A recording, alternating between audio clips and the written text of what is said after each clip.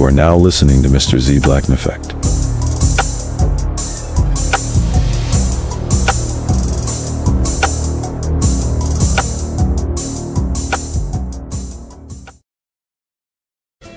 We'll do it live. Okay. No. We'll do it live. Fuck it. Do it live. What's going on, y'all? What's going on? Like, share, subscribe, hit the super chat on the way in. Let's do this already. Let's do the fair use, fair use, fair use, fair use. What's going on? What's going on? Mr. Z is here. We are here. It wasn't a vacation. It wasn't a vacation. I'm letting people know here and there. Some of y'all know, some of y'all don't. Right?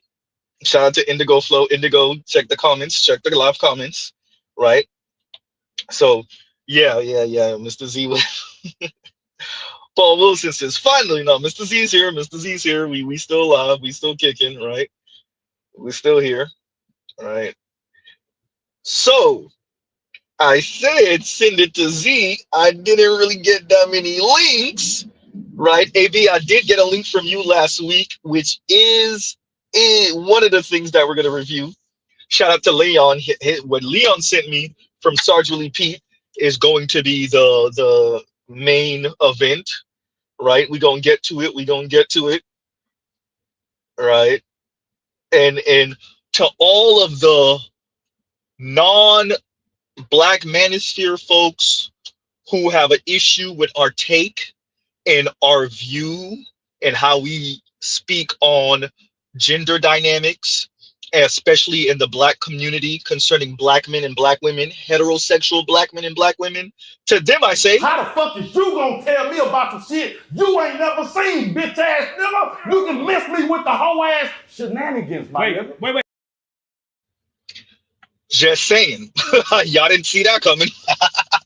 It's been making its rounds for months and months and months. I thought it was the funniest thing in the world. One of my friends reminded me of it, and I was like, oh, you better believe Mr. Z's gonna spam the hell out of that clip. Right? Oh, you better believe it. Right? Oh, you better believe it.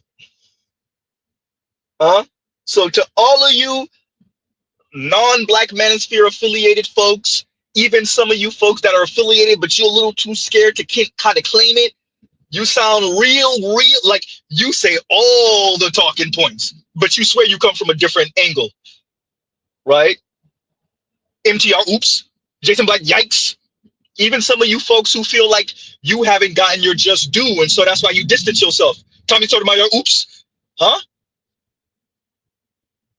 Some of you folks who don't want to claim us, you claiming, or you don't even claim it, but we call you purple pill, right?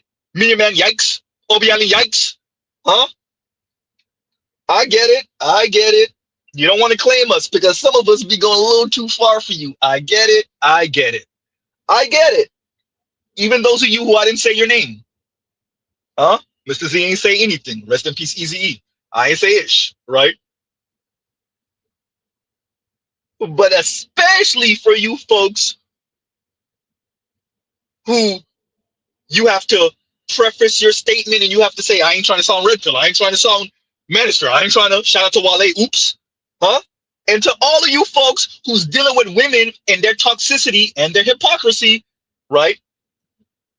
Y'all see it. Y'all experience it. Y'all see it. Y'all have y'all fun. Then, you know, whatever happened. I just want to remind y'all. How the fuck is you gonna tell me about some shit you ain't never seen, bitch ass nigga? You can miss me with the whole ass shenanigans, my nigga. Wait.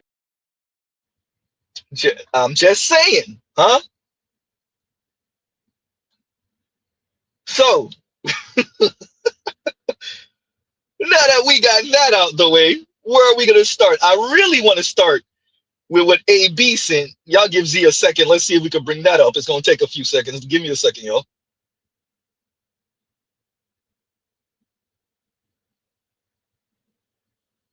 All right, we're going to get to it.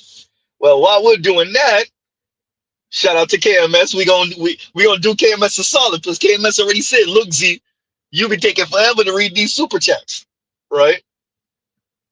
And KMS says, and thank you for the super chat, big ol' hundo walking in the door. Thank you, sir. And KMS says, oh, ish, we back. We bike. We back. Back with a BYKE. Huh?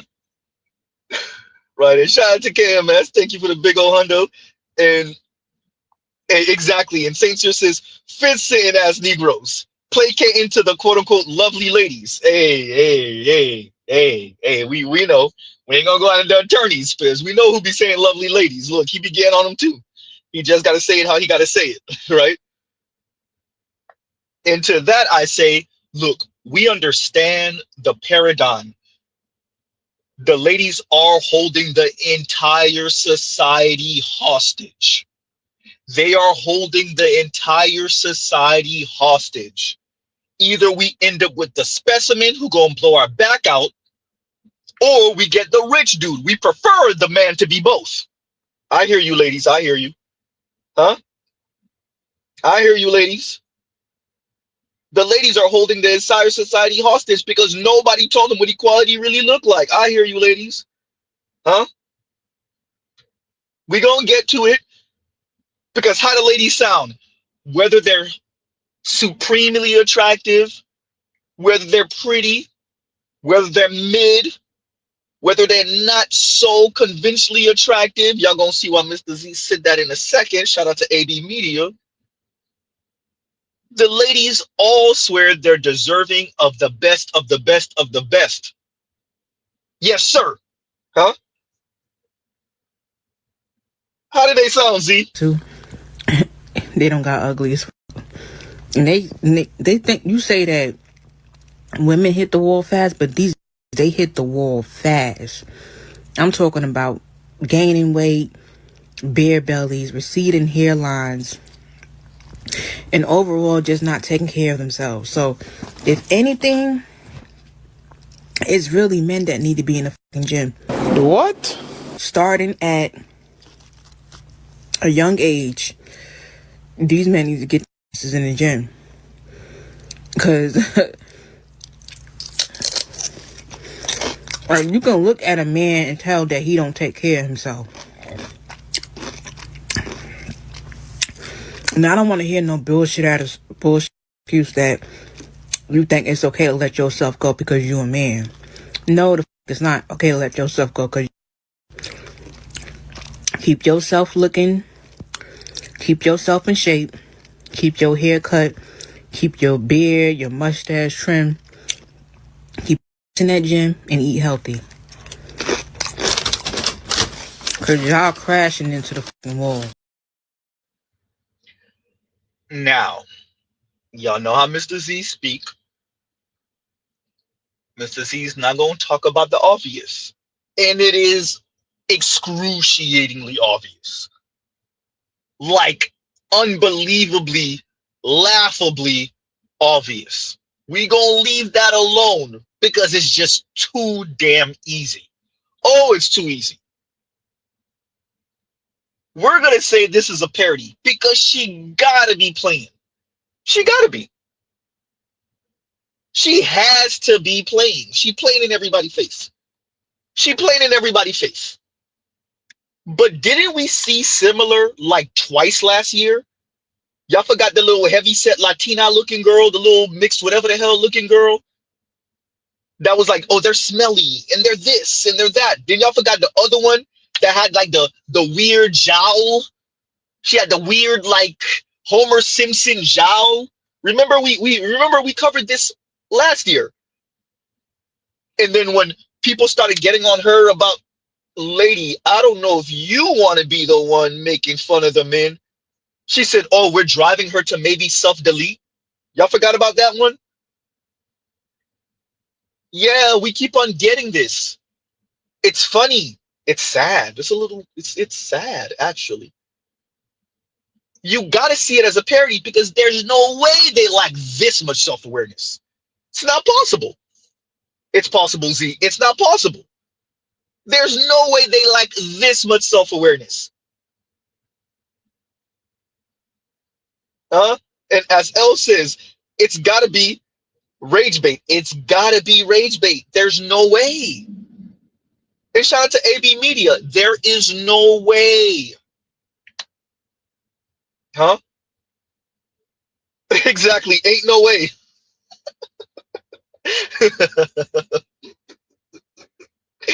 Huh?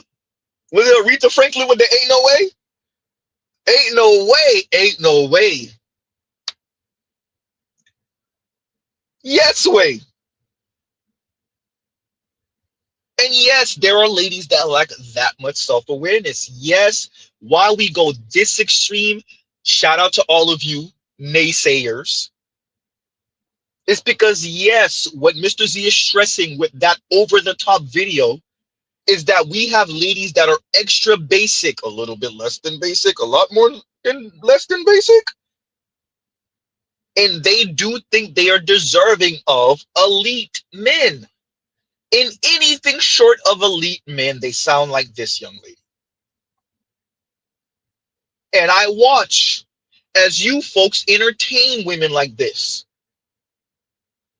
And your gripe with the men is all the men are trying to get Instagram models. And the problem is y'all trying to get the South Beach, the Miami South Beach women. And the problem is, no. What men are running into are ladies like this. Black, white, Latina, Asian, or otherwise, but especially black women. Rest in peace, Kevin Samuels. Average at best, anyone? We watch y'all play in men's faces with the average at best lady. Huh? We watch y'all play in black men's faces with her. She called on a show where it wasn't supposed to be what she talking about. When Kevin asked her, what do you bring to the table? She told you she planned. Well, damn. Huh? She told you she could give advice to a businessman, but she don't want you getting in the way of speaking to her about her business that just started making 6 figures. And we watch y'all cop pleas for that lady. Huh? We watch y'all cop pleas for her. So yes, everyone, absolutely.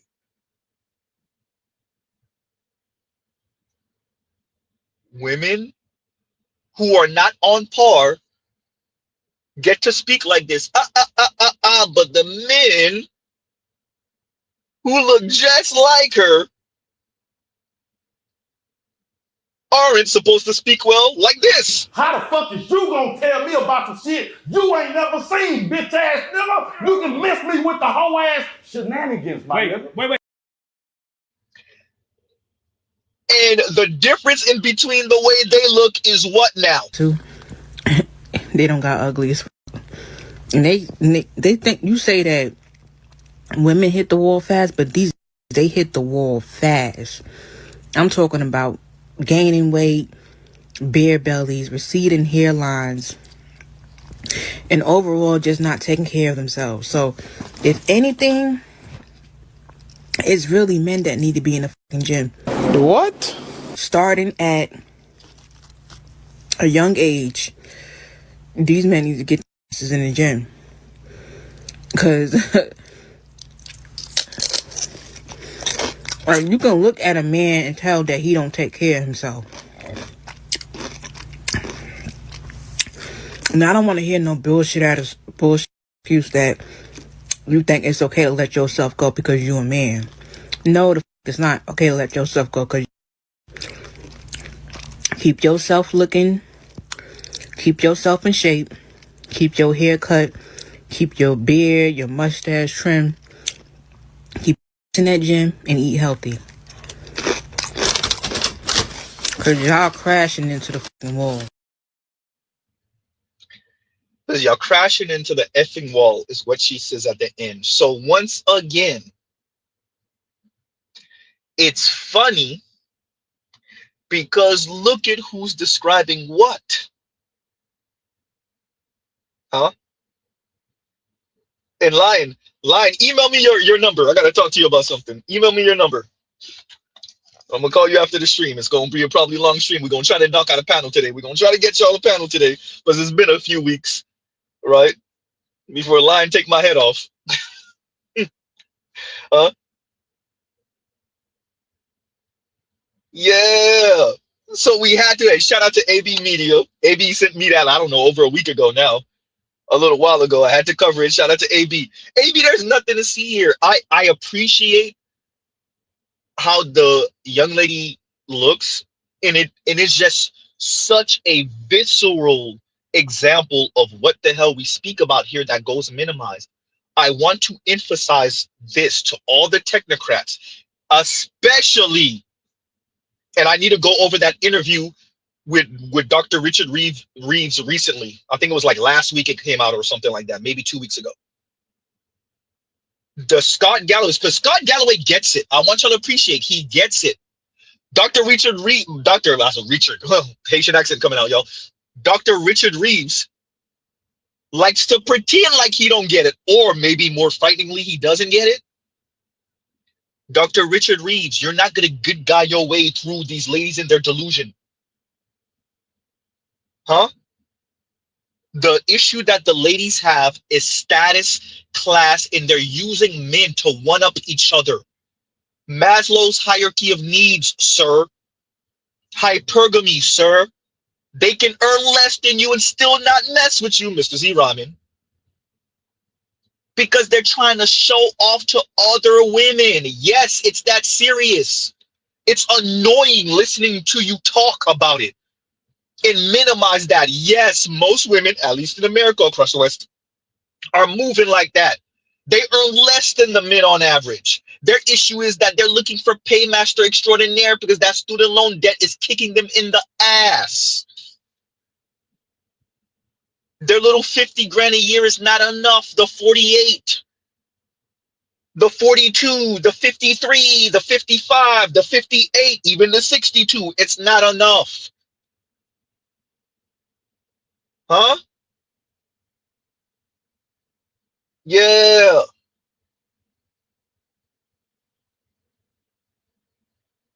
And listening to Dr. Richard Reeves use excuses for these ladies and their hypergamy, their hypergamy, and their obsession with status and showing off and stunting on other women. Huh? Yes, it's that serious. Yes. Absolute insanity. So what's beautiful about this clip, shout out to AB Media, and I saw it before, but AB sent it to me. I was like, okay, I'll cover it. Is what she's saying. Now, to do the young lady a solid, I am convinced it is a parody. She's saying it. She might even be halfway not playing, but I gotta tell myself she's being a comedian. Shout out to us Haitians, a whole comic. She'll comic. That's how we say comedian in Creole, yo. I have to tell myself to keep my sanity, which admittedly is teetering. Look, why? Because look at the young lady. Shout out to all the people that say, Mr. Z, you be spamming these clips, you play them over and over again. I do. Continuing. They don't got ugly as fuck. And they think you say that women hit the wall fast, but they hit the wall fast. I'm talking about gaining weight, bare bellies, receding hairlines, and overall just not taking care of themselves. So, if anything, it's really men that need to be in the fucking gym. What? Starting at a young age, these men need to get their asses in the gym. Because like, you can look at a man and tell that he don't take care of himself. Now, I don't want to hear no bullshit excuse that you think it's okay to let yourself go because you're a man. No, it's not okay to let yourself go because keep yourself looking, keep yourself in shape, keep your hair cut, keep your beard, your mustache trimmed, keep in that gym and eat healthy. Because y'all crashing into the fucking wall.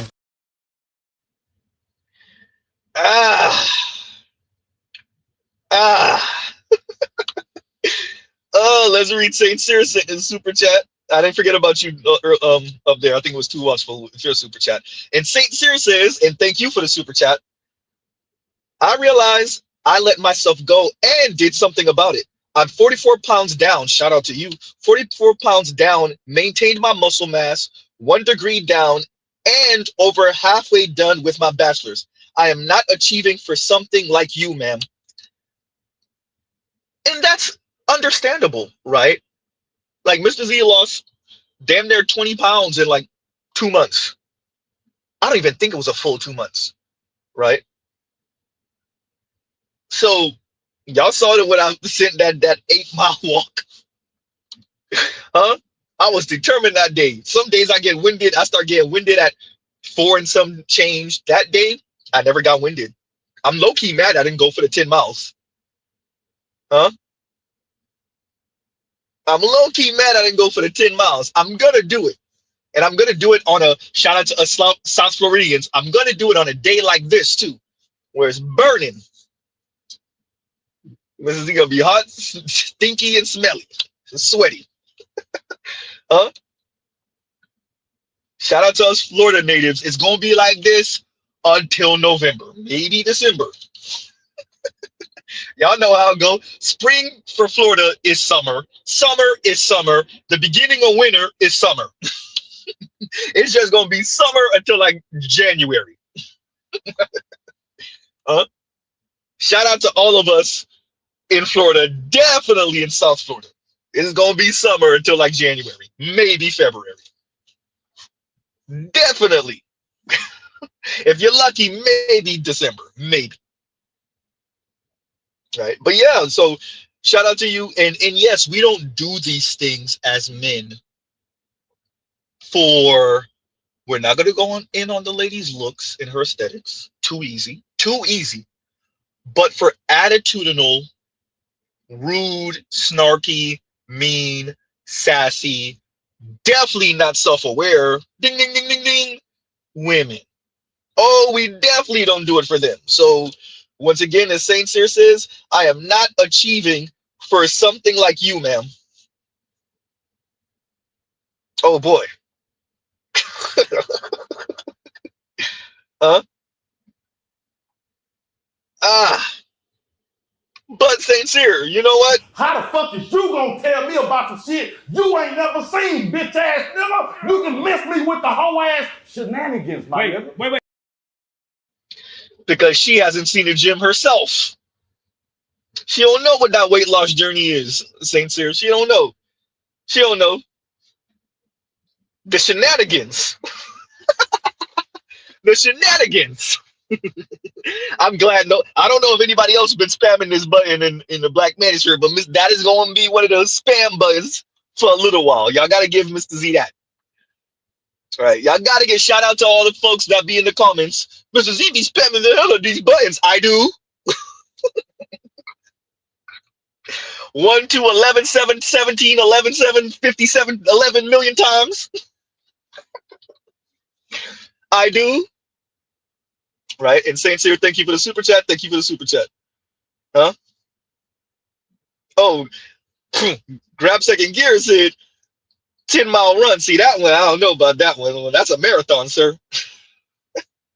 Right? I got you. I got you, Leon. I got you. Trust me, I got you. All right? And y'all gives you a second. Y'all talk amongst yourselves. Continuing.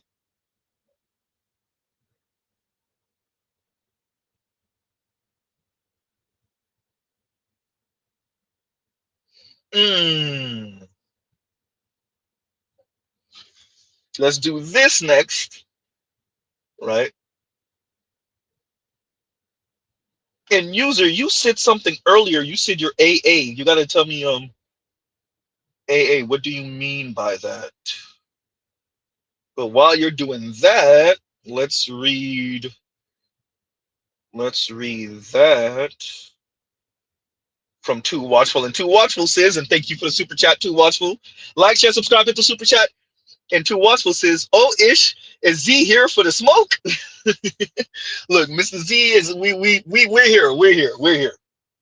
Right, we here, everyone. We here. And so why is Mr. Z covering what he's covering for Mother's Day? So what Leon sent me is the main event, and I decided to cover it on Mother's Day. And y'all will see why if you don't get it. Shout out to Sarge Willie Pete. We're gonna get to it in a minute, right?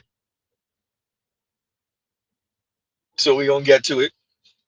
And yes, to Washul, thank you for the super chat. Thank you for the super chat. We are here. We are here. And I'm gonna link Sarge Willie Pete. So I didn't even watch what Sarge Willie Pete and Leon watched. I'm gonna watch that. So we might come with a part 2 to this. Y'all just add that to the growing list of part 2s for Mr. Z. Oh, it's AL. Oh, okay, AL. Okay, AL. Charles says AL Evans. Okay, AL. I got you. I got you. Right. I put out that when I did the stream when I was a couple weeks ago, and I was like, hey, if anybody want to jump on the panel, and y'all took forever, and AL was in the back chat, and so was Lion, and I think Vince. I can't remember, but yeah. Okay, all right, I got you, AL. I got you. Right. And moving along, because this is kind of funny, and shout yourself out for who sent me this. Right, we got Funky Deneva. Once again, I'm sorry to all of you guys, Florida be exporting this, but we got Funky Deneva addressing someone. Continuing. Tasha K, we've been good since Spoon's wedding. Somehow or another, you got a wild hair up your ass and decided, let me pick shit with Funky Deneva. And why? When people can't access you physically, they will try to access your emotions. Try to keep my peace with you. Okay? But Tasha K, I want you to know this, and you can put this on record. Okay? You can put this on record. The next time I publicly see you, I am going to walk up to you and I'm going to slap the shit out of you. And then I'm already just throw my setup and be ready to fight your husband. And the sad part about it is I actually like your husband a lot. I have no problems with your husband. You, on the other hand, Tasha, you the same raggedy bitch that every time you see me in public, it never fails. Every time you see me in public, you run up in my face trying to be my friend.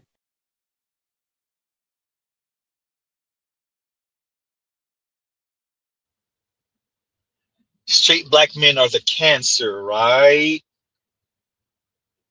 Look, the Funky Denevas of the world, the FDs of the world, everybody has decided to throw their lot in with a certain brand of intersectional feminist, right? A lot of these folks decided the Alvins, the Josh, the Eddies from Waving the Red Flag, the Omeezies, name them, right? It's a lot of these folks. What's his name? Herbert, the LGBTQ brother out of New York. There's a lot of these folks. They decided to throw their lot in with a certain brand of intersectional feminist, black intersectional feminist. And so black women get to be toxic. LGBTQ folks, namely LGBTQ men who pay fealty to the sisterhood, they get to be toxic because this is how the hierarchy works. We're going to get to it in the video I'm going to review in a minute. Shout out to Leon. They get to be toxic. They get to threaten to physically assault a black woman and then get ready to fight her husband. Now, if this was a straight black man, it would be all type of uproar all over the interwebs, black Twitter, if you will.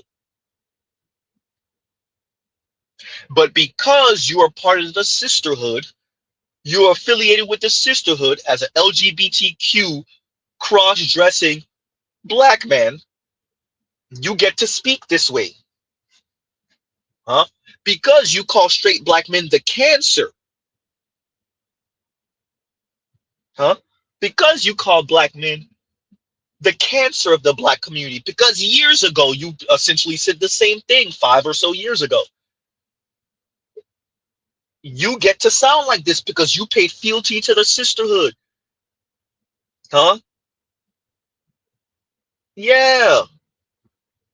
And the problem with Tasha K sounds too black male identified.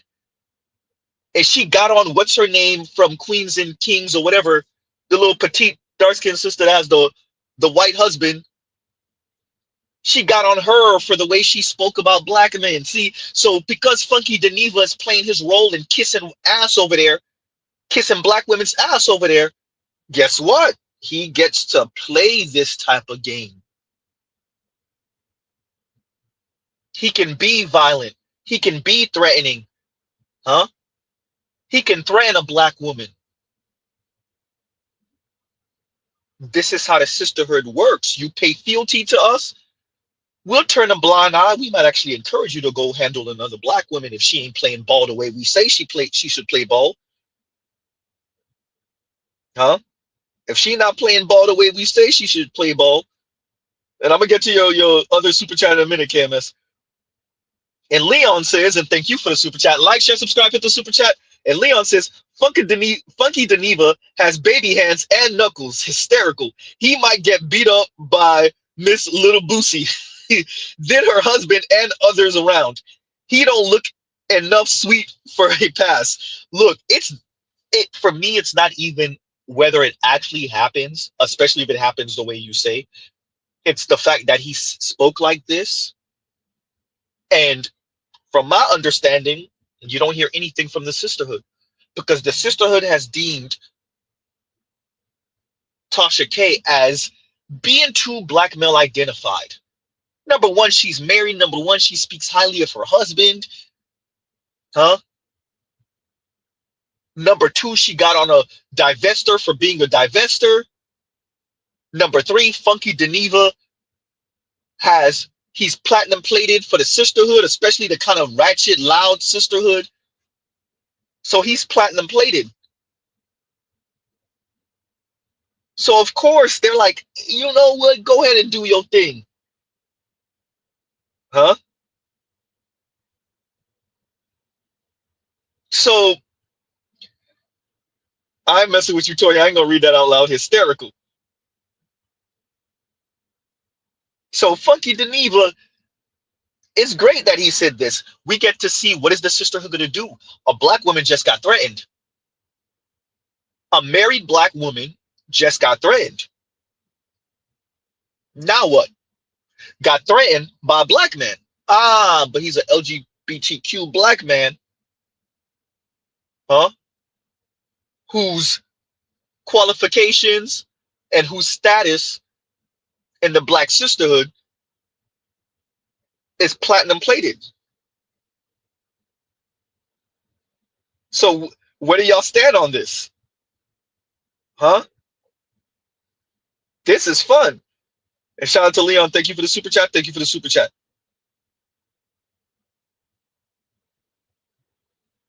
Hey, and Adam says, hey Z, correct me if I'm wrong, but wasn't Funky Dineva the same one that said that intersectional black men don't fight women physically? Intersectional privileges will cost them. Look, I do remember something along those lines, but it doesn't matter because we know they're hypocrites. The closer you are to Queen Bee, the more you pay fealty, Mr. Z Ramen, the more you get passes. They don't have hard set rules over there. There's no, you can't violate this rule over there. It's exceptions to the rules. And if you pay fealty enough, exception to the rule. Not if you did the right thing enough and you can show us your work. There's a difference. Straight men might turn a blind eye if you breaking the rules, if the group benefits enough. If you skim a little bit off the top, straight black men might, straight men in general, like, you know what? Yeah, we know he's skimming some off the top, but we benefited so great, you know? Nah, that's not how it go. It's how close you are to the Queen Bee over there. And whether you pay fealty, that's not about benefiting the group.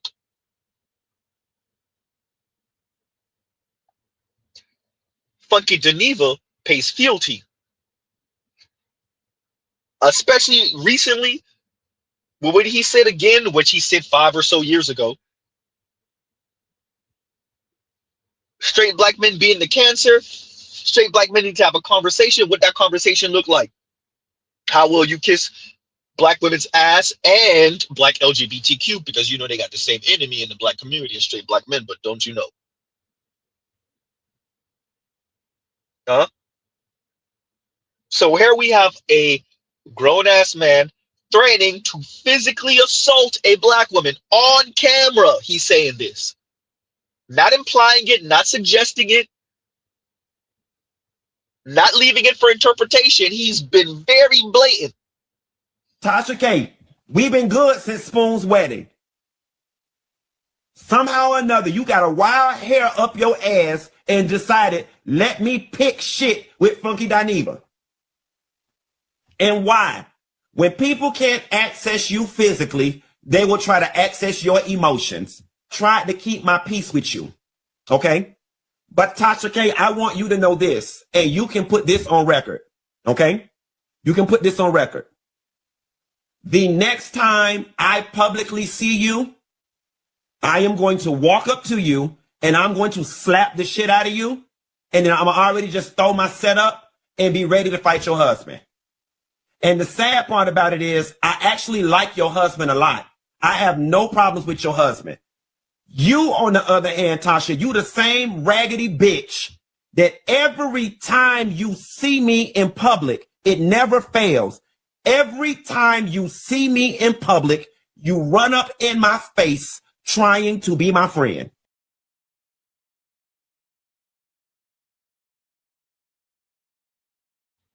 Yeah.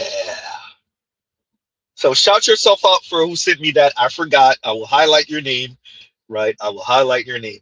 Well, that's if you want us to know. Well, I'll highlight your screen name. There we go. Right. And so let's read this from KMS, going to the video we played earlier with the young lady. And KMS is, and thank you for the super chat, I'm gonna talk about the obvious. God damn it. How is the big backian, how's the big backian Letitia gonna talk about body image when she can go top 10 in the NFL draft as a run stuffer? Look, I don't expect self-awareness. I don't expect them not to be delusional. I think our society encourages delusion amongst women in specific, including black women. I think that's why you have average women who average men will do for. I think that's why you have women who are a bit less than average. I think that's why you have overweight women. I think that's why you have women who may not be, air quotes, conventionally attractive, who have convinced themselves that they can do better than the men around them. They have convinced themselves that they are deserving of better. They have convinced themselves that they won't be just the practice run or girl number 273 for the guy that they all want or for the guys that they all huddle up on. Huh? We already know we either have been the specimen or we have friends that are the specimen. And they pipe the women who you think they wouldn't pipe to on a slow Thursday. They got those chicks on rotation too. They mess with those women for a season also. So yes, KMS, a chick like that, I'm not gonna say she gonna be with your best looking friend. I'm not saying that. But you'll be surprised at who might knock her off. Huh? Especially if she giving that Gog 3000. If she giving the Gog, you'll be surprised. Huh? So a woman who experiences that, it is very possible that she has convinced herself that she is deserving of more. I think she's trolling, to be fair to you. But if she's not, she's just another woman, another black woman in specific, who lacks self-awareness. And that's like, how many of them? Almost all. They have convinced themselves that anything other than their dreams and their delusions is settling.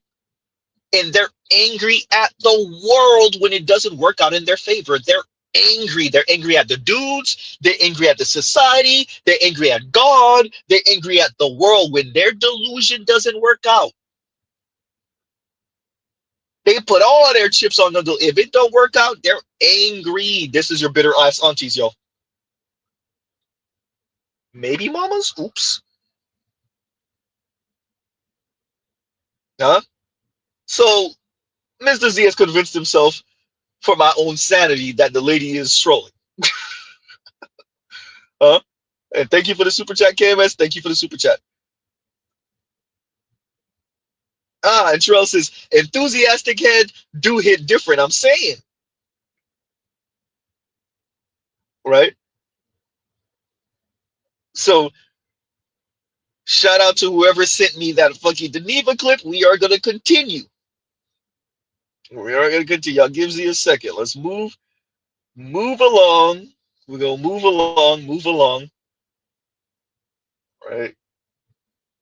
And y'all give me a second. We're letting this load up a little bit. A taste. Right? I'm going to get to your, which you sent me, Leon. That's the main event, like I said earlier. And we'll get to it in a minute.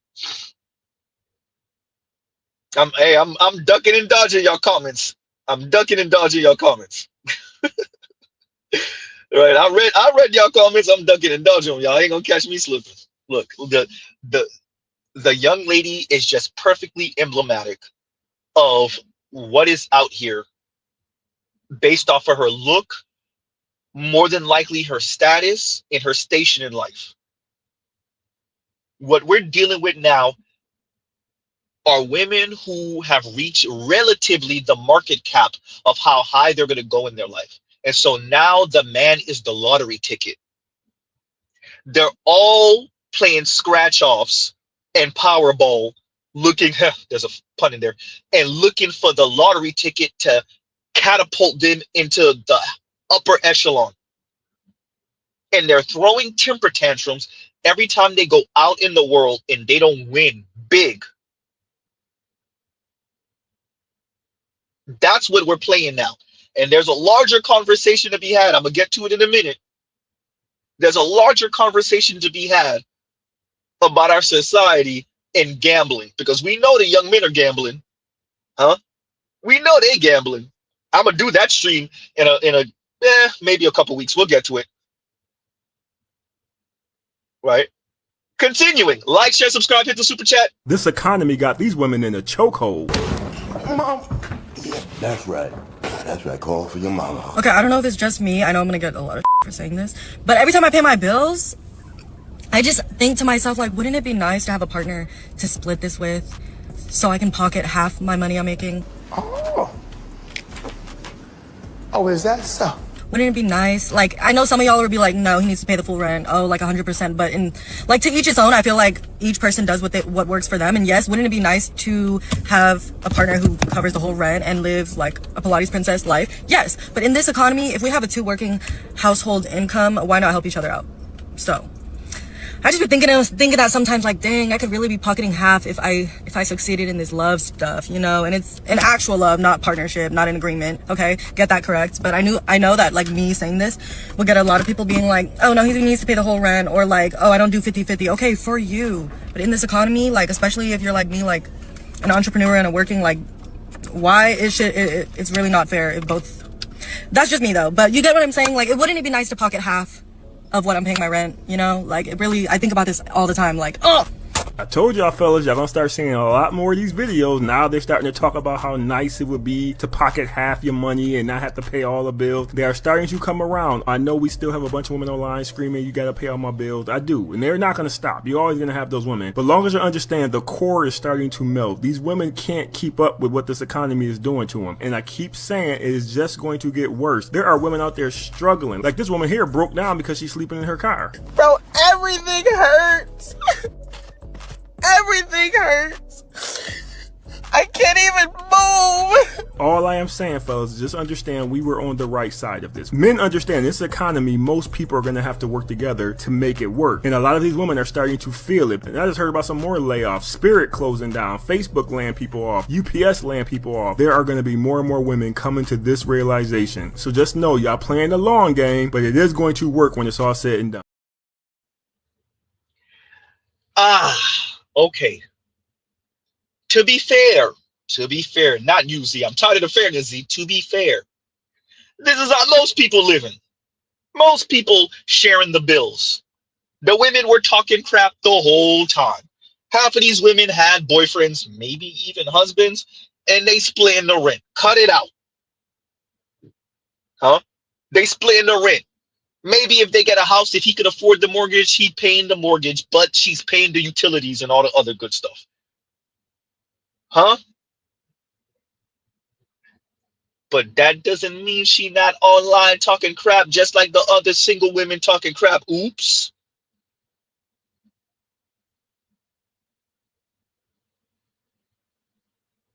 Let's be very clear. The environment's gonna get real crazy because your technocrats and especially your elite said let the bodies hit the floor. Do y'all appreciate that your elites said let the bodies hit the floor? Pedal to the metal, let AI eat everything. We ain't gonna lose to China. And if that means that these folks are gonna lose jobs, we'll figure it out on the other side. You forgot who we're dealing with now? We're not dealing with the oligarchs from the late 18th, well, not late 18th, late 19th century, early 20th century. That's not who we're dealing with now. We're dealing with the tech oligarchs. You know, the ones that say move fast and break things? Say it again better, Z. We're not dealing with the late 19th century, early 20th century oligarchs.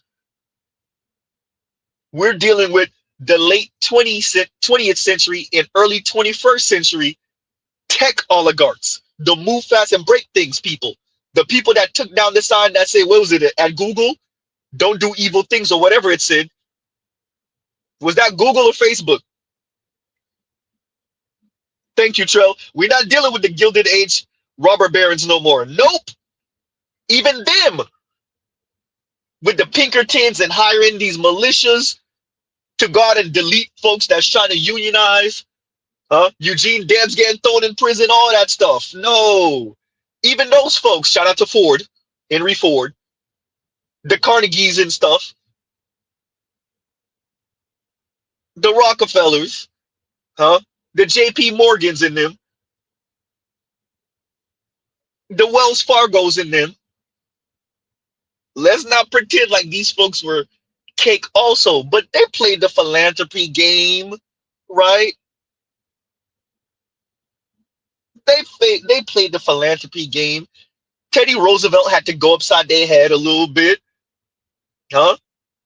They later tried to get his cousin deleted. Oops, wasn't supposed to say it out loud. Shout out to Operation Northwoods. Anyway, shout out to FDR, rest in peace.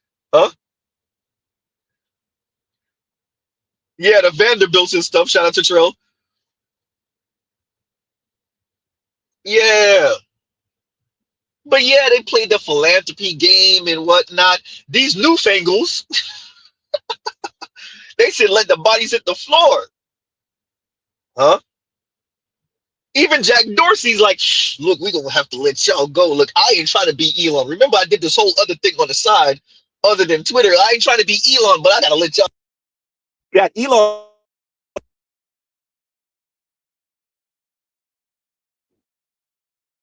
Y'all give me a second. I know we got technical difficulties and we're back. But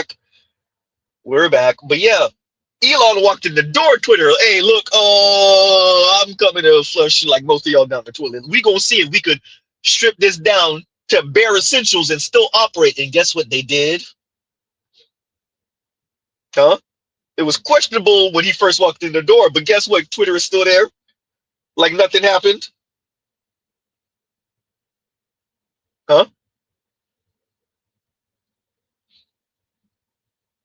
Man.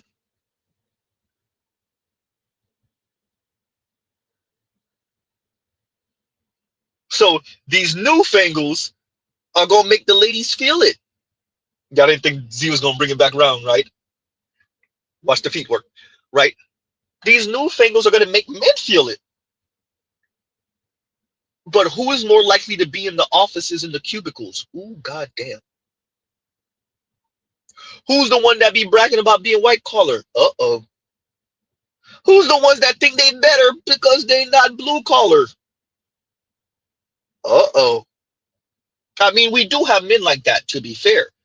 But who's the one that be looking down their noses more often than not? We already went through the bloodbath of blue collar. We did that in the late 60s, 70s. With deindustrialization. We did that already. We already went through deunionization. When Reagan walked in the door, it was already finished. It was already finished. He put the death knell. And the last bit of it got thrown out the door with Clinton. Goddamn, Z. Blue collar already got stripped down to the bone. All the factory work. Now AI is about to maybe do that to white collar. Mr. Z don't want to see it for black people. But do these tech oligarchs look like they give a damn about any of that, including white folks? Do they look like they care about their own white folks? Huh?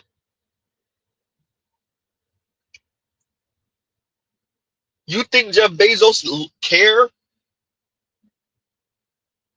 Huh? You think UPS cares?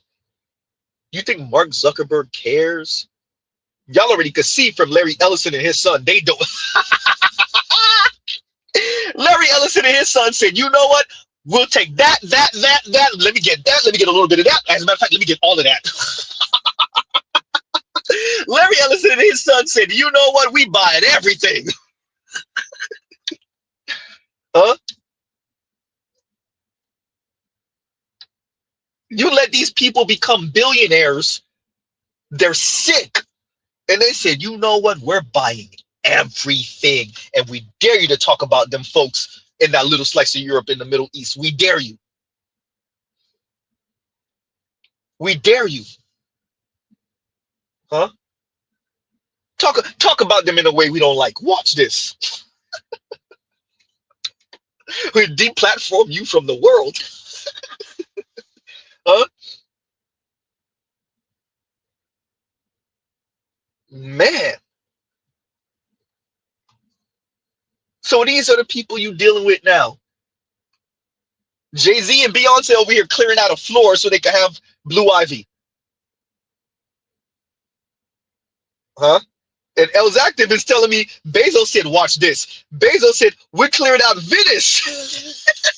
or some place for him and his wife. I heard the wedding had so many private jets there. You would have thought it was a special event for dignitaries. Huh? Yeah, that's how they play in the game. That's how they play in the game. What was the name of the I mentioned it I think a couple of streams ago.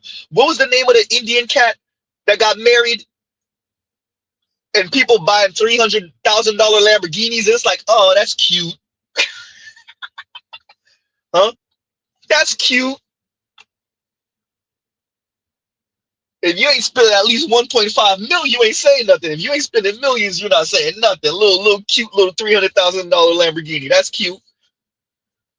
That's how they play the game up that way. We buying yachts for his wedding. Huh? Yeah. And that's the world you ladies live in. That's the world y'all definitely want to occupy that circle. We get it. We get it. We know it's not fair, ladies. We know. Fair. That is not fair! That is not fair! We know y'all sit down and y'all watch the hot girls, the city girls. We know y'all watch all of these women and luxury women. We know. Huh? Man. And so the ladies are now considering, wait a minute, 50-50. And look, I'm gonna play it again. Look how she has to explain it. And it's not for us men. She's, once again, this young lady is not speaking to us as men. She's trying to say to the ladies, give her grace. You know what type of upside down, backwards world you have to live in for you to ask women for grace for your livelihood and how you want to design your life, because they done got online and hyped each other up about ballerific. And if we just hold the line, starve the average man out of vagina and intimacy and attention and kindness and cordial, if we just starve them out, the specimen could get the vagina for the free ski.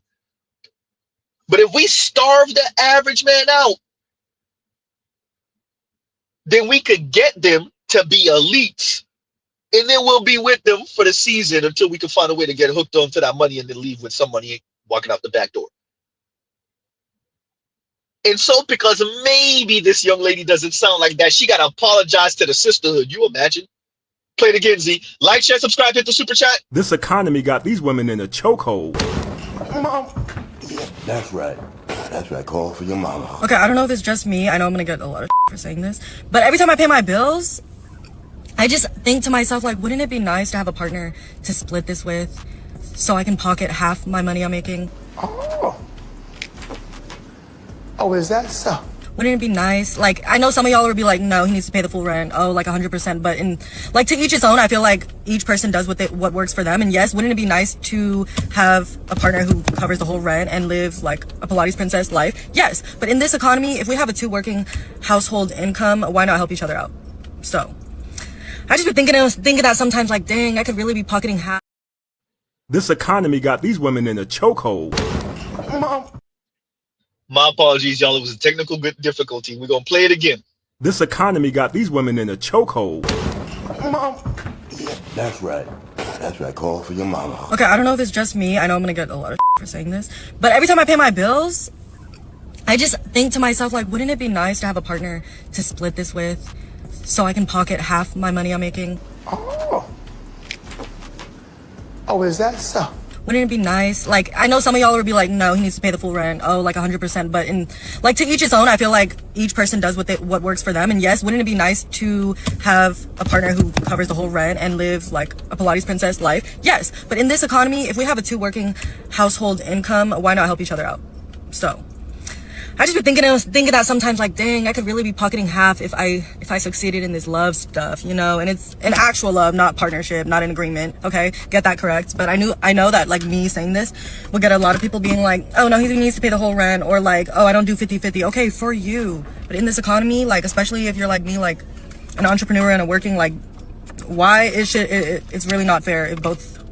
That's just me though. But you get what I'm saying? Like, wouldn't it be nice to pocket half of what I'm paying my rent, you know? Like, it really, I think about this all the time, like, oh! I told y'all fellas, y'all gonna start seeing a lot more. Shout out to BGS, because BGS been saying the environment, right? The environment. And there, do I expect the women to come out and say this out loud? The masses of them? Absolutely not. The loud ones on the internet? Absolutely not. Will they secretly be moving like this? Ooh, that's a different conversation. That is a different conversation. Huh?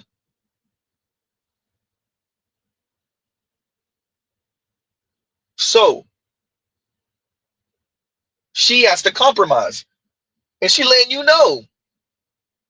And so, shout out to BGS, because BGS been pretty much telling us this from the beginning in his own way.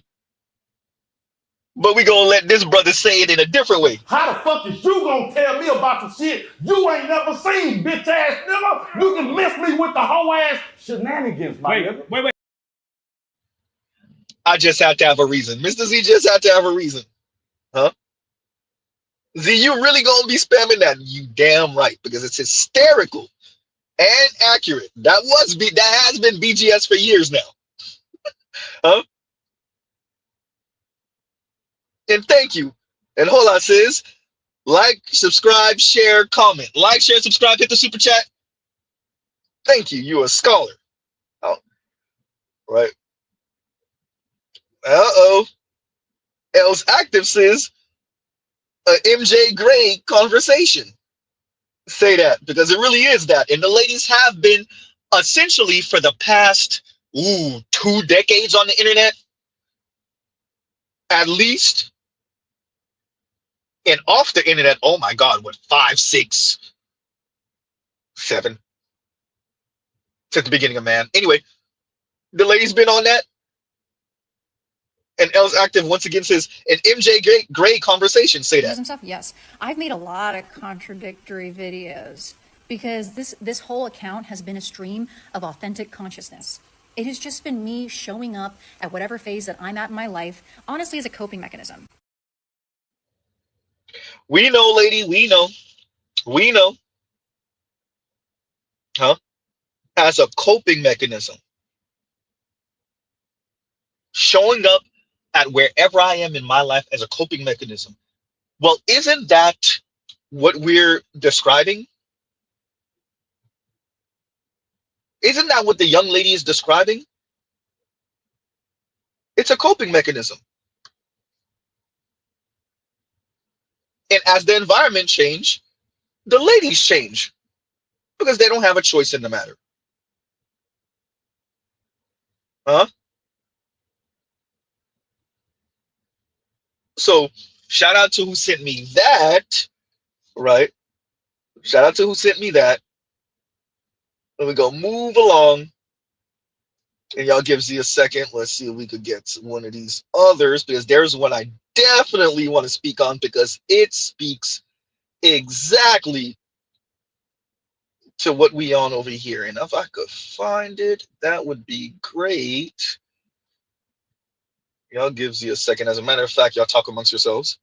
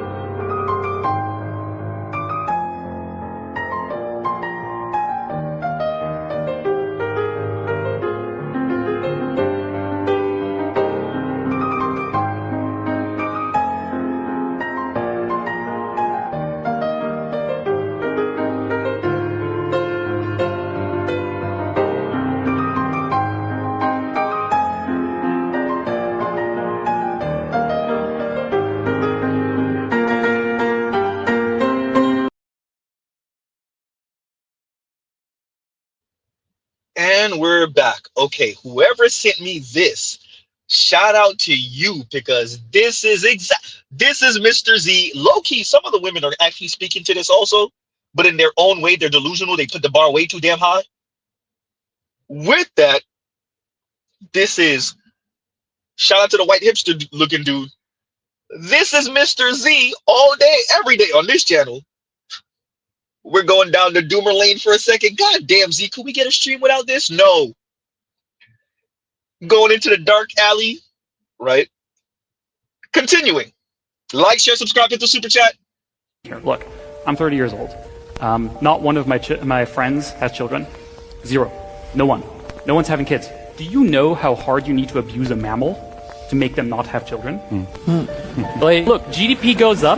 People have have enough food, you know, and whatever. No one's having kids, and this is across the world. This is across both the West, the East, you know, everywhere it's happening. So why do I not have kids? And the answer to that is I don't really know. This is the weird thing. So there's the thing that happens, especially with younger, like even younger than me. Like the kids are like 18 today. There's a huge problem where they don't dance. No one dances. They go to clubs and they don't dance. Why is this? Because you get recorded. Yeah. If you're an 18-year-old kid, you go to a club, you get recorded.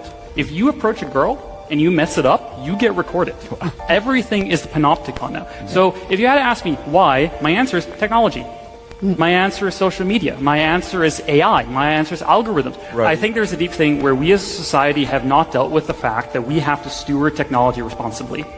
We have treated technology as a wild west. Absolutely. Just everyone can do whatever they want. Just sell all of our younger generation's dating lives to corporations for profit. And who pays the cost for this? Who has liability? Shout out to the hipster white dude, because Mr. Z been saying it. Huh? And Mr. Z is not the only one who been saying it. Men, ooh, ladies, all your social analysis, where is it going? Huh? Shout out to desirability politics. Yawn. It's a bunch of men saying this. White men, black men, Middle Eastern men, Latino men. We're the ones saying, well, this is why everyone is single and men stop trying. This is the mouse paradise, a scientific experiment from the 1960s. They made the perfect world for mice with unlimited food, safety, and no predators. In the beginning, they placed 4 females and 4 males and let them multiply. The population exploded, hundreds, then thousands. Then something strange happened. They stopped mating. And within 4 years, they were extinct. But why?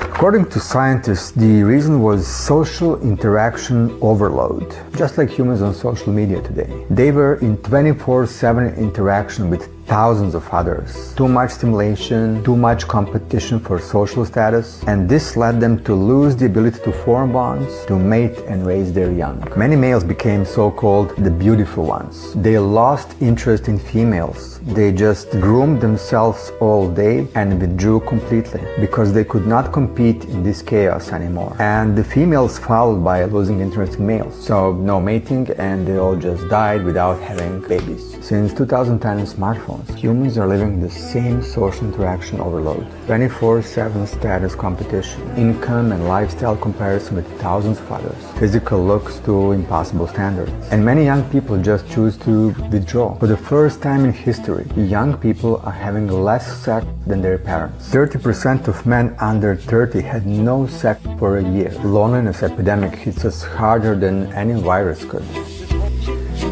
The mice couldn't turn this off, but you can.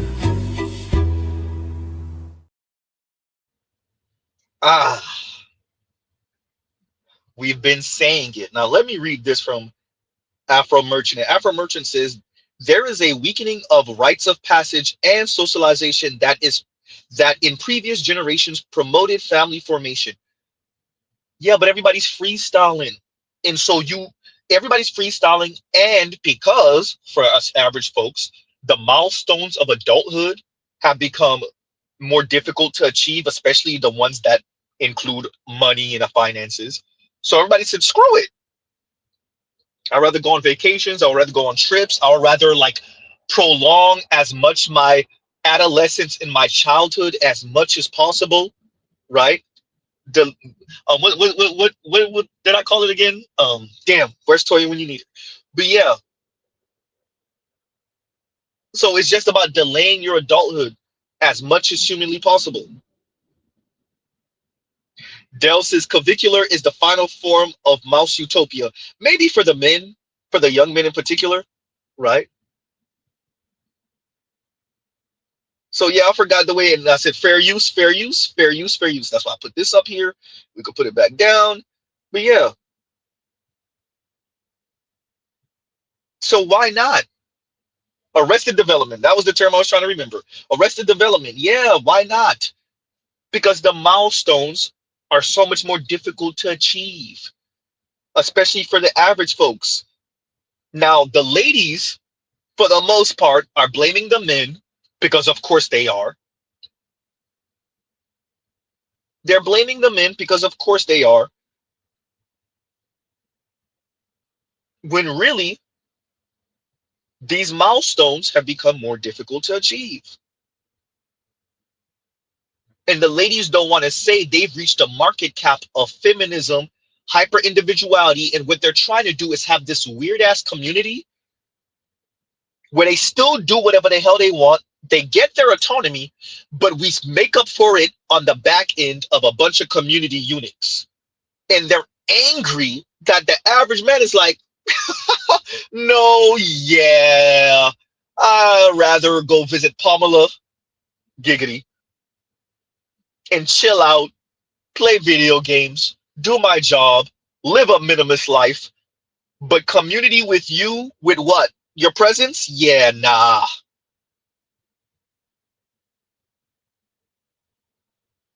Huh? Yeah, that's how the game is going right now. You damn right. You damn right.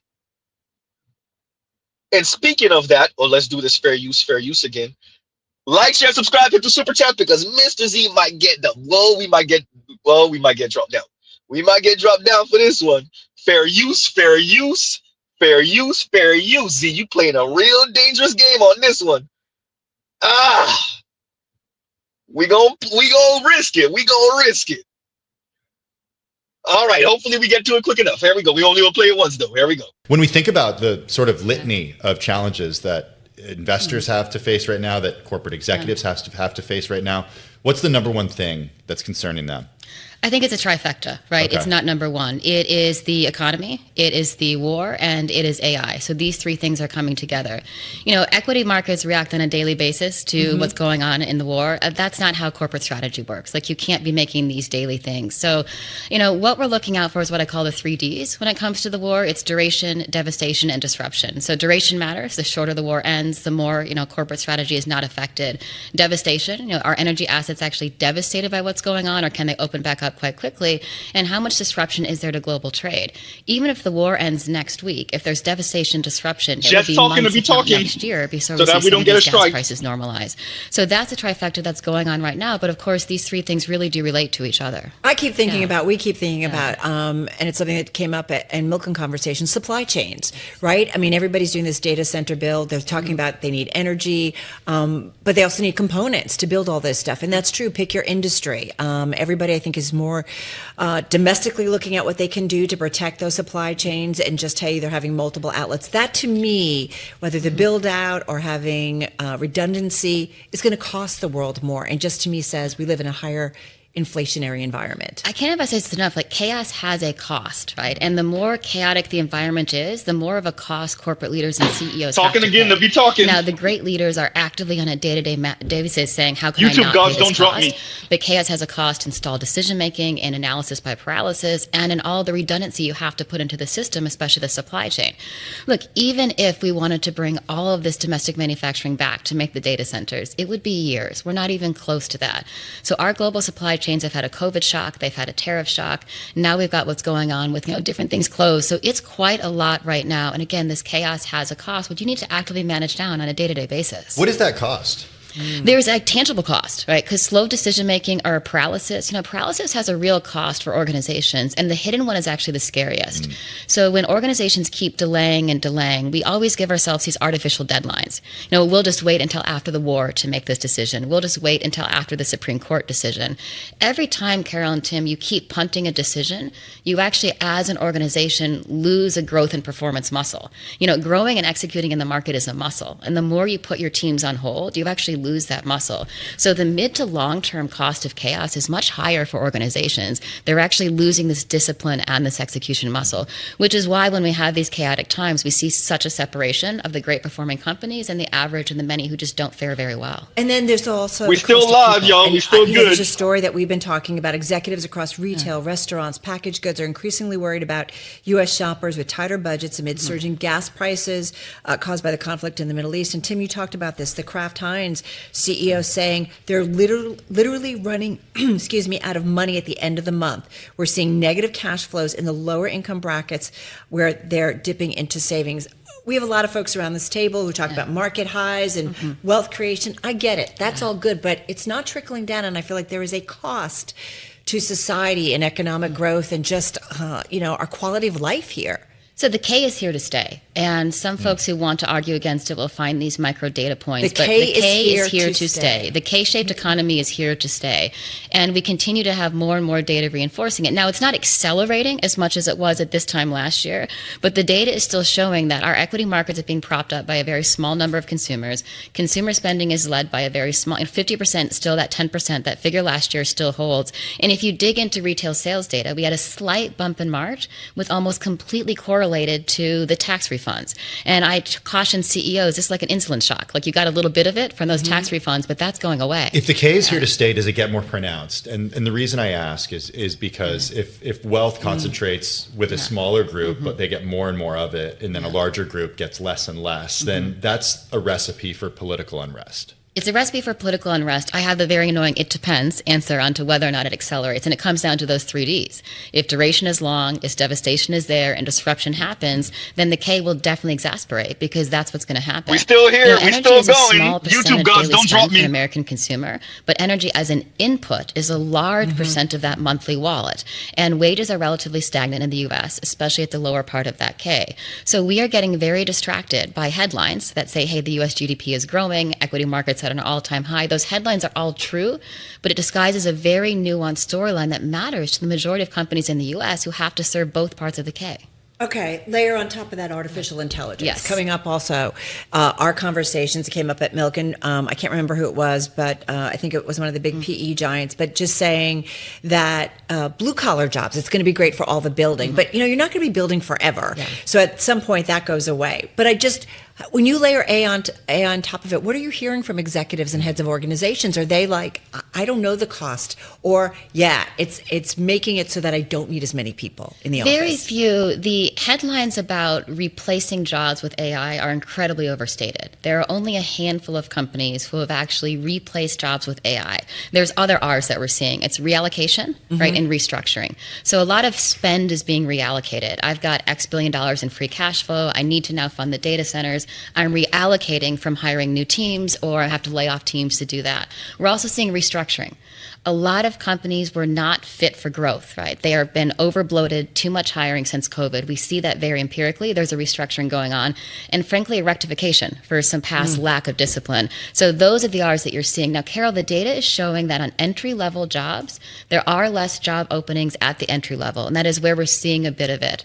So right now, as far as the empirical data, it's case studies, and it's the younger worker entry-level job. I will say we're going to hear from Block after the program today. They're reporting. And I mean, I feel like you were talking about that was the criticism when they announced those big layoffs, that there was all this. But Block bloat. also built a dual business model for several years with 2 companies that they put together, which led to a lot of this as well. And I think this is the issue. Every single company, and there are very few who are doing these amount of layoffs, there's a real organizational reason behind it. Now, I'm not saying it won't happen. Right. But where AI is in most organizations now, it's still what I call dabbling.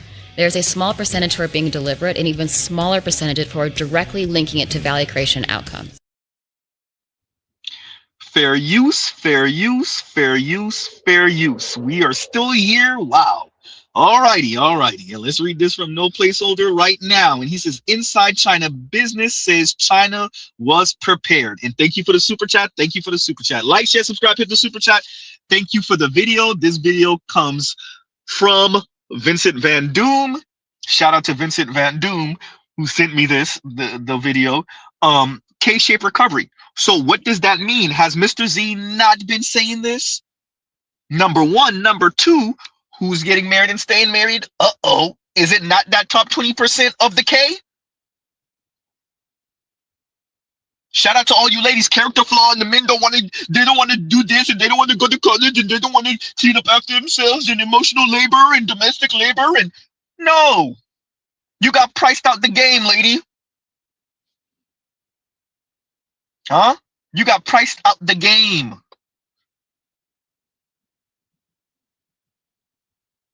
So the elites, the capitalists, they sell you the delusion as a child.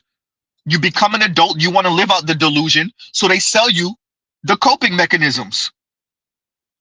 They sell you the coping mechanisms, and you go and do it. Yes, I've made a lot of contradictory videos because this whole account has been a stream of authentic consciousness.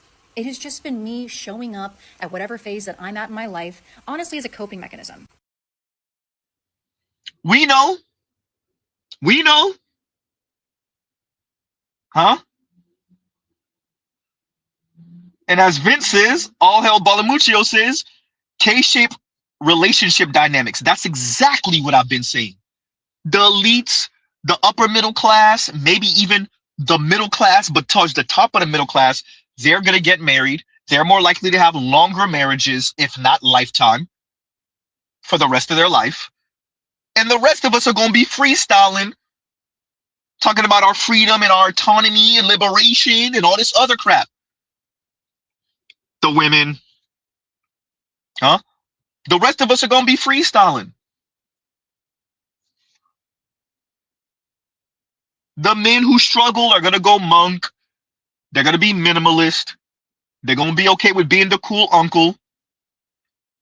The ladies with their insanity, who's so serious about it, they're going to have their rose toy. I guess the men will have their fleshlight. The women will have their rose toy. They'll be the air quotes rich auntie, barely stable auntie. The other women are going to claim that, but somebody's knocking the dust and the cobwebs out. A co-worker, a younger man by 15, 20 plus years. Huh? The pool boy. If she's young, or older man by 15, 20 years, 7 years. All the rest of us are going to just be out here freestyling. That doesn't mean you don't get married. That doesn't mean you might not be the exception to the rule. The likeliness, though, uh-oh. Huh? Yeah.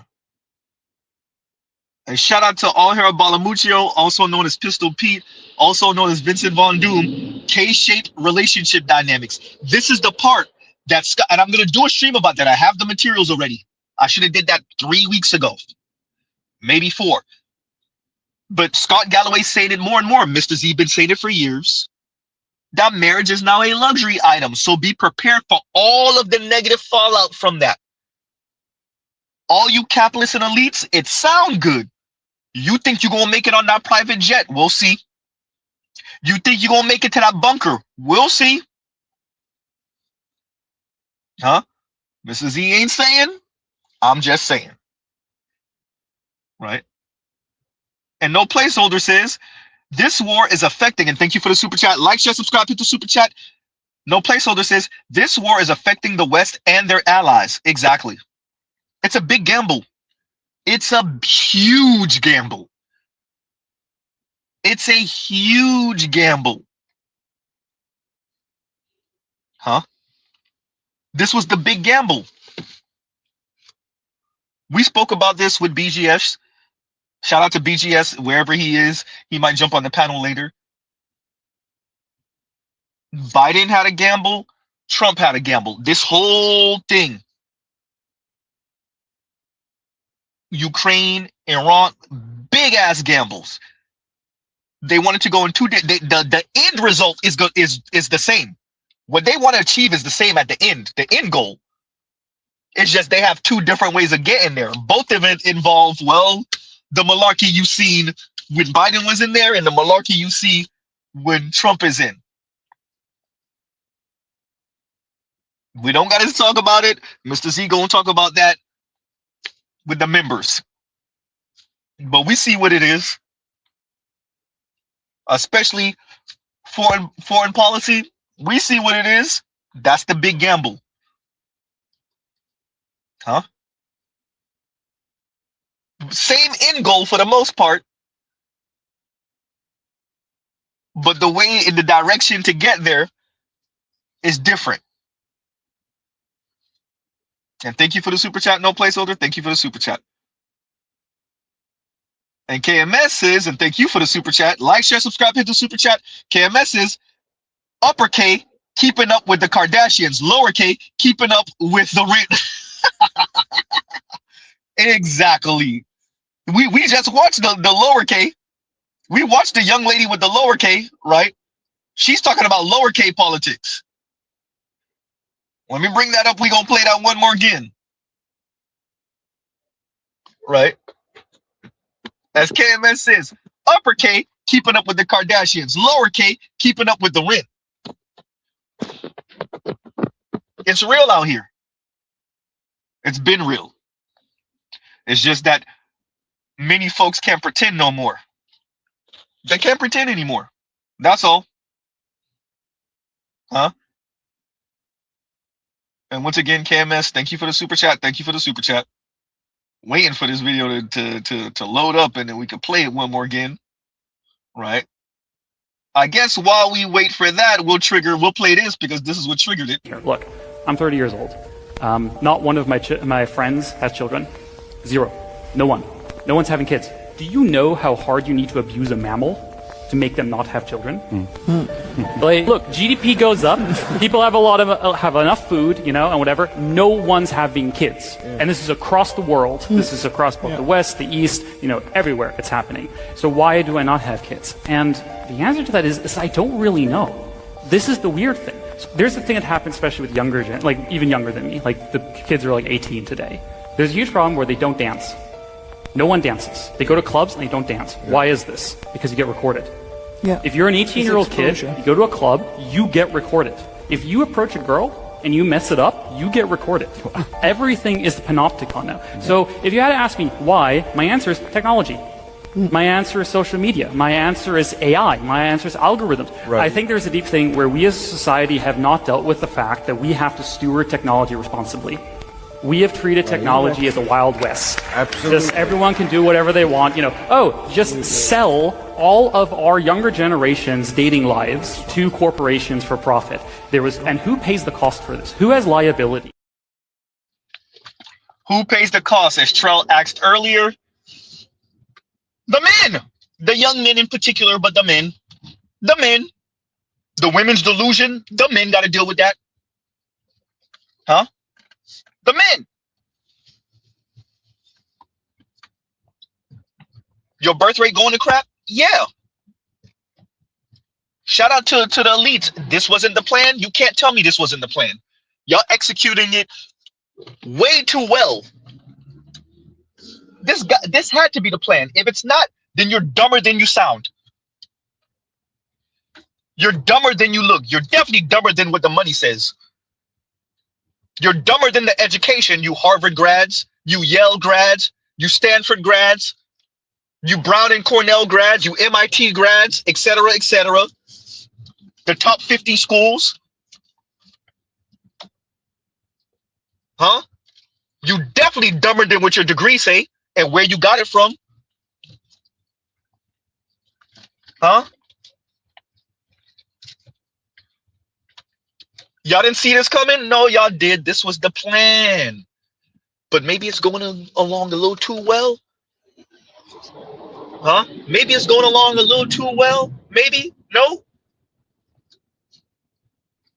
Yeah.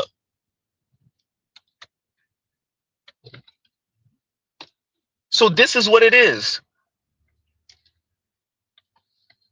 And so as the young man said, social media, the internet, the wow, and we're feeding this. I'm saying we as a society, not we individually in the Black manosphere. We're feeding this to the kids. The kids are getting hit with space-age technology straight to the brain as developing children, adolescents, teenagers, early 20-somethings. And then you wonder why their brain is cooked, the ladies. You wonder why their brain is cooked. You talking to them and they speaking to you like they from an alternate universe because they are. Because they are, people. Psychologically, they are. Huh? Damn, Z, you got real morbid. Y'all know how Z play it. And shout out to KMS. Once again, we're going to read this and then we're going to play the clip. And KMS says, upper K, keeping up with the Kardashians. Lower K, keeping up with the rent. This economy got these women in a chokehold. Mom. Yeah, that's right. That's right. Call for your mama. Okay, I don't know if it's just me. I know I'm going to get a lot of for saying this. But every time I pay my bills, I just think to myself, like, wouldn't it be nice to have a partner to split this with so I can pocket half my money I'm making? Oh, is that so? Wouldn't it be nice? Like, I know some of y'all would be like, no, he needs to pay the full rent. Oh, like 100%. But like, to each his own. I feel like each person does what works for them. And yes, wouldn't it be nice to have a partner who covers the whole rent and live like a Pilates princess life? Yes. But in this economy, if we have a 2 working household income, why not help each other out? So I just been thinking that sometimes, like, dang, I could really be pocketing half if I succeeded in this love stuff, you know. And it's an actual love, not partnership, not an agreement. Okay, get that correct. But I know that, like, me saying this will get a lot of people being like, oh no, he needs to pay the whole rent, or like, oh, I don't do 50-50. Okay, for you, but in this economy, like, especially if you're like me, like an entrepreneur and a working, like, why it's really not fair if both. That's just me though. But you get what I'm saying. Like, wouldn't it be nice to pocket half of what I'm paying my rent, you know? Like, it really, I think about this all the time, like, oh! I told y'all fellas, y'all gonna start seeing all. Yeah. And let me read this from KMS. And KMS is, my social faux pas were embarrassing memories locked in the past. My son's social faux pas can go viral and be ever present, yet we wonder. So, yes, and that's what the young man is speaking to. Once again, we're gonna play it again because KMS put the super chat down, and shout out to all the folks that say Mr. Z be spamming the videos, because we do. Continuing. Look, I'm 30 years old. Not one of my friends has children. Zero. No one. No one's having kids. Do you know how hard you need to abuse a mammal to make them not have children? Like, look, GDP goes up. People have have enough food, you know, and whatever. No one's having kids, and this is across the world. This is across both the West, the East, you know, everywhere it's happening. So why do I not have kids? And the answer to that is I don't really know. This is the weird thing. There's the thing that happens, especially with like even younger than me. Like, the kids are like 18 today. There's a huge problem where they don't dance. No one dances. They go to clubs and they don't dance. Why is this? Because you get recorded. Yeah. If you're an 18-year-old kid, you go to a club, you get recorded. If you approach a girl and you mess it up, you get recorded. Everything is the panopticon now. So if you had to ask me why, my answer is technology. My answer is social media. My answer is AI. My answer is algorithms. Right. I think there's a deep thing where we as a society have not dealt with the fact that we have to steward technology responsibly. We have treated technology as a Wild West. Absolutely. Just everyone can do whatever they want. You know, just sell all of our younger generation's dating lives to corporations for profit. And who pays the cost for this? Who has liability? As KMS says, my social faux pas can go, my son's social faux pas can go viral and be ever present, yet we wonder. Exactly. Right? And where's that comment that I saw earlier? Oh, there we go. And Pan the Man says, these panelists listening to this guy as if they don't already know he's telling the effing truth. Like, what the F?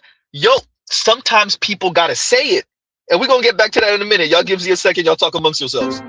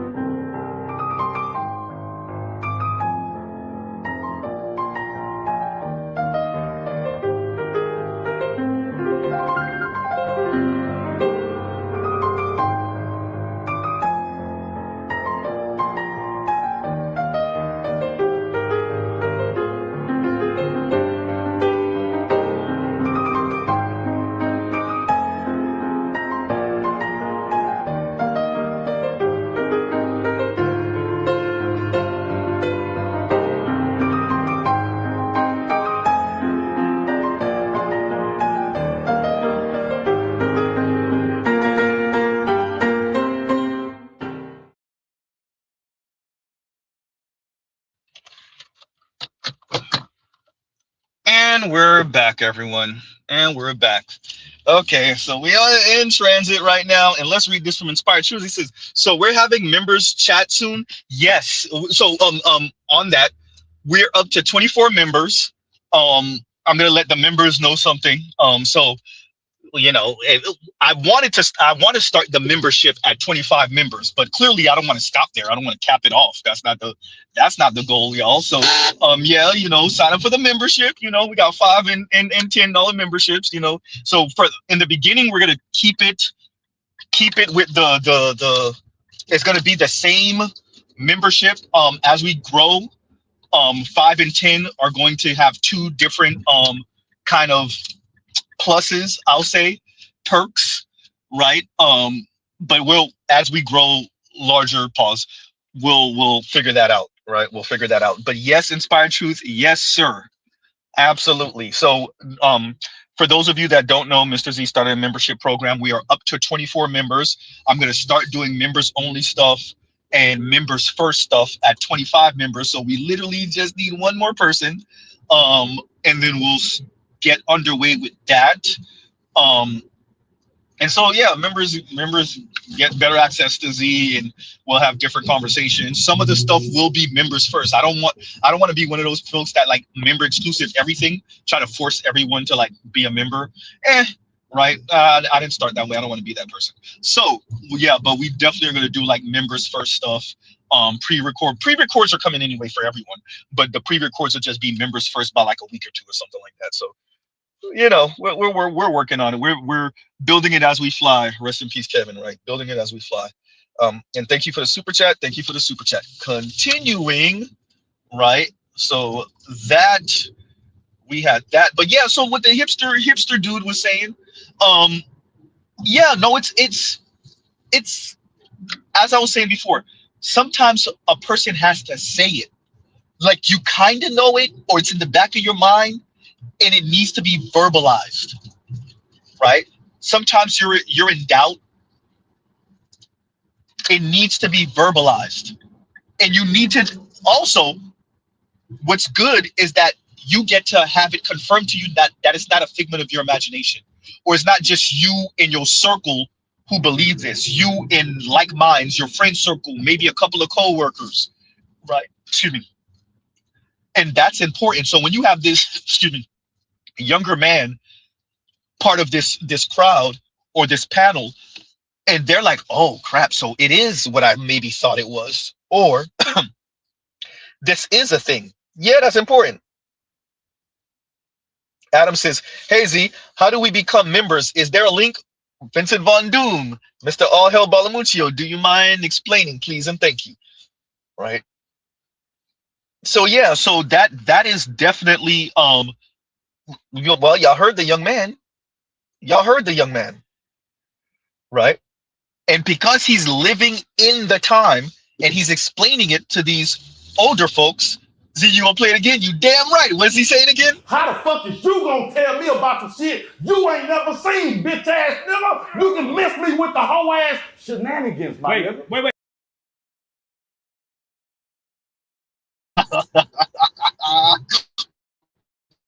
Z, that is what he's saying. I'm guessing he's a Gen Z. In his own Gen Z way, maybe millennial Gen Z probably. In his own Gen Z way, he is saying that. Maybe younger millennial at oldest. He is saying that in his own way. To the olders, maybe elders at the table.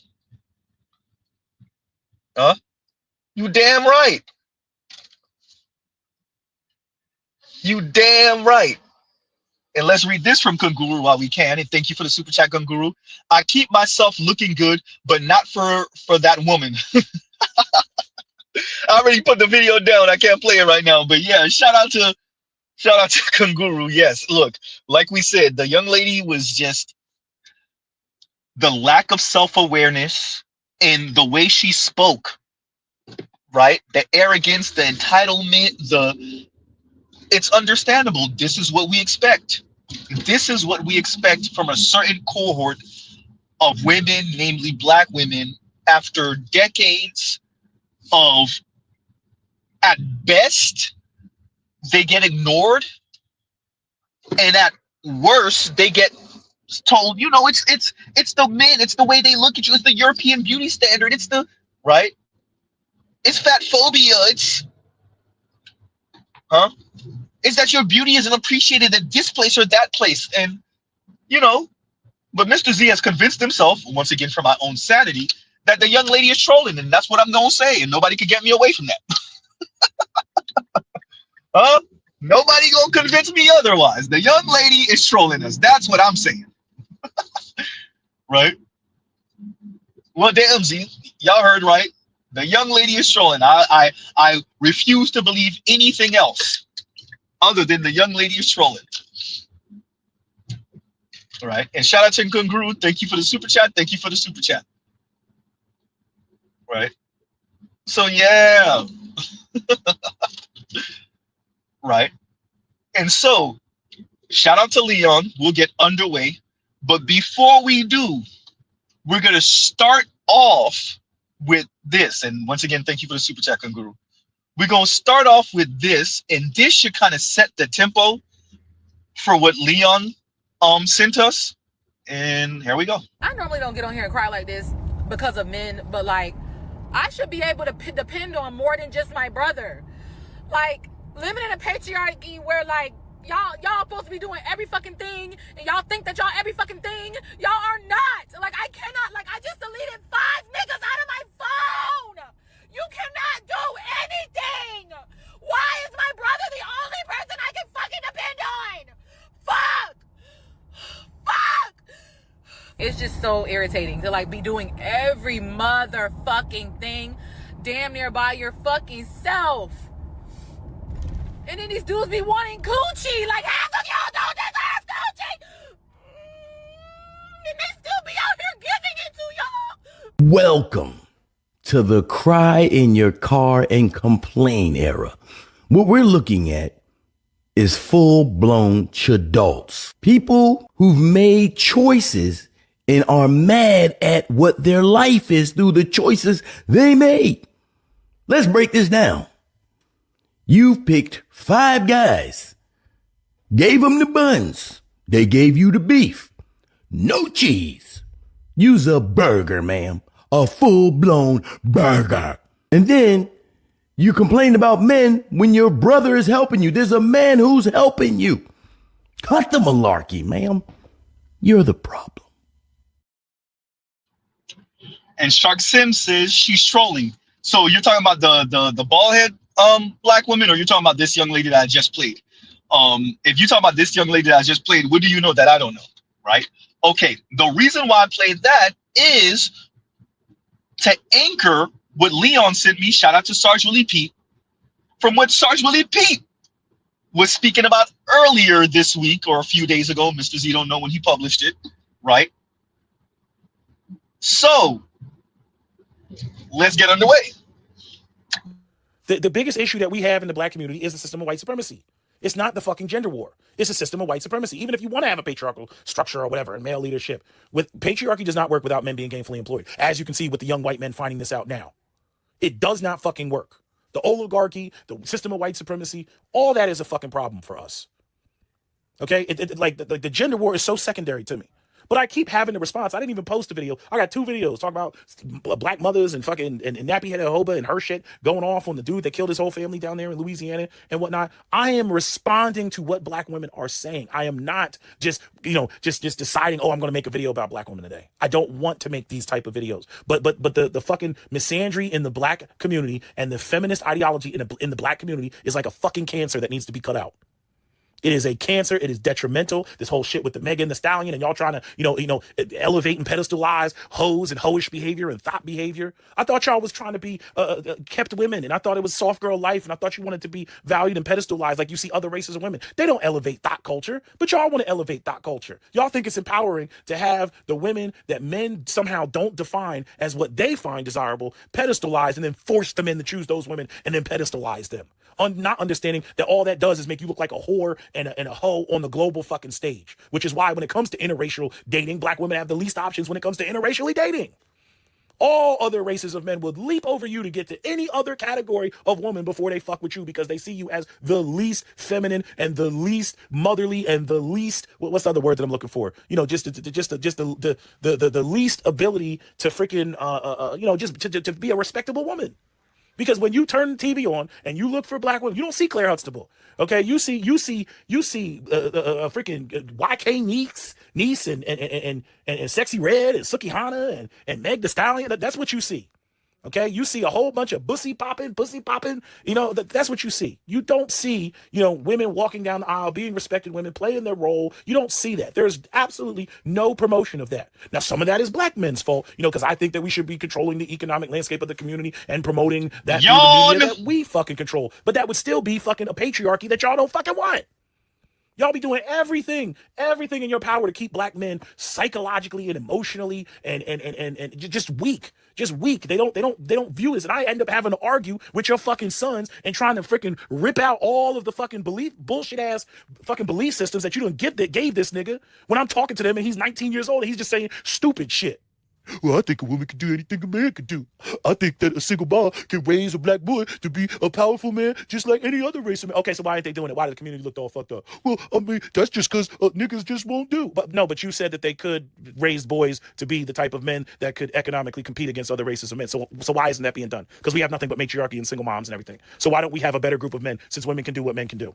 Why do fathers even need to be present? Because women can do. So why does the community look all fucked up? Well, I mean, you see, you can't even, because you've never been pressed, nigga. Nobody ever challenged you. You're just sitting around with your aunts and your grandmother and your mom, and you're just sitting around and they co-signing each other.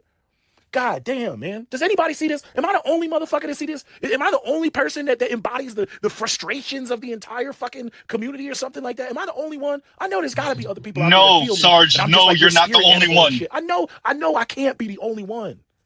God damn. You know what I mean? And the way that they give y'all platforms, like, who the fuck is this Lori Daniel chick? Like, why does she have a platform? Shout out to Sarge Willie Pete. No, Sarge, you're not the only one, Sarge. Sarge, to answer your question, what exactly are the ladies looking for? What do they want? I miss when men used to protect, provide, and shut up.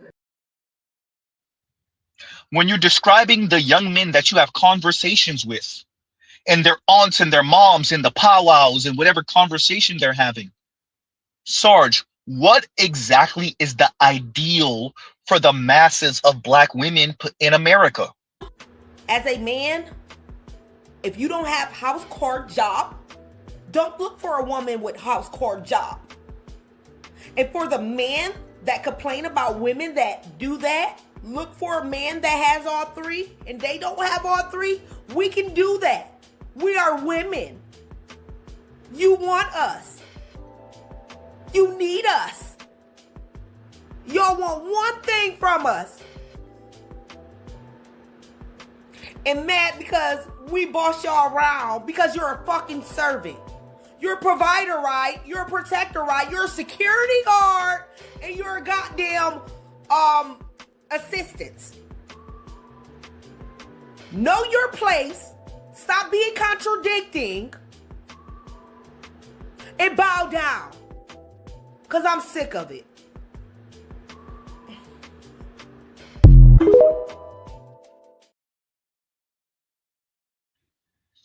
Sarge, it's simple. Mr. Z's been saying it for years. Patriarchy by feminist specifications, Sarge. That is the goal. That's been the goal. I really want to say since the plantation. Oops. Definitely off of the plantation. Yikes. Definitely over the past 70 years. Oh, definitely. When the shackles came off, when they felt like they got integrated enough. Oh, that's the goal. What, you ain't know? Sarge, that's the goal. That's the goal. Black women's problem with black men is that we're not adhering to the gynocracy, matriarchy if you want to be kind, gynocracy if you want to be accurate. That is the problem, Sarge. Yes, their issue is, and y'all gonna understand what I'm saying in a minute. Yes, the lady's issue is that you won't play your role. What the young man can't articulate to you because his mother and his aunt and his grandma can't articulate it. is that the black community is supposed to be a matriarchy, a gynocracy, if you want to be accurate, because you're not a white man. You're supposed to provide, protect, and shut up. You're not supposed to date out. You're not supposed to be a minimalist and a recluse and go monk mode because you can't get a black woman on your program and you rather not date out. No, you stay here, fake ass smile on your face, ish eating grin, and do for the women, not for you, not even for the kids. Ooh, goddamn. But for the women, she is morally superior to you. She's better than you. You are supposed to do for her.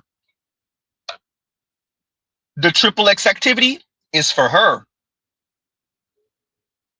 Your muscles are for her. Your shine is for her. Your shine, you should turn around and shine on her. Everything is for her. Why? Because she don't get to be a white woman. And because she don't get to be a white woman, you assuage her insatiable inferiority complex by always shining light on her. By damn, they're offering her up to the white man. Ooh, goddamn. Somebody tells you he lying. It is Mother's Day today, and it is also Sunday. Preaching. Huh? The women are reaching and Mr. Z preaching. Rhyming.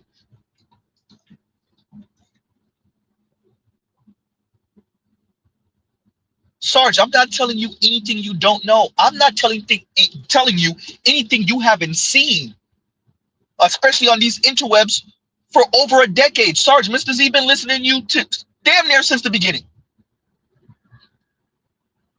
I'm not telling you anything you don't already know. You're in denial. You're still in denial, Sarge. Sarge, you are still in denial. Longer than the goddamn river. You ain't gonna alpha your way through this. The ladies gotta feel it, Sarge. There's no good guy in your way through this. There's no alpha in your way through this. This is how black women have designed themselves and white supremacy has designed them. They're spoiled with this now. They're never giving up the autonomy, Sarge. The best you get is the young lady I played earlier where she's like, okay, fine. Okay, look, the struggle is real and I guess I'll go 50-50. I guess. And let me go to the sisterhood and apologize profusely because I'm willing to compromise with you guys now. But only as long as the struggle lasts. That's the best you get.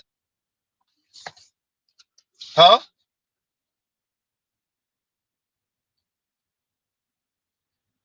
Oh, man.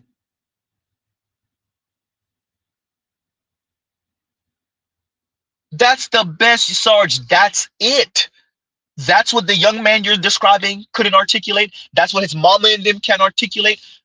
Patriarchy by feminist specifications. I said it right the first time.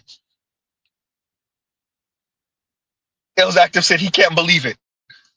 Shout out to all of us who've been listening to Sarge for damn near 2 decades. Sarge, this is what it is. Yes, Sarge, you heard right the first time. I know you couldn't believe it because you come from the burbs, you come from upper middle class, and you're convinced the ladies ain't going, yes, Sarge, they will sacrifice it all for the autonomy. All of it. Black women will, maybe not so many white women, not as many white women. As a percentage, not as many white women. Definitely not the Asian women. The Latinas, it depends. It depends on the culture, the background, the upbringing, the race, the nationality. But black women, Americanized black women, that includes the Haitian Americans, the Jamaican Americans, I would know. The Haitian Americans, I would know. The Bahamian Americans, I would know. The Nigerian Americans, at least the ones that down here in South Florida, I would know. If they're Americanized, oh, they going. Huh? Yes, Sarge, it is what you see.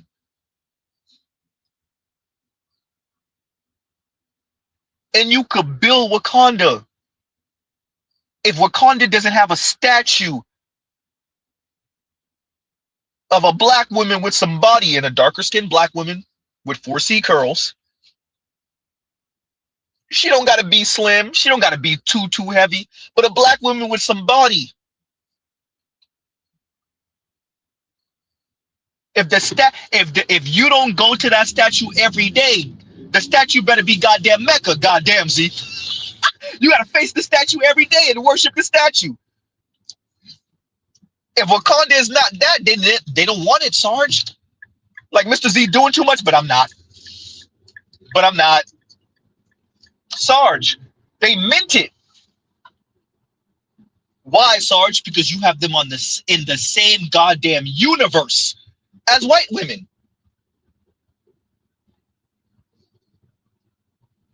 Y'all think Mr. Z joking when I'm saying it. I'm not joking. Because black men have black women in the same universe, the same goddamn multiverse as white women, you gotta assuage their damn inferiority complex for eternity. Like you think I'm joking, I'm not. For eternity. Huh? Sarge, it's that real. It is. It is. I know. Nazi, yes. So I wanted to play that because we're out of order. That's not the first clip that I have. But yes, that's real, Sarge. And y'all like, share, subscribe, hit the super chat. Sarge, that's real. Huh? So continuing. Want to go in there, the black feminists, they want to fuck with the dials. They somehow think that they're, that there's some unique population, and if black women were in charge. I mean, she even did a fucking sleight of hand in the video where she said, "Look at the world is ruined because look what happens when men are in control." And then she started talking about wars and everything. What do black men have to do with that? Like, and this is something that Dr. Tia Son Johnson has talked about. This sort of like the flat male blackness. Like when it comes to, so when white men, so we're not white men, we're weak. White men are powerful. But then when white men do fucked up shit around the world and around the globe and destabilize regions and all this shit, like the stuff you see the Trump administration doing, somehow we get dragged into see what happens when men are in leadership positions. Where the fuck are we in leadership positions doing any of that shit? Where the fuck is this going on? How does that spill onto us? Like it's like this shit that's no different. That's no different than sitting there and then me being a colorist and I only like light skinned bitches, and then the light skinned bitch rejects me, and then I sit there and then apply that to dark skinned women that I'm not even interested in. Right? Y'all would be quick to point that out and call me out on some shit like that, but y'all would do the same thing. A white man will go out there and do some fucked up foul shit, and you'll be like, yeah, that's why these men don't need to be running shit. I'm like, what the fuck does that have to do with us? What does that have to do with us? Like, I mean, the shit is just insane. I mean, when Harrison pulled that bullshit. Yeah, see, and that's why light-skinned women get lighter prison sentences than dark-skinned women. What does that have to do with black men? When are we on the fucking bench? We're the ones that are getting tossed in jail. What are you talking about? Yeah, that's because, and I'm like, so it's like this fucking retarded disconnect. So white men are the saviors, but yet when they're on the bench and they're deciding to put a black woman or a light-skinned black woman in jail, the light-skinned woman is getting a lesser sentence, but yet somehow that's black men's fault? Like this is the delusion of the shit. This is Delulu, and this is why I can't participate in none of this. I can't deal. You know what I mean? I just don't care. I do not care, because people they want to go around, they want to fuck with the bear, then they want to cry about getting mauled. I just watched the video today. These two white women. There was a fucking mother bear with her cubs, right? And these white women were trying to fucking like pet the bear, and this white guy was like, "Get the fuck in the car!" Like he snapped. He's like, "What are you doing?" And they kept like trying to get closer to the bear. Oh, look at the cuz. Like that bear will maul your ass. Will maul your ass. You mean as goofy as them Moroccan white women that went in the mountains, in the Atlas Mountains in Morocco and fucking got beheaded because they thought that it was a smart idea to go into this, freaking, the village area of a Muslim country. You know what I mean? Isolated, just two white women. Oh, we're just backpacking through the world, like not realizing the reality of the dangers. I'm a big ass man. I wouldn't even do that shit. Was started off like this. It's a testament to men's ingenuity that women feel so comfortable. It also speaks to their delusion, not their delusional, Mr. Z, their delusion that women feel so comfortable. They feel this comfortable because what men have been able to do on planet Earth, that has also caused women to not assess danger, to not have the foresight. All women? No. Enough? Uh-oh. Huh? And y'all give Z a second, y'all talk amongst yourselves.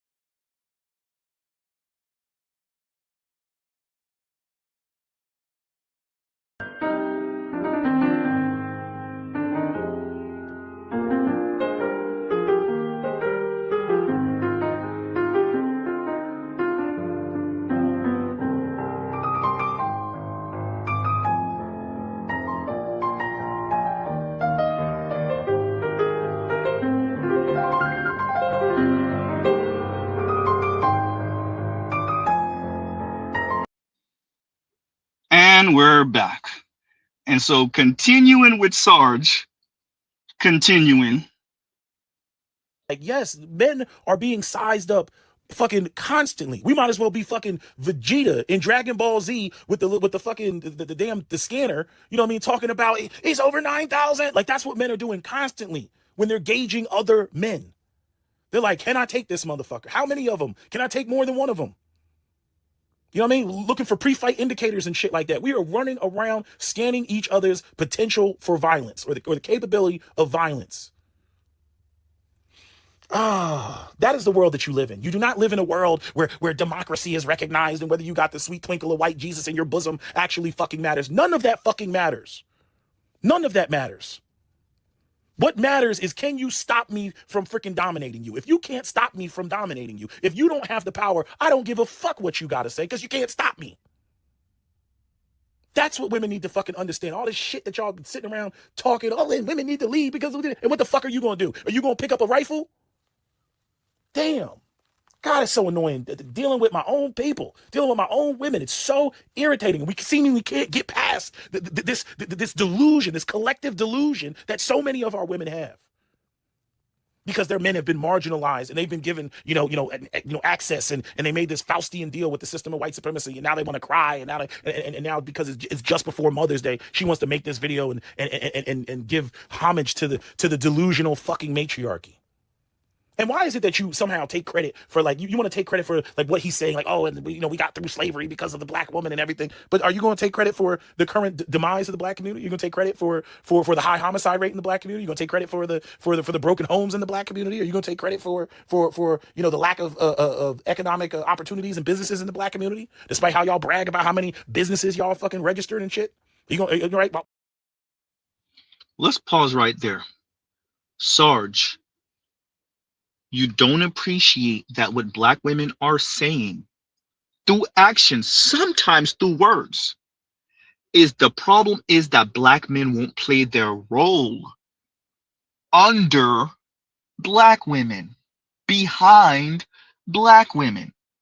Tiffany Cross, get in line with, she meant behind black women. When Tiffany Cross said that on MSNBC, now MS Now, when she said that, what she said, you Tariq Nasheed quoting, Kevin Samuels liking, whatever she said, black men need to get in line next to, she meant behind, black women. The issue black women have is that they're the moral center and black men just won't play their role as protectors and providers. There is a reason why Mr. Z spams some of these clips. There's a reason why I spam this clip, Sarge. You miss when men used to protect, provide, and shut up. Huh?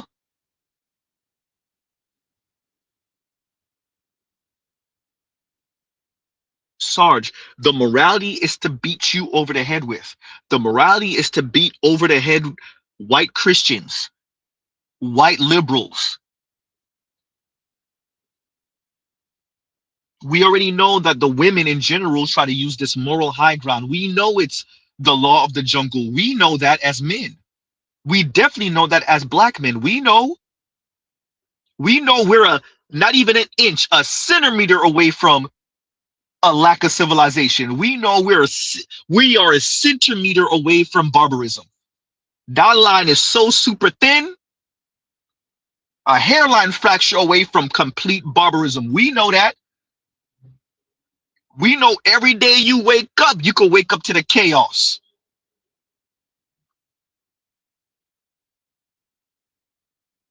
We know that, especially as black men.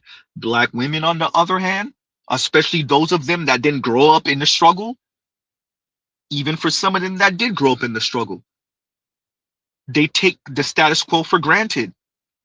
They take the status quo for granted, Sarge.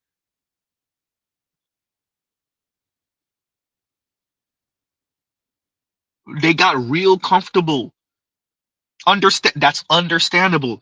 Then they can start with their luxury beliefs, their delusional, whimsical, childish luxury beliefs.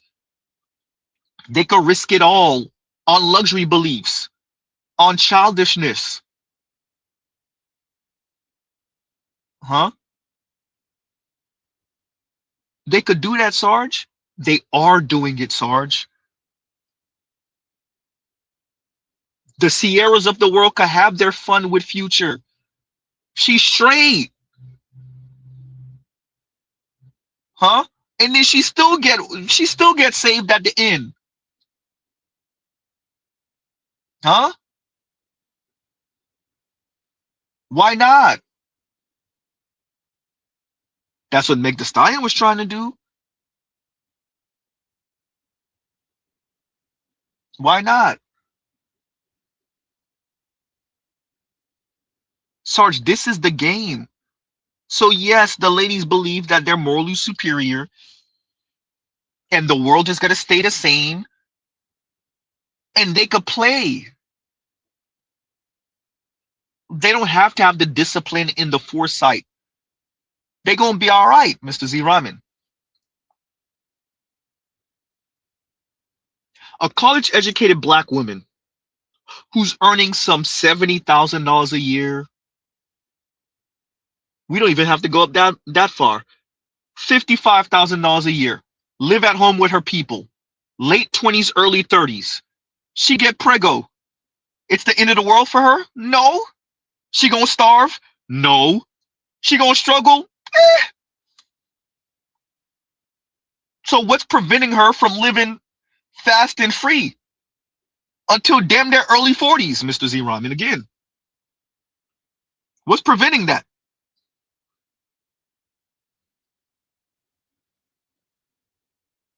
That's a real question. BGS, I ain't messing with you right now. Huh? What's preventing that, Sarge?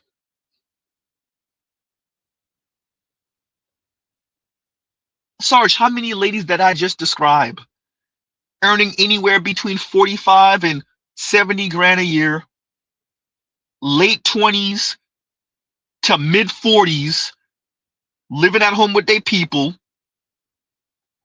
with their family, living at home with dad, living at home with mom, living at home with parents, don't gotta pay rent. Now she get to be the real rich auntie. Not really. Yeah, you might be paying bills here and there. You might have to pay your student loan debt. Maybe, hey, guess what? You could pay for that used Beamer $500-600 a month when you don't got to pay mortgage or rent. When you don't got to come out the pocket for half your rent. Let's say you got a roommate. You don't have to come out the pocket for your 13, 14, 15 $100 a month. You don't got to come out the pocket for that. Or you got to pay the whole rent by yourself. You don't got to come out the pocket for your 22. If you're lucky, 18. Stop playing, Z. Okay, fine. Your 2021, 22, 23, 24, $2,500 a month rent. We're not going to the super luxurious stuff. Yeah, guess what? That Beamer could be $700 now. And that's not the new one. Now you could spend $1,200, $1,400, $1,500 on a real clean 5 Series E-Class Benz.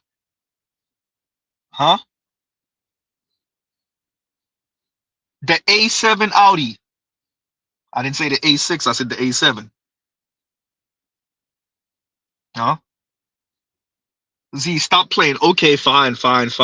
You could spend that on the Tesla Model Y. There you go, Z. Okay. There we go. Huh? Yeah. So, Sarge, as a person who didn't grow up with the accoutrement that you grew up with, upper middle class, the ladies ain't set. Look, it's all BS, Sarge. Sarge, you know what all of us collectively have been trying to tell you since you've been on the interwebs, all of us that grew up working poor and working class, because you came up the burbs, upper middle class, that you didn't appreciate and you still kind of don't appreciate it. You know what we've been trying to tell you? How the fuck is you gonna tell me about some shit you ain't never seen, bitch ass nigga? You can miss me with the whole ass shenanigans, my nigga. Wait. Sarge, we've been trying to tell you. We've been trying to tell you, Sarge, for years. Sarge, we've been trying to tell you. I done watch you and BGS go to fisticuff how many times over the past decade and a half? Decade? No, it's been a little over a decade. Huh? Sarge, it is what you see it as. That doesn't mean you give up. I see you, Sarge. Sarge, I ain't that much better neither. Huh? I see you. But Sarge, you gotta at least start off with knowing you doing it because that's your project. And you could only get so many women on the boat, on the ship. So many black women, because most of them are going to drown.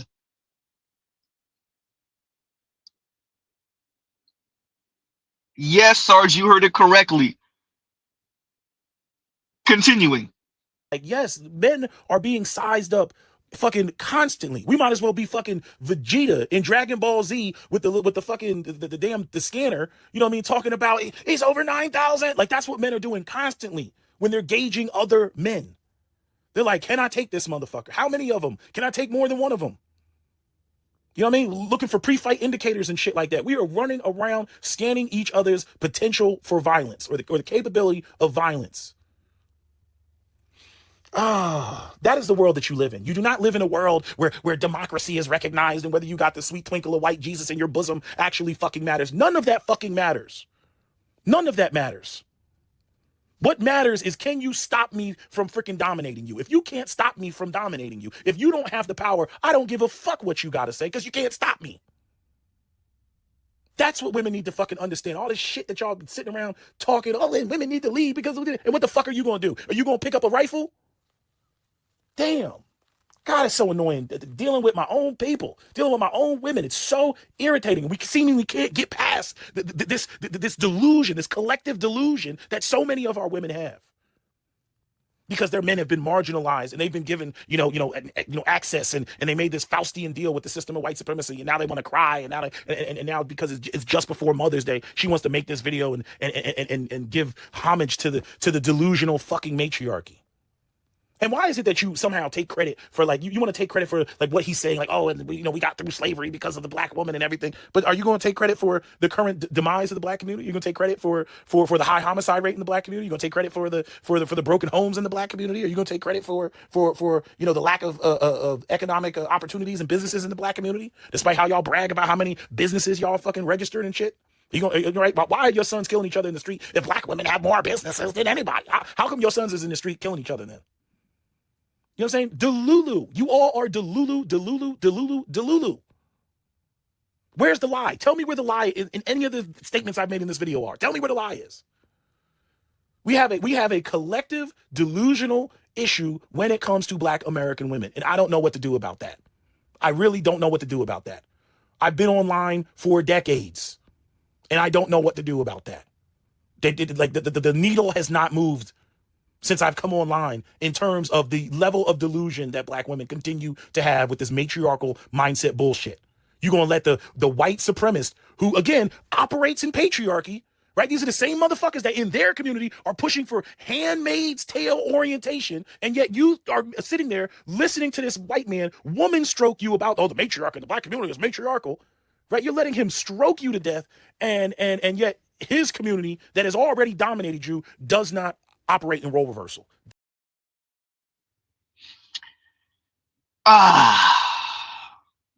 Sarge.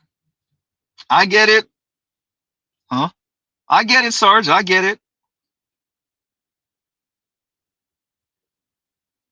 Sarge is struggling with these ladies and their weird way of justifying to themselves the gynocracy. Why it exists, why it should continue to be propped up, why it should continue to be subsidized and paid for by white elites, why black men should assume their role beneath and behind black women. Sarge, I appreciate the frustration. I'm going to go listen to it myself. I'm almost certain I'm not going to find out anything new or revelatory, right? I'm almost certain. And speaking of that, let's read this from a Split Jim, and thank you for the super chat, a Split Jim. A Split Jim says, matrifocal is mentioned 8 times in the Kevin Roberts thesis out of 99 pages. 4 in the text, 4 from works cited. He is using Moynihan and Fraser as references. The level of intellectual parkour, hysterical. By the, I'm gonna use that. That's funny. The intellectual parkour by the black women who posted this to make black women feel good is outstanding. For those of you that don't know what parkour is, that's the French acrobatic thing where they be jumping from building to building and doing all type of twists and turns in the air and stuff. That's hysterical. That is hysterical. A Split Jim says the level of intellectual parkour by the black women who posted this is, this to make black women feel good is outstanding. Yeah. Right. I'm gonna go check it out myself. Shout out to Sarge. But Sarge is really struggling with this. You can see it. Listen to him. And as BJ said, he sounds like VHS. right? Sarge, I appreciate it. I get it. But this is the ladies coping. This is black women coping. Yes, we know this is a white woman, but there's a reason why I keep on spamming this goddamn button. Some stuff, yes. I've made a lot of contradictory videos because this whole account has been a stream of authentic consciousness. It has just been me showing up at whatever phase that I'm at in my life, honestly, as a coping mechanism. Huh? This is black women showing up at this phase of human history, black American women, in this phase of American history, coping with their socioeconomic, socio-political position. Their position in this society. And it's all coping. Sarge, you forgot how many times we tell black women y'all are not the most educated group in America, and they still repeat it. Why do they still repeat it? They need it. They need it. When we speak to them and say, look, we find you attractive. For those of you especially that are fit, we find you attractive. The white guys got a whole different thing going. The Latinos, the Asians got a whole different thing going. When the data in the research shows how these non-black men see black women, you don't see the doubt in it. Wait a minute. Wait a minute. How could you not find us attractive? Who's doing the studies? Who's doing the research? Okay, I don't believe it. Does that mean none of these white men? Does that mean there's not upwardly mobile white men, educated white men, good-looking white men with some money, white men with some status that wouldn't wife a black woman? That's not what we're saying. But in mass, Sarge, they're coping. They gotta tell themselves this for their own sanity, which low-key is making them insane, but that's a whole different conversation. Huh? Sarge, you're talking about the group of people that danced on Kevin Samuel's grave, Sarge. That's who you're talking about. Sarge, you're talking about the group of people that wanted to see Jamie Foxx out of here because a baby mama or two is not black. Sarge, do you appreciate who you're talking about?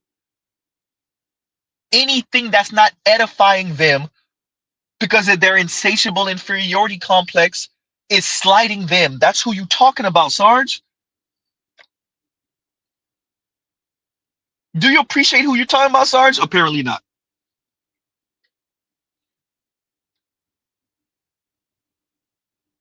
Huh? So as a split Jim says, matrifocal is mentioned 8 times in the Kevin Roberts thesis out of 99 pages. 4 in the text, 4 from works cited. He is using Moynihan and Fraser as references. Speaking about Kevin Roberts. The level of intellectual parkour by the black women who posted this to make black women feel good is outstanding. They need it. A split Jim, they need it. They need it. And thank you for the super chat. Thank you for the super chat. They need it. Sarge, that's what it is.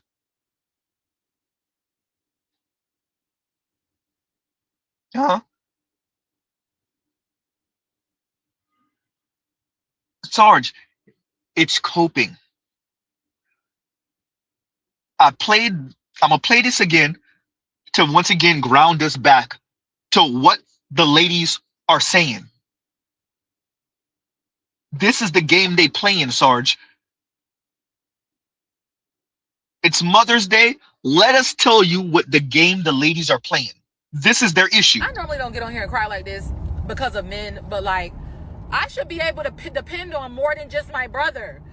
Like, living in a patriarchy where like, y'all supposed to be doing every fucking thing, and y'all think that y'all every fucking thing. Y'all are not. Like, I cannot, like, I just deleted 5 niggas out of my phone. You cannot do anything. Why is my brother the only person I can fucking depend on? Fuck. It's just so irritating to like be doing every motherfucking thing. damn near by your fucking self. And then these dudes be wanting coochie. Like, half of y'all don't deserve coochie. And they still be out here giving it to y'all. Welcome to the cry in your car and complain era.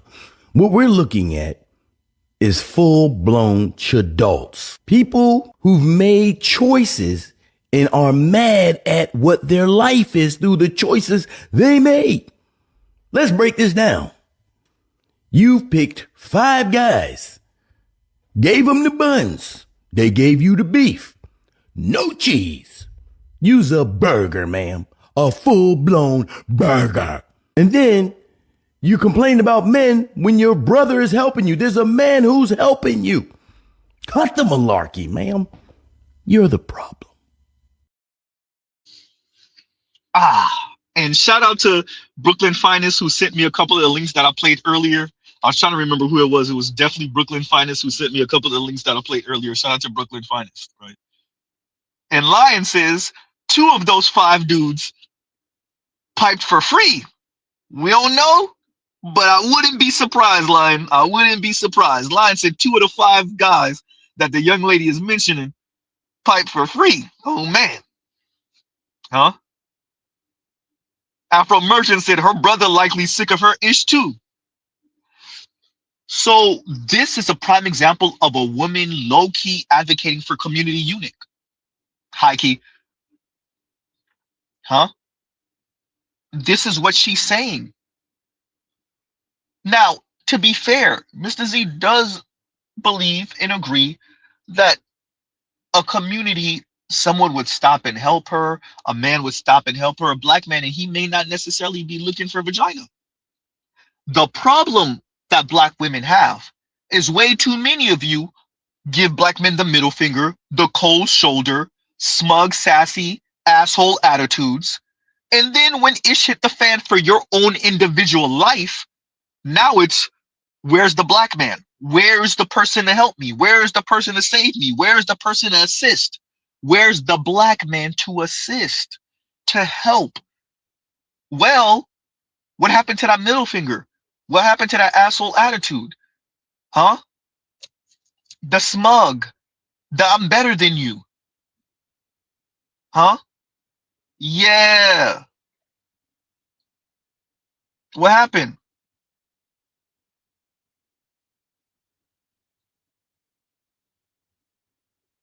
That is what the ladies are running into. This idea that the ladies can talk and speak however they want,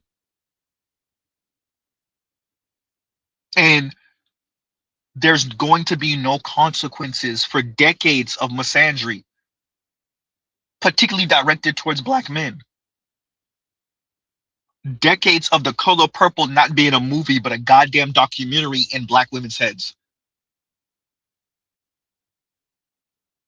Huh? Decades of the waiting to excel type of sentiment. Decades of no scrub type of sentiment. Y'all didn't think that was going to have any type of outcome? You didn't think that was going to affect your sons and your nephews and your grandsons and the young men? The ladies essentially saying we are our own separate entity. We are separate and above, oops, black boys and men. You didn't think that was going to have an effect?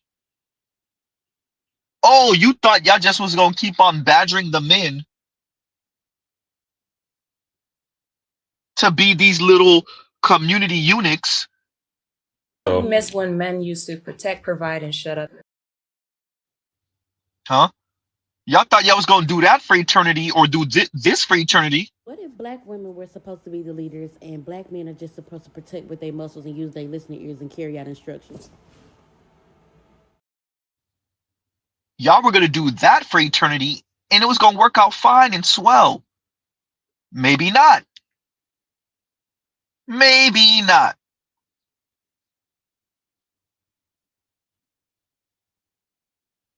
And so running into that, now you're having a breakdown. And I do not have joy in this young lady's pain. We don't know what happened.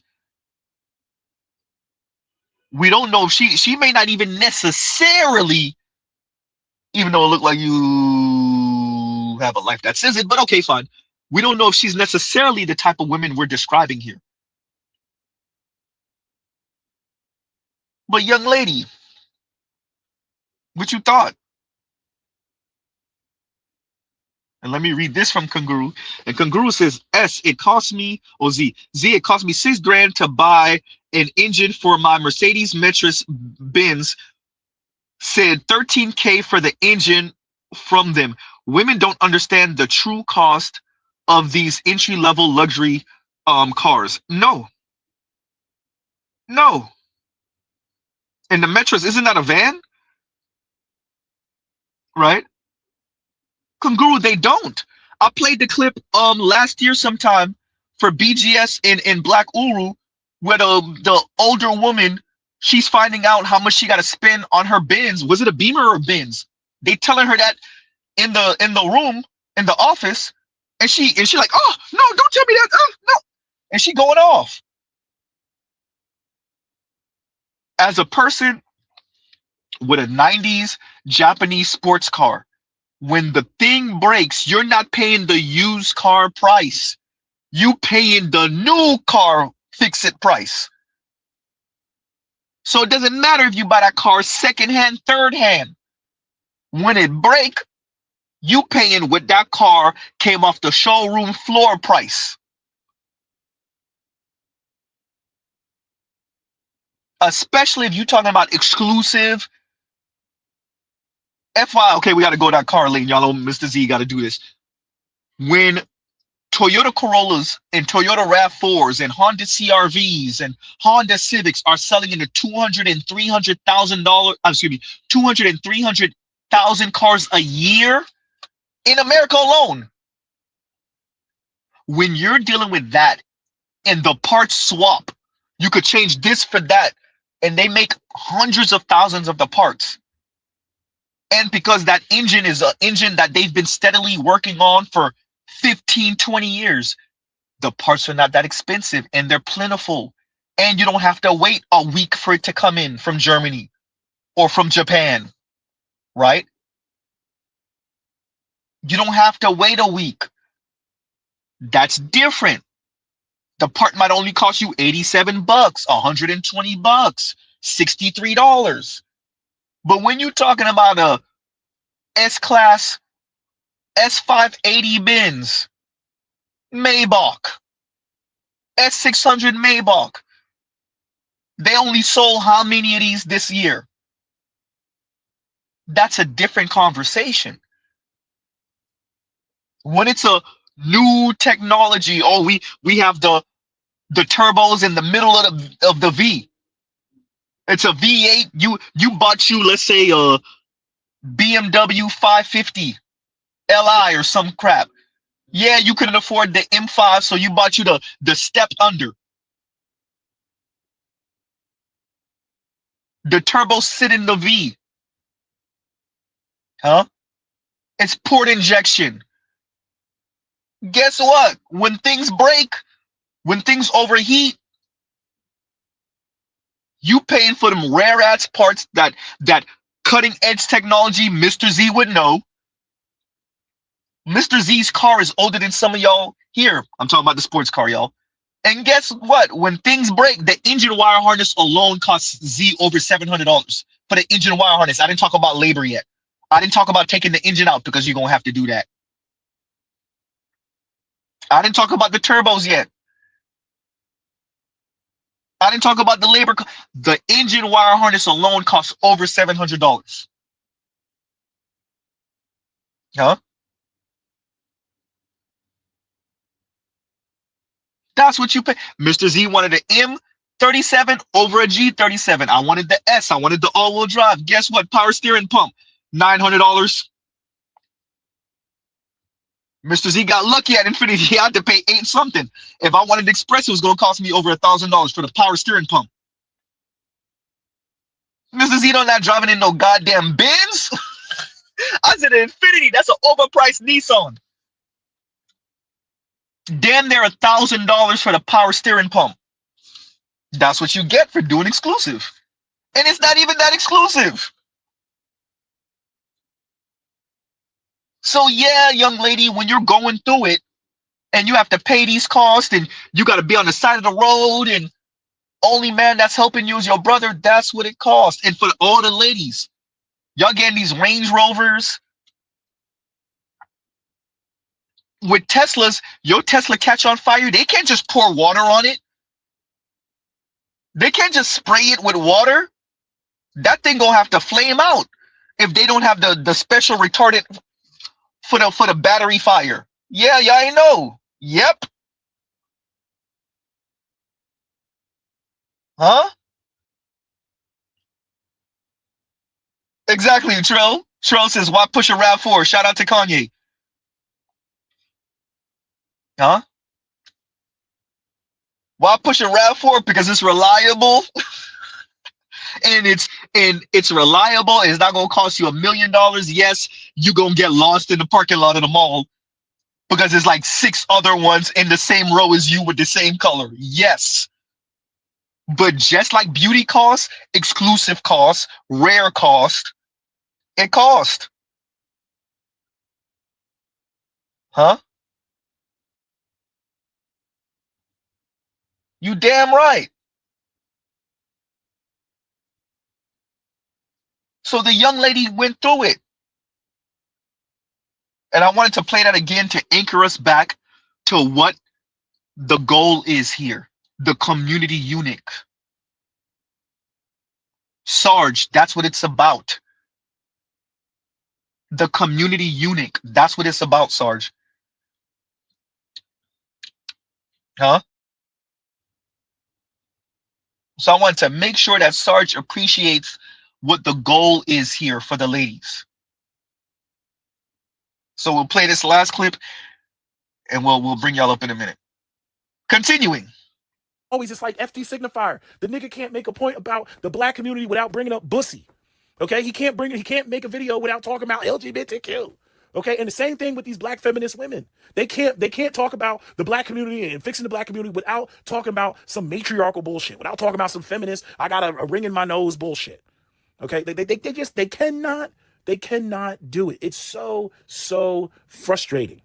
And then I'm sitting there and I'm like, y'all been on this for like 60 years. Look at the community. Look around. There's no black men in the way stopping black women from doing whatever the fuck they're doing. You know what I mean? But see, the thing is that like you can't even be accountable for the shit, right? Because if you point out the community is fucked up, then they'll say, "Oh, well, I'm black woman.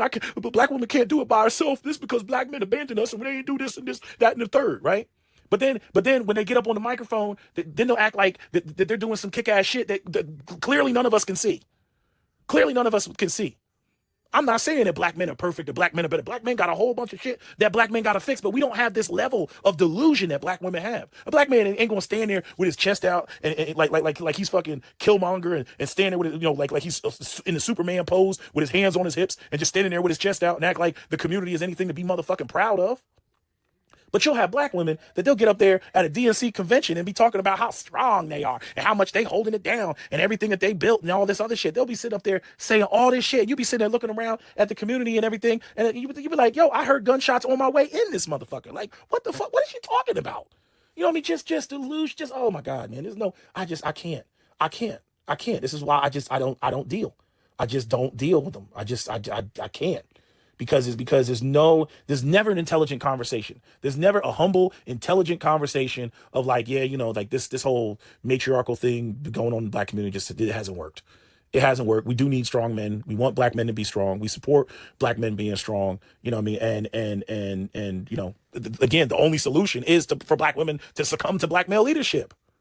You support the men that are doing the right thing. But I know he ain't sexy enough. I know his style is off. So you're just going to throw him in the bin and then get with a nigga like Future. Oh, man. It's so annoying. Anyway, I'm done. That's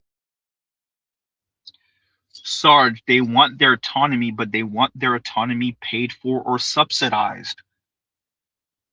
They want the results of the guardrails up, but they want the exhilaration of the guardrails down. When you're bowling, right? And you get a strike and you're bowling.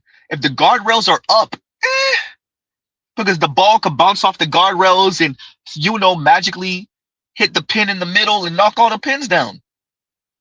Is it as gratifying? Absolutely not. But you're not going to get a gutter ball. The ladies want the exhilaration of a strike, but they don't want the results of the guardrails down. These are adults. We're not talking about teenagers here. These are adult women, 20s, 30s, 40s, 50s, 60s. And of course, they're always going to blame the black men in particular. Because if you were alpha enough, it didn't matter what she did. She would still win, because don't the white women get to win? Huh? Don't the white women get to win? Isn't that the argument we continue to hear over and over and over again? But my thing is, like, I don't understand the obsession with trying to make black women settle so much. Y'all don't do this with any other community. Like, seriously. Y'all don't do this with any other community. Do y'all tell white women that they should settle? Because last time I checked, anytime a white girl marries a black man, it's always when he's at his best and when he's rich as hell. You think Kim Kardashian was going to marry Kanye while he was broke and didn't have any money? You think Kanye would have had a chance with Kim then? Or you think Kanye had a chance with Kim when he was a multi-million-dollar rapper? Let's be real. Like, y'all don't say this to any other group but us. We're tired of settling. We're tired.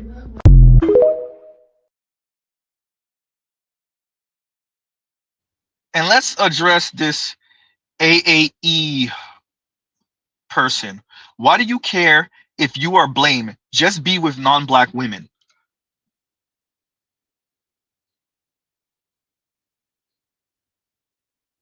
Z, you still there? Z still here? Looking up at the sky and to the side with my eyes like, what? Might as well have the little emoji with the hand on the chin like question mark. Wait, what? What? Did you hear yourself? Are you a lady? Are you a woman? Black woman? Why do you care if you're blamed? Did you proofread this before you posted it? Why do you care if you are blamed? Who asked that question to someone? Why do you care if you are blamed? Why do you care if I say you're not innocent? Wait, what? Why do you care if I character assassinate you? Why do you care if I drag your name through the mud? Why do you care if I play moral high ground? Why do you care if I blame you for the ills of the black community? Why do you care if me as a black woman and LGBTQ black men continue to say black men are the weakest link, straight black men are the weakest link, straight black men are the cancer of the black community? Why do you care? Why do you care if you as a straight black man are not kissing my ass so I make it seem like you are white supremacists? Huh? Why do you care if you're blamed? Is this real?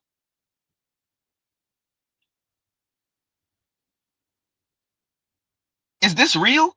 I could turn around and say, why do you care? Just be with non-black men. Ooh, wait, y'all are trying that and it's not going so swell. Enough black women are trying that and it's not going so swell. Y'all might come back here with the oops mixed babies, but for the most part, y'all not even getting that. Y'all just getting a sticky back and tossed. Not all, but enough. Huh?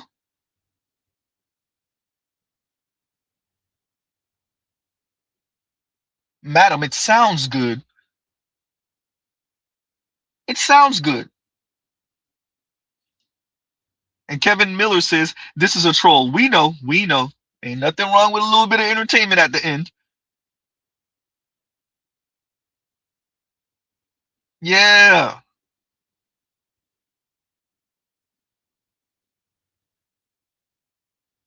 She goes on to say, exactly, you're just complaining to complain. You can be with non-black women and all of your problems are solved. You got to be careful with that because about a quarter of your married, newlywed black men are marrying out. Be careful what you wish for. That's a whole lot of black women left with nothing but rose toys. Oh, and to be the plaything for, well, everyone. Other women, black men, non-black men. High mileage rose toys out here.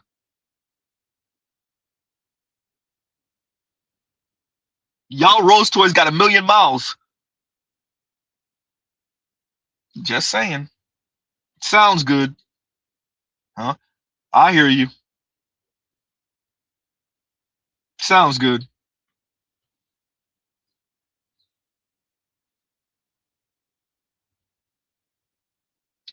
And she says she got with Kanye, who gave her access to Vogue and Met Gala. Kanye raised Kim's entire family. So the Kardashian family wasn't already making their way? Who had more money, Kanye? At the time of them getting married, Kanye or Kim? Who had more money? Did they not both raise each other's profile in different ways? Did they not both legitimize each other in different ways?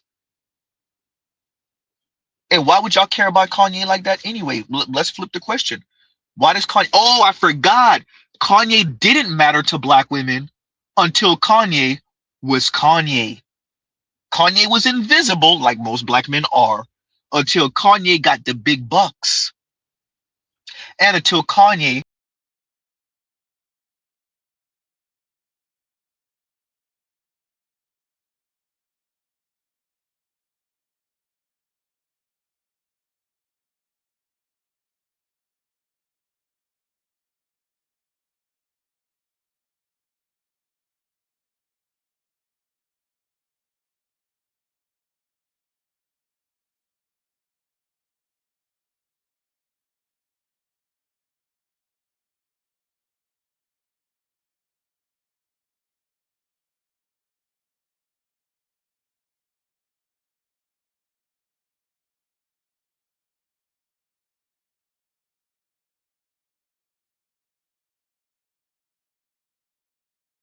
Oh, my apologies, y'all. Was it... And we're back. Wasn't Kanye like $53 million in debt when Kanye and Kim first got together?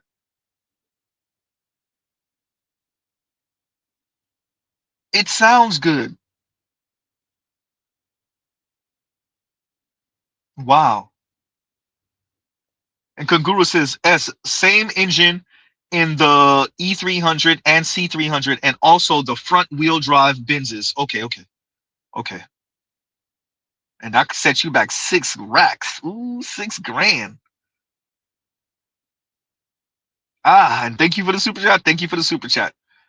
Ugh. That's some real... That hurt. That hurt. Look, them big money... That, man, you putting a hole in your wallet. I know. This I know. I know through experience. Huh? Ah, and she says, but are not black men with non-black women? Just leave the black community alone and be with non-black women. Go get married and have children with non-black women. No, that's not how it works. Black men are the black community. Black women, especially some of these single baby mamas, been doing their own thing, and how has that been working? Oh, it's not. No, black men are the black community. And if you haven't seen it already, if you can't tell, there is no black community without black men, straight black men in particular. How has it been working? Black women freestyling and doing whatever, and everybody else in the black community freestyling and doing whatever.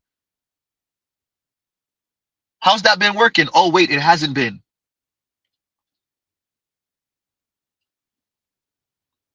Just leave the black community.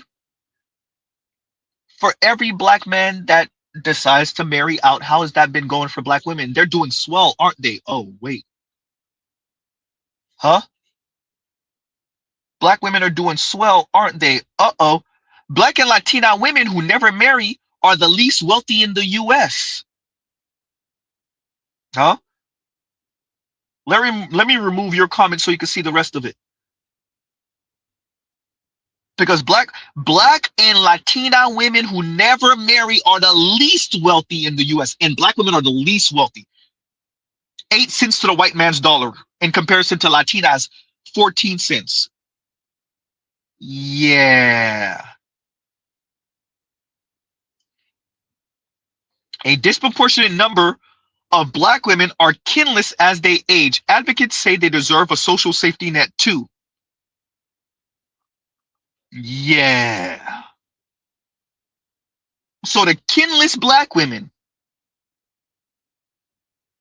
advocates say they deserve a social safety net too because they're doing swell financially, right? You got to advocate for people who are doing swell financially as they age. Talking about that. Because ain't nobody trying to be 60 and broke. I'm going to keep it a buck. The data in this chart sucks, but there's hope. So the data in this chart suggests that black women who have a degree but are single at 60 have a net worth of $11,000, which, as we know, that's just not enough to live off of. Whereas if you're married and have a college degree at 60, you have a net worth of around $424,000. And the reason why I say this sucks is because I don't particularly like something that is beyond my control to be able to impact the quality of my life. Like, it's literally not within our control if we're married at 60. I mean, we have influence on that, but it's like, it's 50-50, right? It takes two to tango. And so that does suck. However, no, madam, it is in your control. You find a black man, you get on his program, you stay there, and more than likely you will be okay. You definitely gonna be way more okay than if you try to tough it out alone. And Bruce on hyper figure.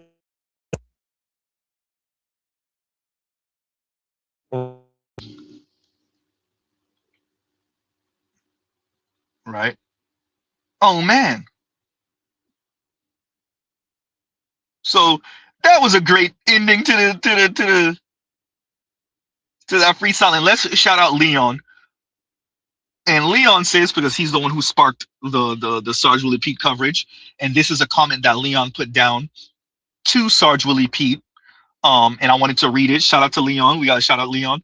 And Leon says to Sarge Willie Pete concerning what we covered for the main event, you are missing the point. Daniel Patrick Moynihan argued that the government needed to provide black men with stable jobs and economic opportunity. Kevin D. Roberts pointed out that much of the black community survived through women's kinship network. In other words, families often survive by pooling and sharing the labor and sacrifices of black men. Our grandfathers' labor helped create the foundation that allowed many black women to pursue education, gain stability, and build careers with better opportunities. This is the part many people ignore. What black men are questioning is why this perspective is criticized or dismissed when they say it, but accepted more easily when it comes from other voices. Let that sink in. And I gotta remove this. Let that sink in for a moment, right? And there you go. And shout out to Leon. And so, Leon, you know, it's I appreciate your perspective. I agree with the perspective. Right, the foundations. Black Uru has made jokes about it. BGS has made jokes about it. Right, we make jokes about granddad paying off the home, and yet the grandkids don't even know what he looked like because he passed before the grandkids came about, and his portrait is somewhere in the attic or the basement. Right, if you're not looking at the family portrait, if there's a family portrait in the living room, you don't know what granddad looked like. But yet your aunt that went to school and went to college, he paid for it, right? Or he subsidized it, right? Your feminist ass aunt forget that she owed like almost everything to granddad. So we make fun of these things, right? That the gynocracy is subsidized either by white racist society or by the same black men that black women talk crap about. The same straight black men that black women and LGBTQ black folks talk crap about. Because to be frank, black women don't earn enough, period. Huh? Black women don't earn enough. Yeah, that's the part. When there's no man in the picture,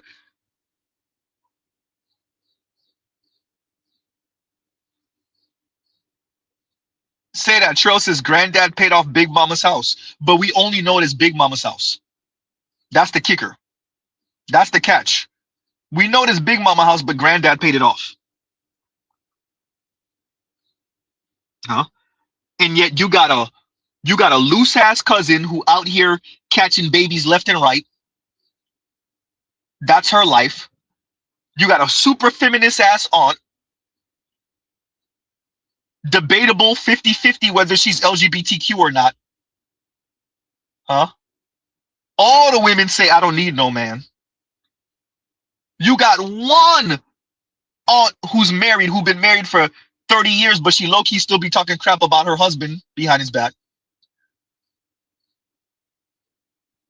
Huh? You got an uncle who either got 3-4 baby mamas, or he might be LGBTQ, or he stay away from the family and he been married for 2 decades, 3 decades. Half the reason why he stay away from the family. He might be married to a non-black woman too. How many people family I just described? I'm just saying, including those of us who are children of black immigrants. I'm just saying, don't get it twisted. The Jamaicans is living the same way in America. I'm telling y'all, the Haitians too. The Bahamians also. The Trinis and Guyanese. Don't let nobody fool y'all. Once we get here, we're here. Half the Nigerians, I wasn't supposed to say that, including the ones with Ivy League degrees.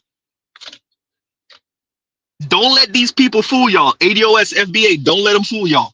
The ones in New York, the ones in LA, the ones in Dallas, the ones in Austin, huh? The ones in Atlanta, the ones in Chicago, the ones in Miami, I just described them. The ones in Orlando, huh? The ones in the Carolinas, the ones in DC, I just described them. The only difference is the Nigerians, their parents might be still married on paper. Uh-oh. Hey, any Nigerian brothers listening, tell me I'm lying. Maybe not your parents, but you definitely got an aunt or uncle. They still married on paper. They've been separated for 15, 20 years. Somebody tell me I'm lying. Getmo says Palm Beach. The Haitians in Palm Beach, that's how they live in. Little do you know, the Haitians in Palm Beach, the ones in Little Haiti in Miami too, they still married. They've been married for 40 years. They've been separated for 35 years. Nah, I'm doing too much. Not 35 years, 25 years. Or they definitely been separated for 25 years. They still married on paper though. Huh? I got you, Louis. Thank you. Huh? And so shout out to you, Leon. Shout out to you. But yeah, that's what it is. So let's do this because we're not going to be able to do a panel for forever. So let's put this here. Like, share, subscribe, hit the super chat. And there we go. That should. Okay, there we go. Right.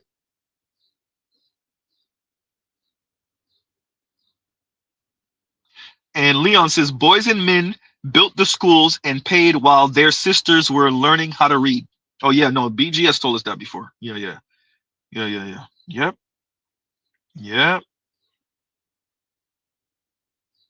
Mm.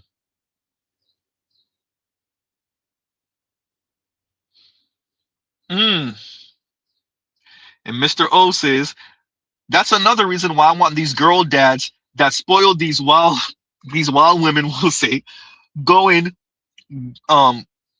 going to have to take care of them in their golden years.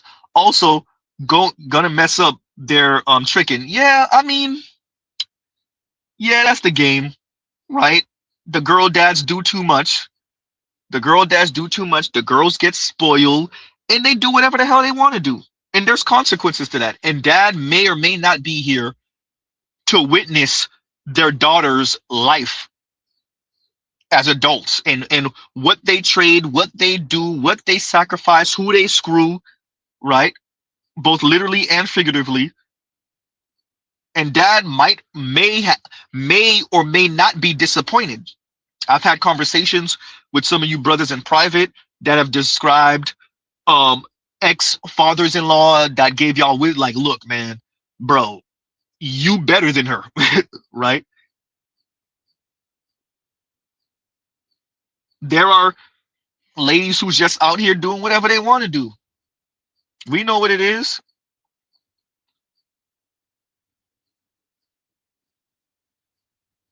So, consequences and repercussions. Look, it is human to realize you have a safety net and to take advantage of that if you were not properly prepared to be an adult and to adult in a timely fashion. Now, have things changed? Is it BGS era where you jumping out the window at 18 years old and you might not have to move back in? Right? Is it BGS and Black Uru era? Nah. But at the same time, with that, there are folks that it's not the environment, it's immaturity. Right? That may or may not have been instigated by parents, mom, by parents, including sometimes girl dads.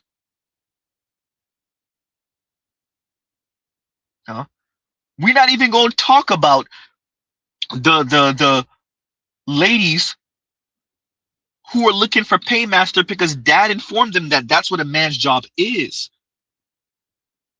Once again, we go back to the K-shaped recovery, K-shaped relationships. Shout out to All Hail Balamuccio. Right? Yeah. So that's a thing. And go ahead, y'all. Socrates is up. Right. So go ahead, Socrates. And somebody was up earlier. They dropped. Okay. What's up with you? What's going on? Everyone can hear me well? Yeah, you're good to go. What's up with you?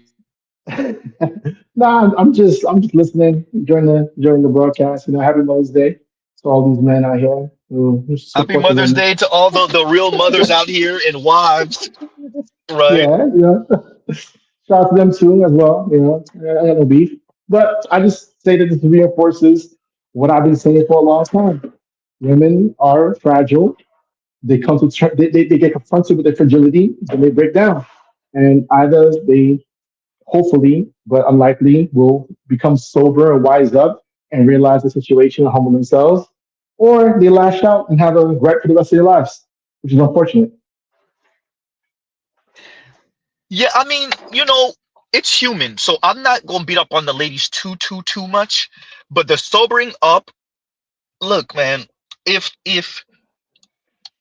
you were spoiled, life is gonna have to put that foot in your ass for you to get it. And some of these folks, they'll like tell you like I'm messed up or I like have things I gotta, and we meet these people. You meet these people, they try to go back in the streets in they like late 30s, early 40s.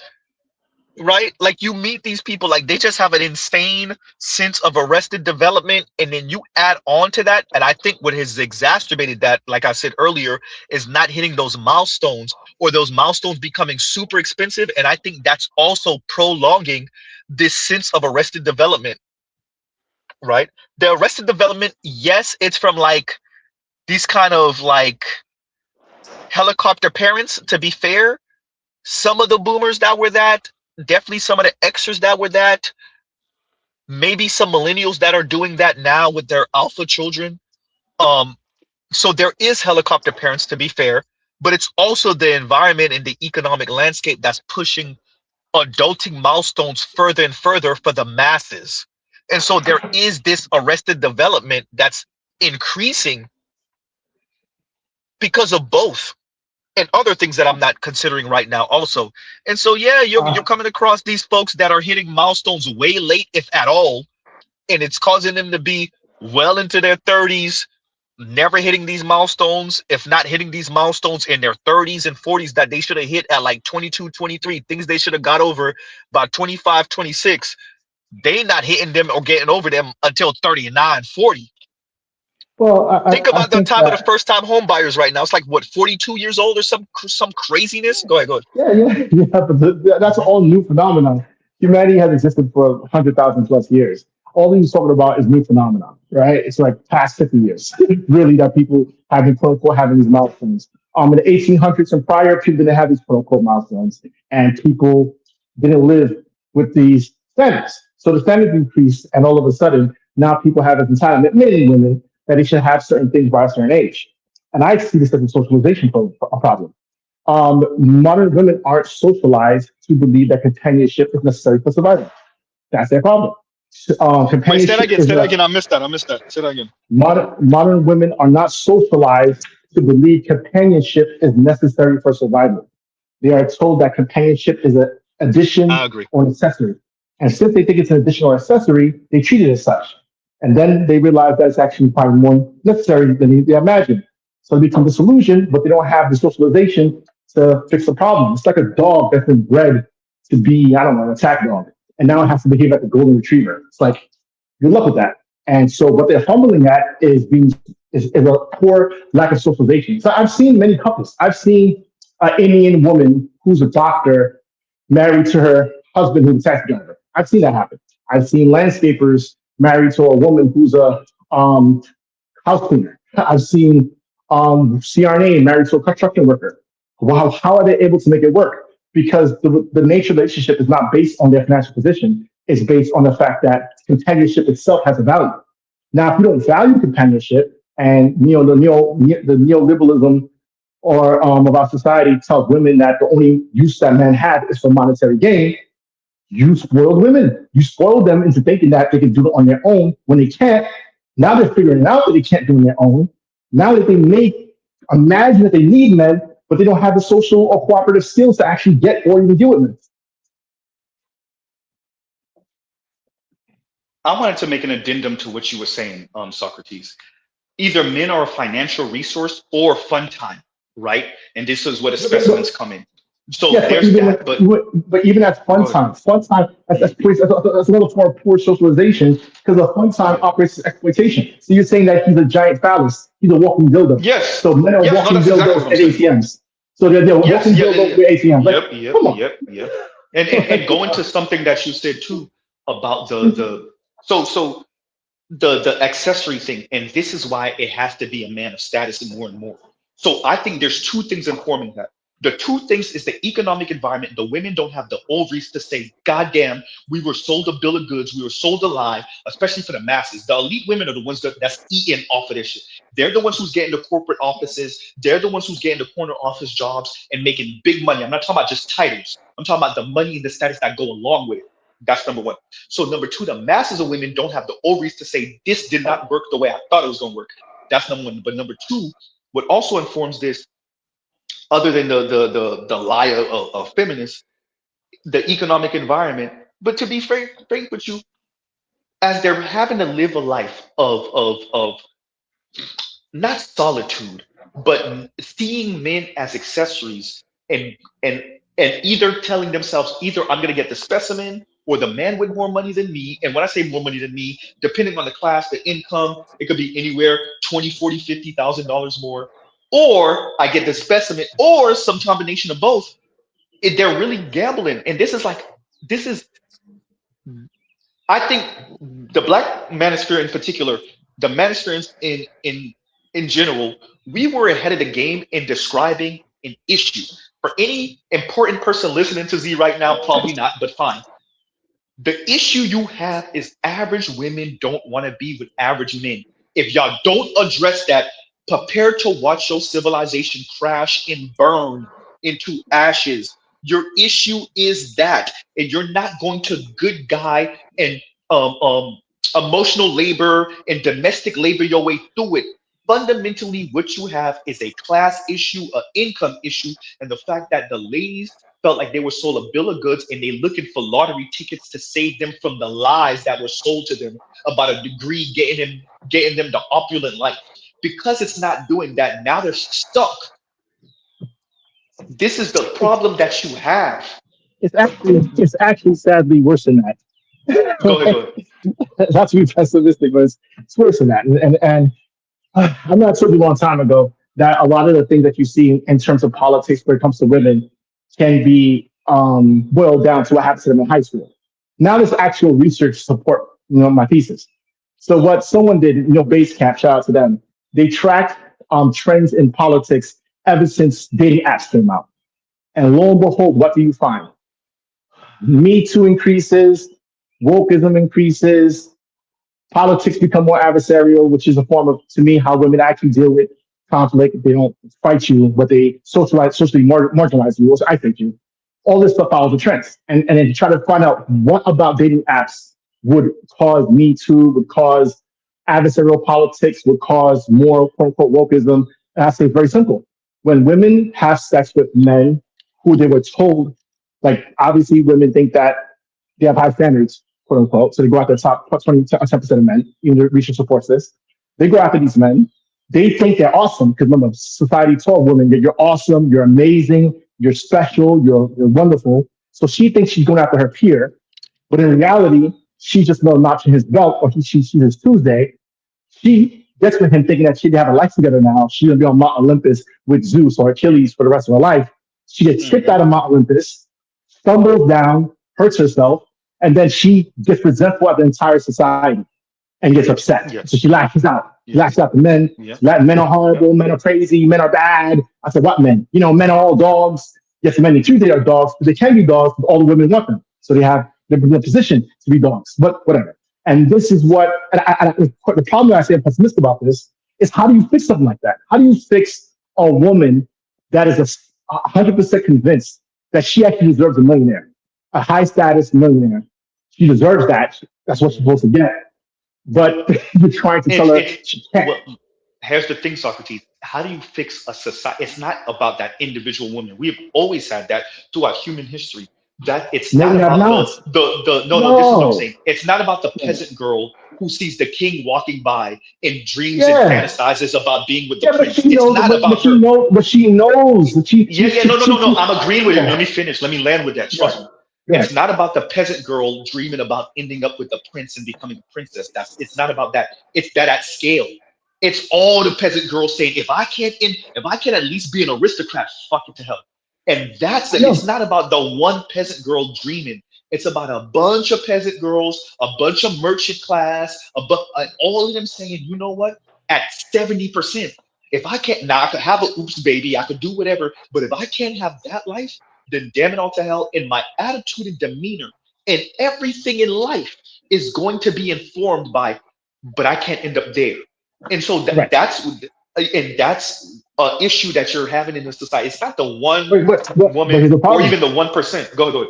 Wait, who's going to tell them? Because Scott Galloway's not going to do it. No politician's going to do it because it's literally politically third world politics. Who's going to tell women that, your problem is your standards are too high. You're not that awesome. You're not good enough for the top men. It gotta be women. It gotta be a white woman actually. But go ahead, Leon, because Leon gotta say something. Go ahead, Leon. Go ahead. There are truths in what you're saying, and I wrote a paper. I was telling Compassionate Callous about it. I'm complete with that paper, but then I ran into the conversation of autonomy and positive liberty. This is okay. So instead of hyper focusing on feminism, you need to focus on the principles of feminism, which is positive liberty and autonomy. But what I read was we're saying we're coming to that conclusion, but this is the reality. You can have a woman redefine herself at any moment of time that she wants to. So one form of it is she's young, you have a place, she wants to show her worth, so she wants to pay bills to prove that she can do what you do and all that. Then the burden comes, and now she wants you to pay 100. Then she wants to be single. Then this in this relationship, and it causes chaos. Wait, hold on, I'm outside. It causes chaos because there's no form of gender roles or constant roles within a relationship, and they're allowed to redefine themselves. Not only that, positive liberty and autonomy allows them to engage in relationships with no interference. And see, they write about these things, but they don't tell the other side of the responsibility, not only the responsibility, but what it actually produces. And what it said it produces is, what is the word? Tunnel vision. So tunnel vision is defined within, when you're talking about humans and positive liberty, as someone that uses their limited information to come to a conclusion about someone or something. So instead of utilizing your community or your kinship, you use your autonomy to separate from their opinion and their stance and their thoughts about the individual that you're dealing with, creating tunnel vision and a biased conclusion Pause to right your there, Louis. thoughts. Pause right there, Leon. Pause right there, because isn't that what we see with the corporations? Isn't that what Yes. the profit is private, but the cost if they fall on their face is public, and that's where our tax dollars come in. Isn't that what the ladies are Yes. saying? That's Yes. exactly what they want. If they win an individual rich man or whoever the ideal dude is, that's for them. But if they fall flat on their face in the pursuit of that, then the collective of black men, this is Yes. what I played earlier. The collective of black men are supposed to come in and do a little bit here and a little bit there. So she gonna have one dude for the peen, one dude to help her It's son worse learn than how to that. play baseball, one dude to go ahead. So as I'm reading, okay. So redefining one's freedom and autonomy is something not to interfere in, even when they alter it. Like I said, she can go from being a woman that's trying to prove herself to believing that a guy should play 100, or saying that we're partners. And they're not connecting. The partner is, okay, I'm cool with the relationship we have, but his stance is he's not her partner. But she says partner because she's really in survival mode and she can't get out of that gear. She's going to remain a partner, meaning she's going to continue to work and do what she's doing. She's not going to alter that. So I know I'm just explaining something. So check this out. Mm-hmm. If you try to alter that by saying I'm not protecting you because of this, Mm-hmm. what it labels you as doing is interfering in someone's autonomy, right? But they're saying your argument is coercion.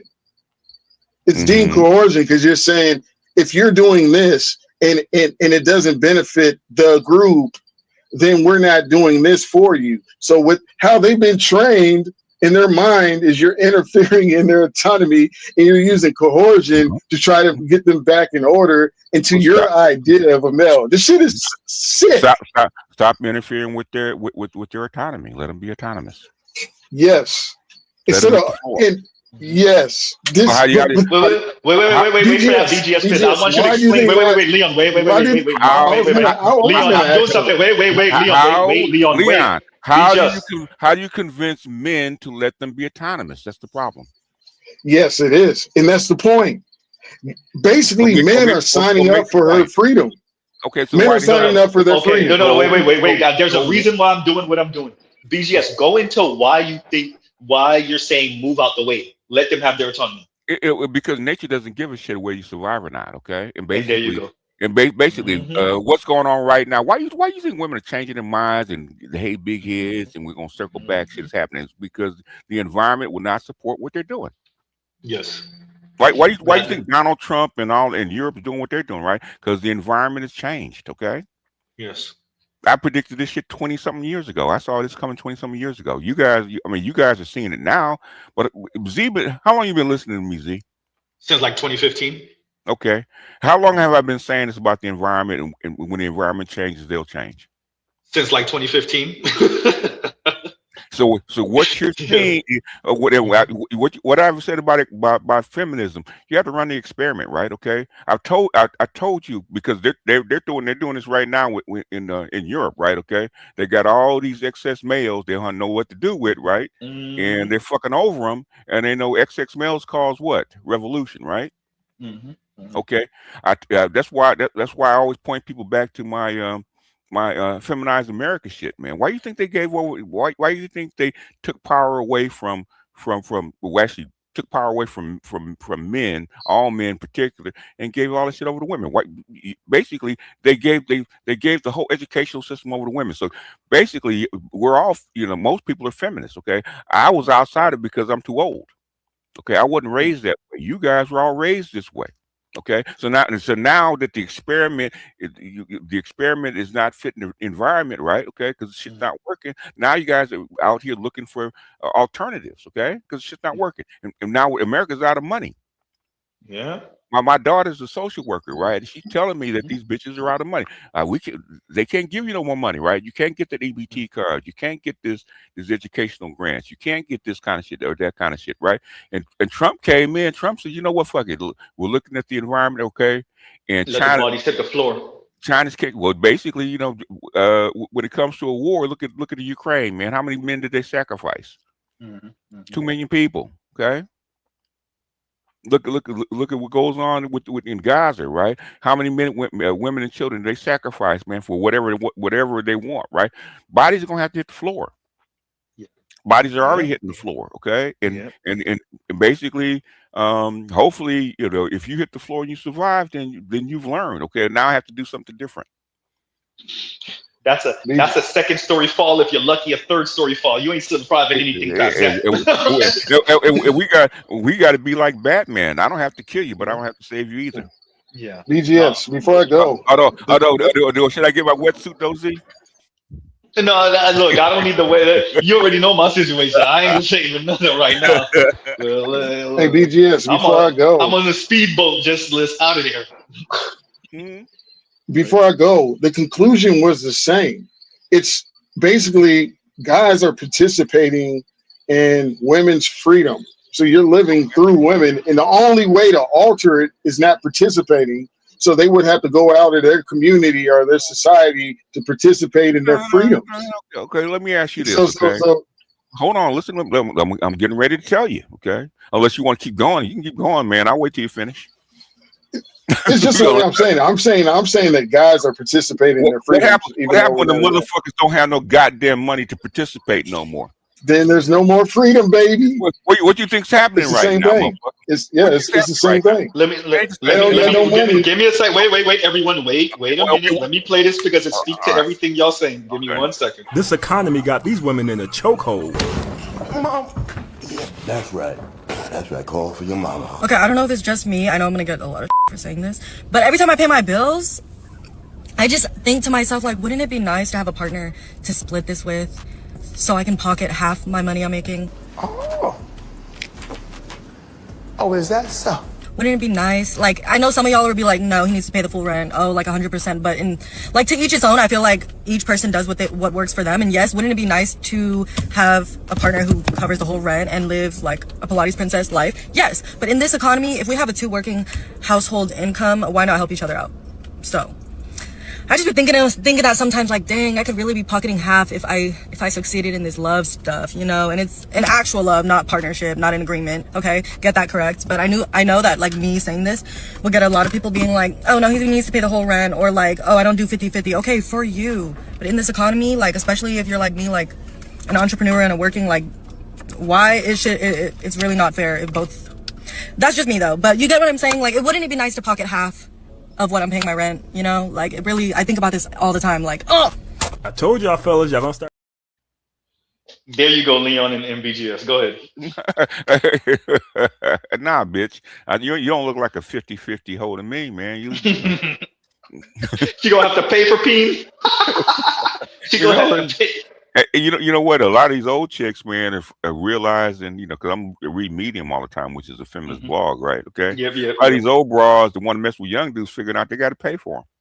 Yeah. Whoa, really? Now, what do you think? How do you think men get their young, older guys get their younger women? It's fascinating to me, and that Mhm. lets you know how warped it is and how Mhm. comfy we've made life and reality. That their Mhm. reality is so distorted. And to be fair, there might be some dudes that your target practice, he'll pipe for fun. He'll Yeah, pay they're for his own gas. And yeah, but for the most part, you have to understand if you're dealing with a 23-year-old, 24-year-old, he don't got yeah, no money. they got no He money. don't Yeah, got no money. no. You gonna have to pay for that Uber trip from his mom house. Let's be clear, to Mhm. your house. You gonna have to pay. You gonna have to pay to put gas in his car, and you might have to buy a PlayStation 5 or something. That's what it is. What's going to happen when the older guy that's your age, okay, that you didn't support gets laid off from whatever job he's at, okay, and he can't support you either. Mm. You wind up in an extended stay hotel looking for GoFundMe's. Hey, that's a real story, though, BGS. That's really happening. I'm not. Why you think I brought it up? Okay. Okay. What? You've been around me long enough. What did I say about 2019? Get right or get what? Get left. Right. Okay. Get left.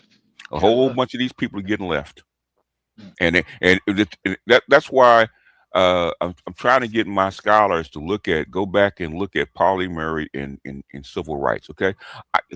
I love the black community because I'm a black person. I'm a pro-black person. I've been a pro-black for forever, right? Fuck the community, right? You bitches made your choice during civil rights, okay? You gave white women what was supposed to go to your man because you didn't want your motherfucking man to have it. Polyamory made that abundantly clear. She said give it to the white women because white women are going to do right by us. Yes. Guess what happened? They still married their white man and dipped off with half the resources. Like the chick talk about what if black? You remember the chick with the hands? Okay, what she said? What if black women actually gave black men the jobs and money and opportunities that white women got? What would the black community actually look like right now? Like a community.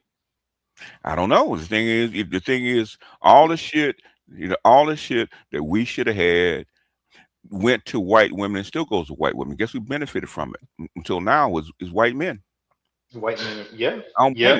I'd gave you okay. Y'all black women want to give your jobs an opportunity, your black men's jobs an opportunity to the women. Okay, fine. Okay. We're not gonna marry you, so why should we marry you? You ain't got no money. Let's go get with her. She got the money now. Yeah. It's just my finances. And I got 2 Beckys on my line right now. I'm trying to work something out. It's Becky trying to find a fucking chair. She don't give a chair. True. Becky trying to find a chair. Becky trying to find a chair. Z been around me long enough. I said that how many years ago, Z? Oof. Pretty much since the beginning, since I first listened to you, 2015, 2016. When the music stops, okay, the music's just slowing, okay. Word to stop, okay.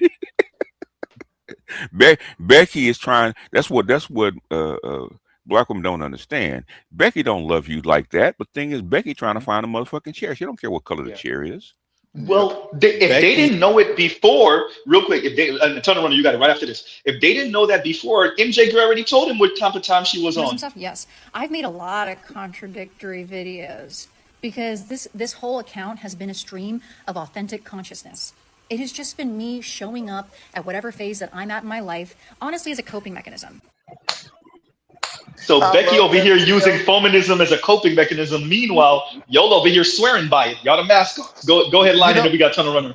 We got to get Tunnel Runner. What I love about that video? Because she pretty much telling them chicks is like, yeah, I lied, and yeah. Well, no, I was talking like this because this is how I felt. And because it's on the feeling, this is how I felt before. And to be honest, this is how I felt because I couldn't get the type of man I wanted to do what I wanted him to do. Now I got this fiance, and she said it's coping mechanism. I used it as a coping mechanism. How more blatant can you get? What I was telling y'all is where I was, and she's being honest, or at least what we could tell. That's where I was when I was hurt, when I was angry, when I was pissed, and I was using this as a coping mechanism. Now I'm here. Now I got the guy that I wanted to do what I wanted him to do, and guess what? I'm out. And guess what? That's what a lot of these other chicks are doing. Even the chicks that are spazzing out on them. They not spazzing out because she got married. They're spazzing out because she got married and they didn't. That part. Okay, Definitely, that was happening. That's why. That's why. She That's, the situation is so jacked up.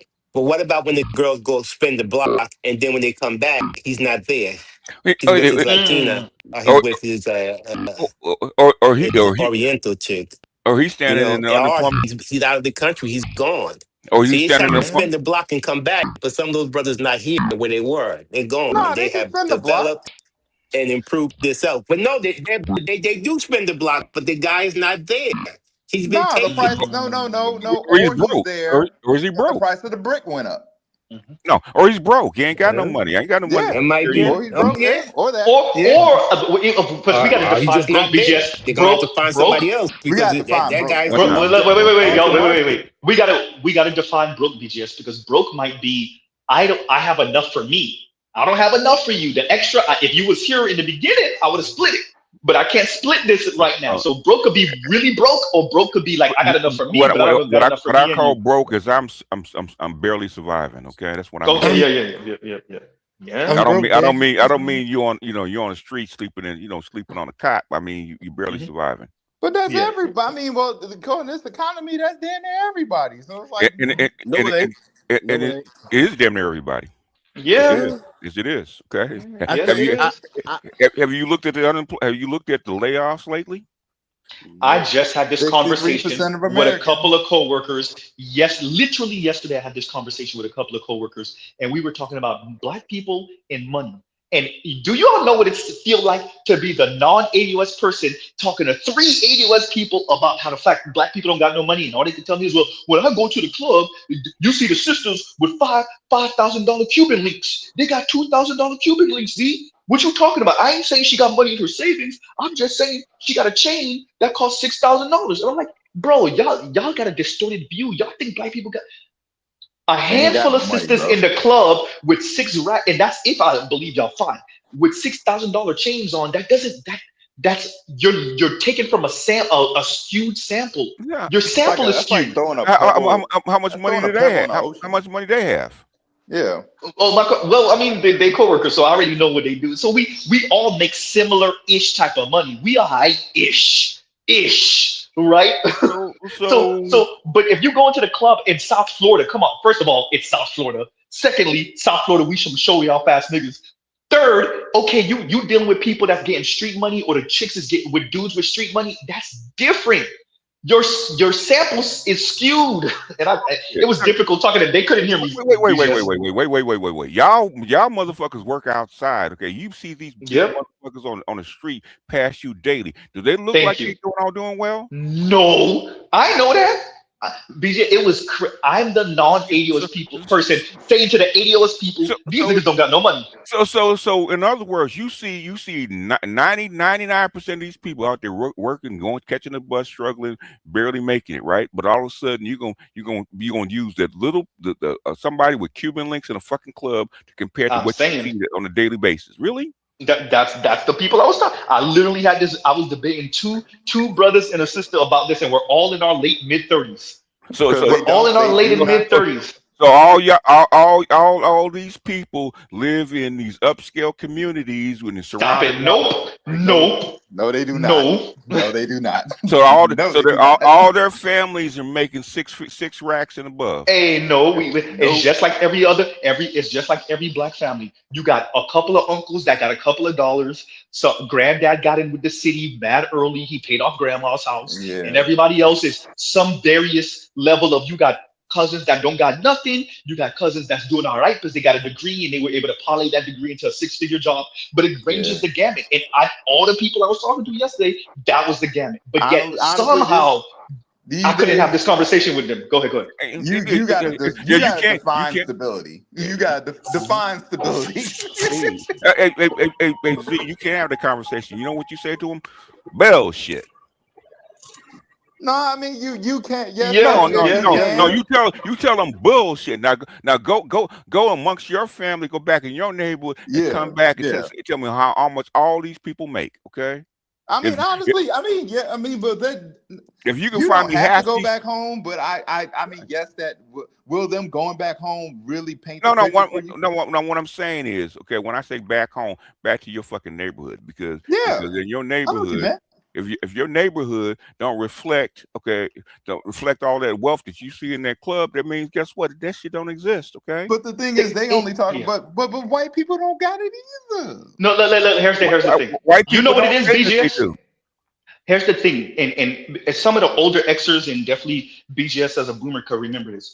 It's like having a conversation with people in the late 90s, early 2000s, and it definitely happened in South Florida, and they have a distorted view of black money because of the drug game. And so and that's what it felt like. I was talking to people that have a distorted view of money because of scamming, because of drug game in South Florida, and because of how many people are like piecing together different, I do braids and I do hair and so these people may get they might get a big $1,000 that they didn't think they was gonna get or whatever. And so it just distorts your view of money and but how long it takes to get it. Living, they confuse their cost of living in their state with everybody else. But not even the state. Look, don't get Miami twisted. Our median income is still $30-something, $40-something a year. And we don't let and this is by the way, same thing in New York. No, not your median. I mean, okay. Miami is not Los Angeles, y'all. No matter how much Los Angeles, I know. Miami is not this is okay. Miami is not New York. Miami's not Chicago, okay? Exactly. Miami's not even Dallas. What I mean, like, I didn't mean to question the median. I got the median. I was talking about. You remember? You shared that map because I've seen that map too. Like how much they call, how much you need to be living comfortably. Yeah, to be living comfortably. That's what I'm talking about. That comparison. No. But you remember, but most people don't meet that number. That's number one. Most people don't. Yeah, that's what I'm saying. This is the thing. This is the thing with South Florida that you have to appreciate. The Tri-County area is where the money is, and Orlando, Tampa too, some of the West Coast, but don't get it twisted. Most people are not hitting that number one. Number two, the people that are hitting that number are pulling the number so far up. That's why there's a big disparity between average and median in South Florida. Exactly. A big difference. Yes. Go ahead, BJ. Is real. What it really is. I live in a city where most people don't meet that quote unquote median, which I don't believe. Okay, why you think Los Angeles has the highest homeless rate in the country? Okay, it's just too expensive, boy. Why you think all the black kids got to leave? Yeah. And now New York right behind you. And now they have to. Why you think people like Mondani and rich stabilization and all that good stuff. Rich stabilization because your workers are leaving. Yeah. So San Francisco's already barren. Okay, well San Francisco's crumbling from the inside because all the workers got to leave. One of the saddest documentaries I ever saw was about the Bay Area, and it was a brother. I will never forget that. I watched this documentary. I don't know how long, maybe 6-7 years ago, and it was a brother who was born and raised in the Bay, and now he got to live out of a car, but he just got priced out. He got priced. He works. Regular black man, just an average brother. He looked like he was maybe in his early 40s, mid 40s, and it's just he got priced out the game. But the thing is, which I'm which I don't like, and I think which I call it political whining. Okay, is because that's why I showed you the Tesla house and the e-bike. Okay. Yeah. If you can buy a whole house, manufactured house that can just fit you, okay, modern house like 300 or 400 square feet that fits you, get an e-bike, you can get out your mama's house, get out your mama's basement, and do okay. The banks will suffer, but things will do okay. But thing is, do modern people, white and black, have the political will to actually make these motherfuckers do what they're supposed to do? I think the men need to be the ones. The women ain't gonna do it. The men gotta be the ones to take that step and say, "This is my life. I'm gonna be minimalist." I don't think who's the biggest voting bloc in the United States? Oh, the women. Okay, White until the women hit the floor, the same thing could apply to them. Guess what? I don't think people got the balls nor the ovaries to do it. A lot of people's mentality. A lot of these people just want to suffer slightly less. That's all, or just feel better than slightly someone else. That's the ignorance in America. So, in other words, I got a tent instead of a cardboard box. I mean, you got chicks who's happy of getting. You got chicks out there happy getting $350 a month in child support, but would have gotten way more if they stayed with the man. That's the type of logic There we've was been a dealing with. Okay. there was a study, Charles and BGS. There was a study Mm-hmm. that they did where they asked people, would you rather make $50,000 and earn more than everybody else that you work with, or would you rather make 100,000 but everybody else that you work with make 200? And the majority of people said they would rather make the 50 and earn more than everybody they work with instead of the 100 and everybody else make 200. So the second you walk out that door, you make more than just about everybody else. But you would rather be the man in your space. Nigga. Go ahead, please. It's all relative. That's why. Yeah, that's a Tocqueville paradox. It is all relative. Tocqueville talked about this. Wait, let Vince say that real quick. Say that again, Vince. That ain't me. It wasn't Vince. It was me. It was me. Oh, that was Socrates. Okay, go ahead, Socrates. Go ahead. Alexis de Tocqueville talked about this. It's called the Tocqueville paradox. You're breaking up. I need you to say that again because it was important what you was going to say. Yeah, say that again. Alexis de Tocqueville talked about this. It's called the Tocqueville paradox. Tocqueville paradox. Okay, explain it to us. Correct. Tocqueville paradox is a feature he saw in America where Americans can do extremely well, but if they're not doing better than their neighbors, they still feel bad. Okay. Yeah. Yeah, it's all relative. Yeah. I mean, it's called relative. I can have the smallest house in the nice neighborhood. I'll take it. I'll take it. It's called relative bigotry. That's all. Oh no, white people. But it's not just black people. It's not just black people. And white people. I'll take it. Look. Who said I don't call white people niggas? Because white people ain't niggas. Okay. Because white people is just even more niggerish than us. No, I don't think so. Okay. Who don't want? Do me a favor, Charles, when you get a chance, read this comment because it got to be your voice to say it. Read the comment that I have highlighted, please and thank you, and your most niggerfied voice possible. I don't even know if I can do niggerfied. Go ahead. Hate watches, hit the like button. Fuck yeah. I mean, here's my thing. Thank you, Mr. DJ. Go ahead, Charles. I don't really care for haters because if you're gonna spend your Mother's Day watching somebody you don't like, that tells a lot about your life. So I mean, sucks to be here. Sorry for your damn luck, but this is the reason why. Suck, as KMS says, sucks to suck. And this is the reason why I look at it when it comes to people in their economics. I've said it for over how long? Over a decade. To a lot of young brothers who were probably in their teens, early 20s, now in their 30s. And a lot of them are struggling. Some are doing better. Very few are doing better. It takes you that damn long to listen to sense. And it's like the proverbial children of Israel in the Old Testament. You motherfuckers couldn't wait. Couple of days, y'all had, as soon as we had Mount Zion, you got to worship your golden calf. Black community is the children of Israel. The golden Volvo. We gotta take you out for 40 years in this wilderness. How long did Jesus stay in? 40 days. You literally have to cleanse. Either people just die off or they're too old to affect shit to actually get any type of value out of it or any type of difference. Because at this point, you have the tiny house option. At this point, do you really want your rent to be $2,000, $3,000 a month? And we're just saying rent, not even mortgage. We should get some type of equity back, type. Mortgage in South Florida right now, probably an HOA. Yeah, you're looking at 32, 28 if you're lucky, 27. And I'll be damned if I'm going to live in a house without a basement, but, Yep. We got a couple of houses with basements in South Florida, but not really. It's not a thing. Yeah, they call it indoor pools. But anyway. Go ahead, Charles.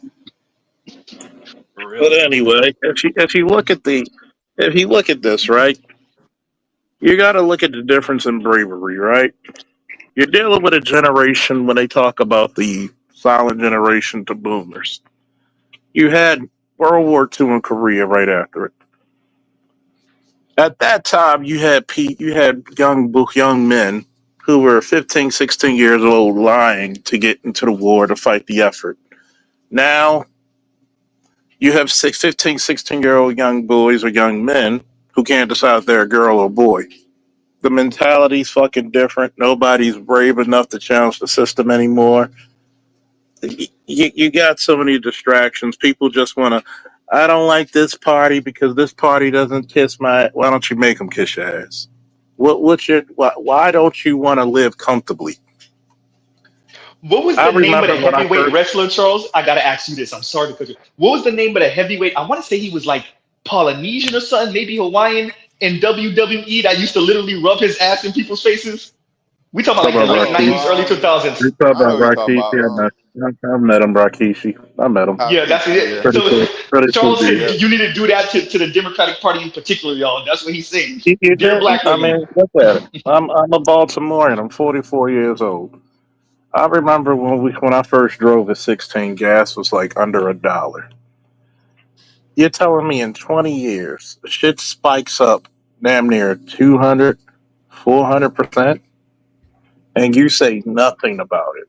You you want the minimum wage of working McDonald's to grow, but you don't want the education to get a better job. You don't want the opportunity. See, this is the stupidest shit I ever see.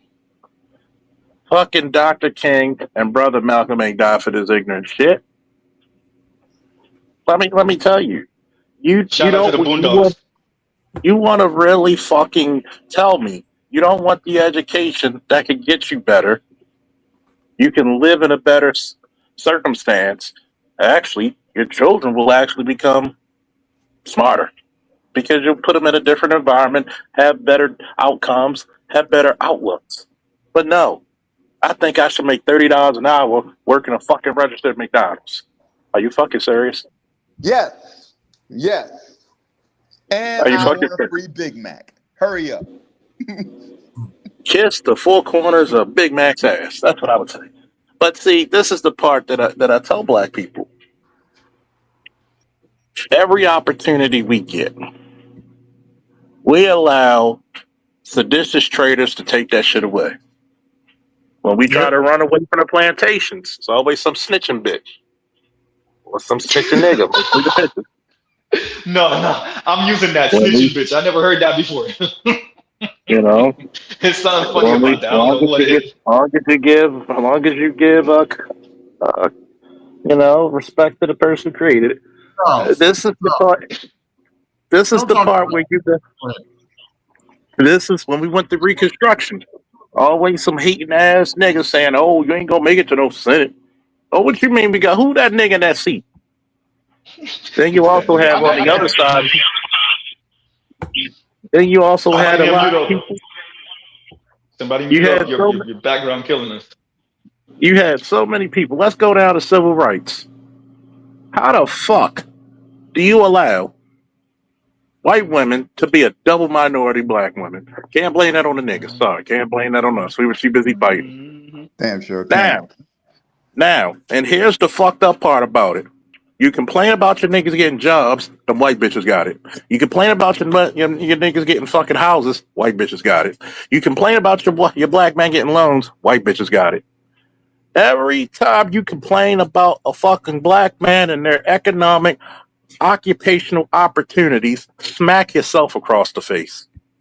Because Let me. remember, they done statistics and studies for 2 decades that when men get jobs, money and opportunity, the community grows. When you give it to women, it stagnates like a goddamn septic pond. Because You it's time wonder to go why shopping. it's not even the shopping. Think about it. I don't need no man. I don't need no kids. I'm gonna live my best life. You know what your best life means? Perpetual poverty for the community. Pretty much. Almost entirely. And then what the fucked up part about it is,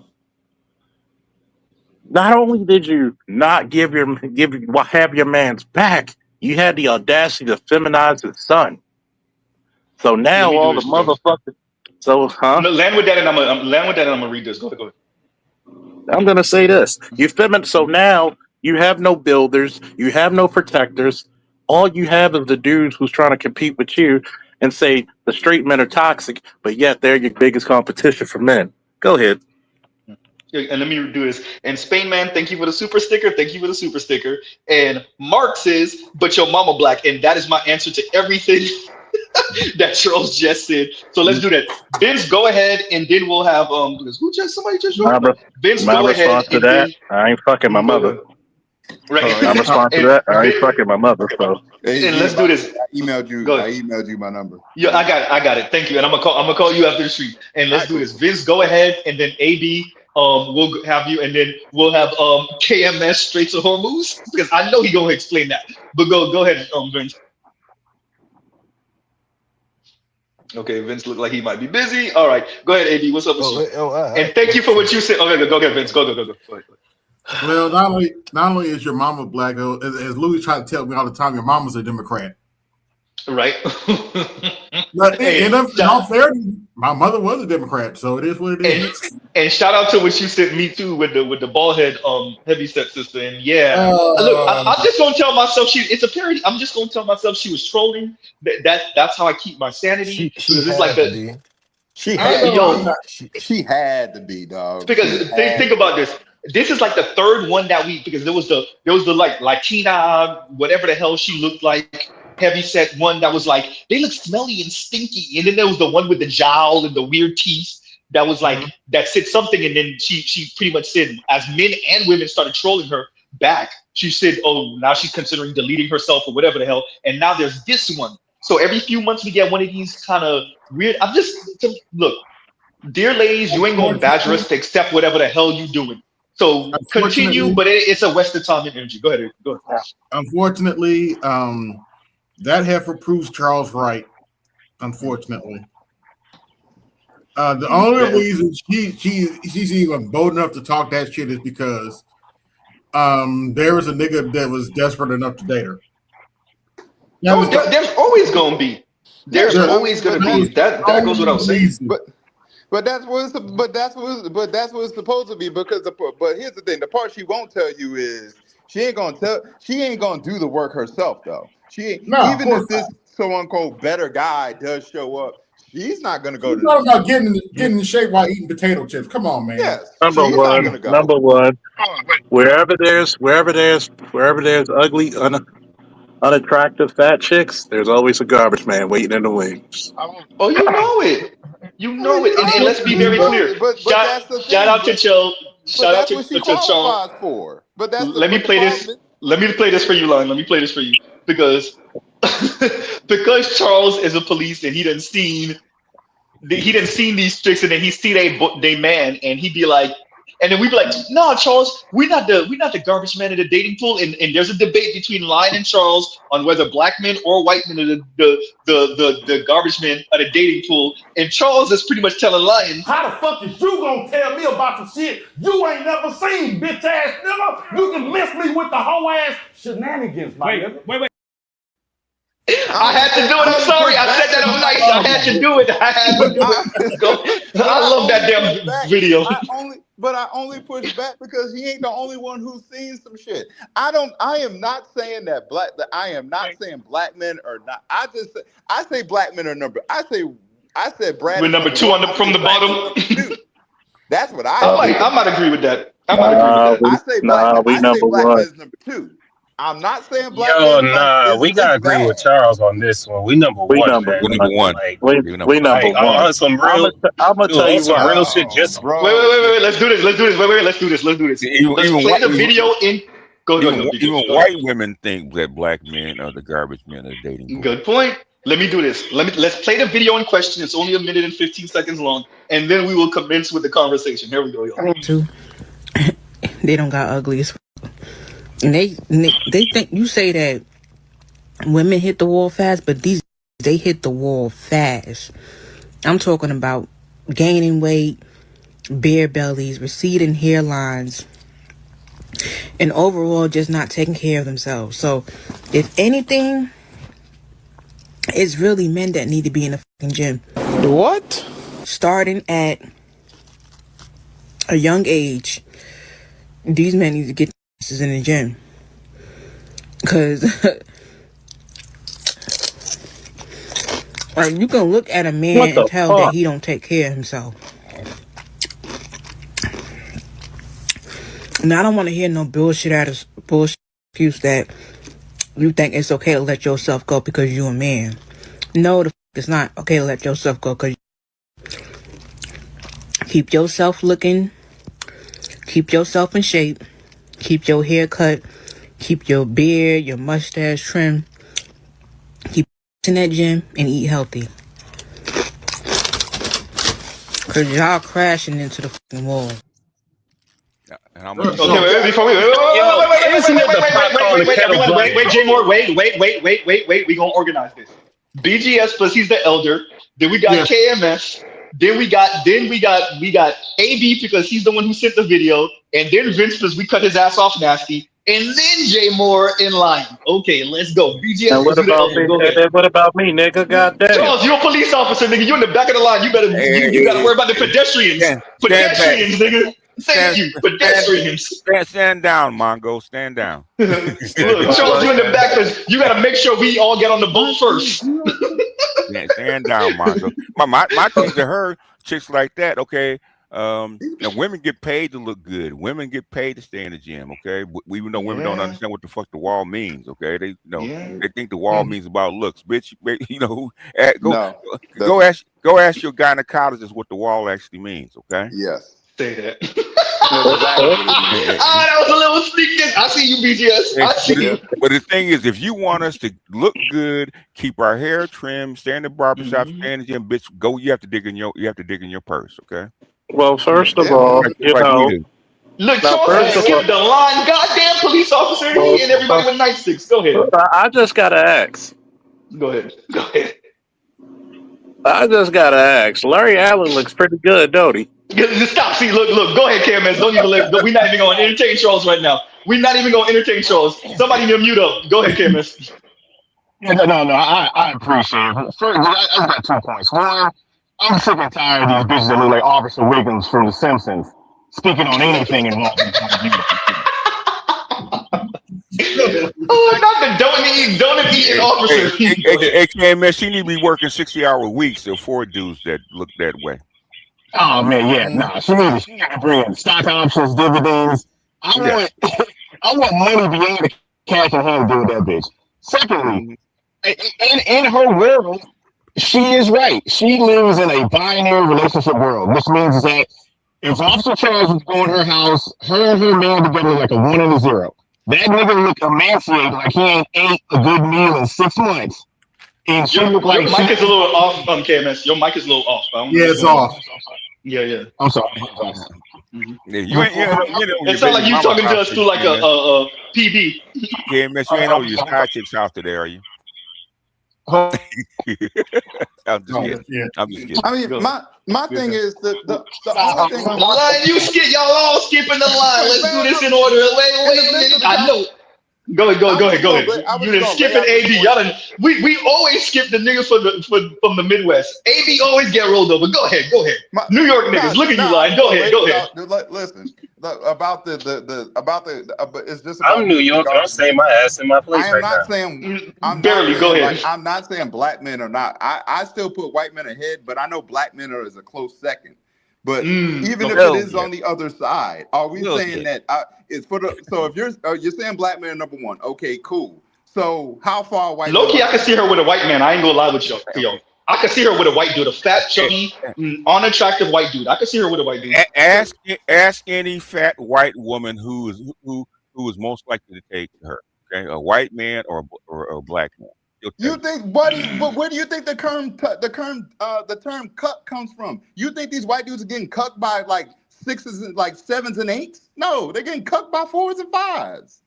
3s, 2s. Yeah, but there's a these white dudes don't have. But there's a big difference. There's a big difference. But we're not white. Man, everybody knows. The white women know that a black man will accept her at any size, any weight, any color. Okay? I can't disagree with this. White women know that they have to be in shape if they want a decent white dude. Okay. Yeah. No, wait a minute. We gotta let AB go. AB had the next. Go ahead, AB. Go ahead. There's something you're not keeping in mind. A lot of those white dudes that date those kind of women are getting paid. Yeah. It is. Yeah, shout out to Lonnie Love. Oops. Really? Anyway. Not really.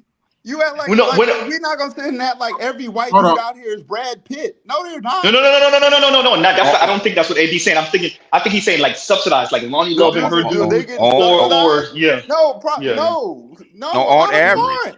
On average. On average, okay? But the black women know that shit. Why do you think black women talk so much shit about the way they look? They know. They know.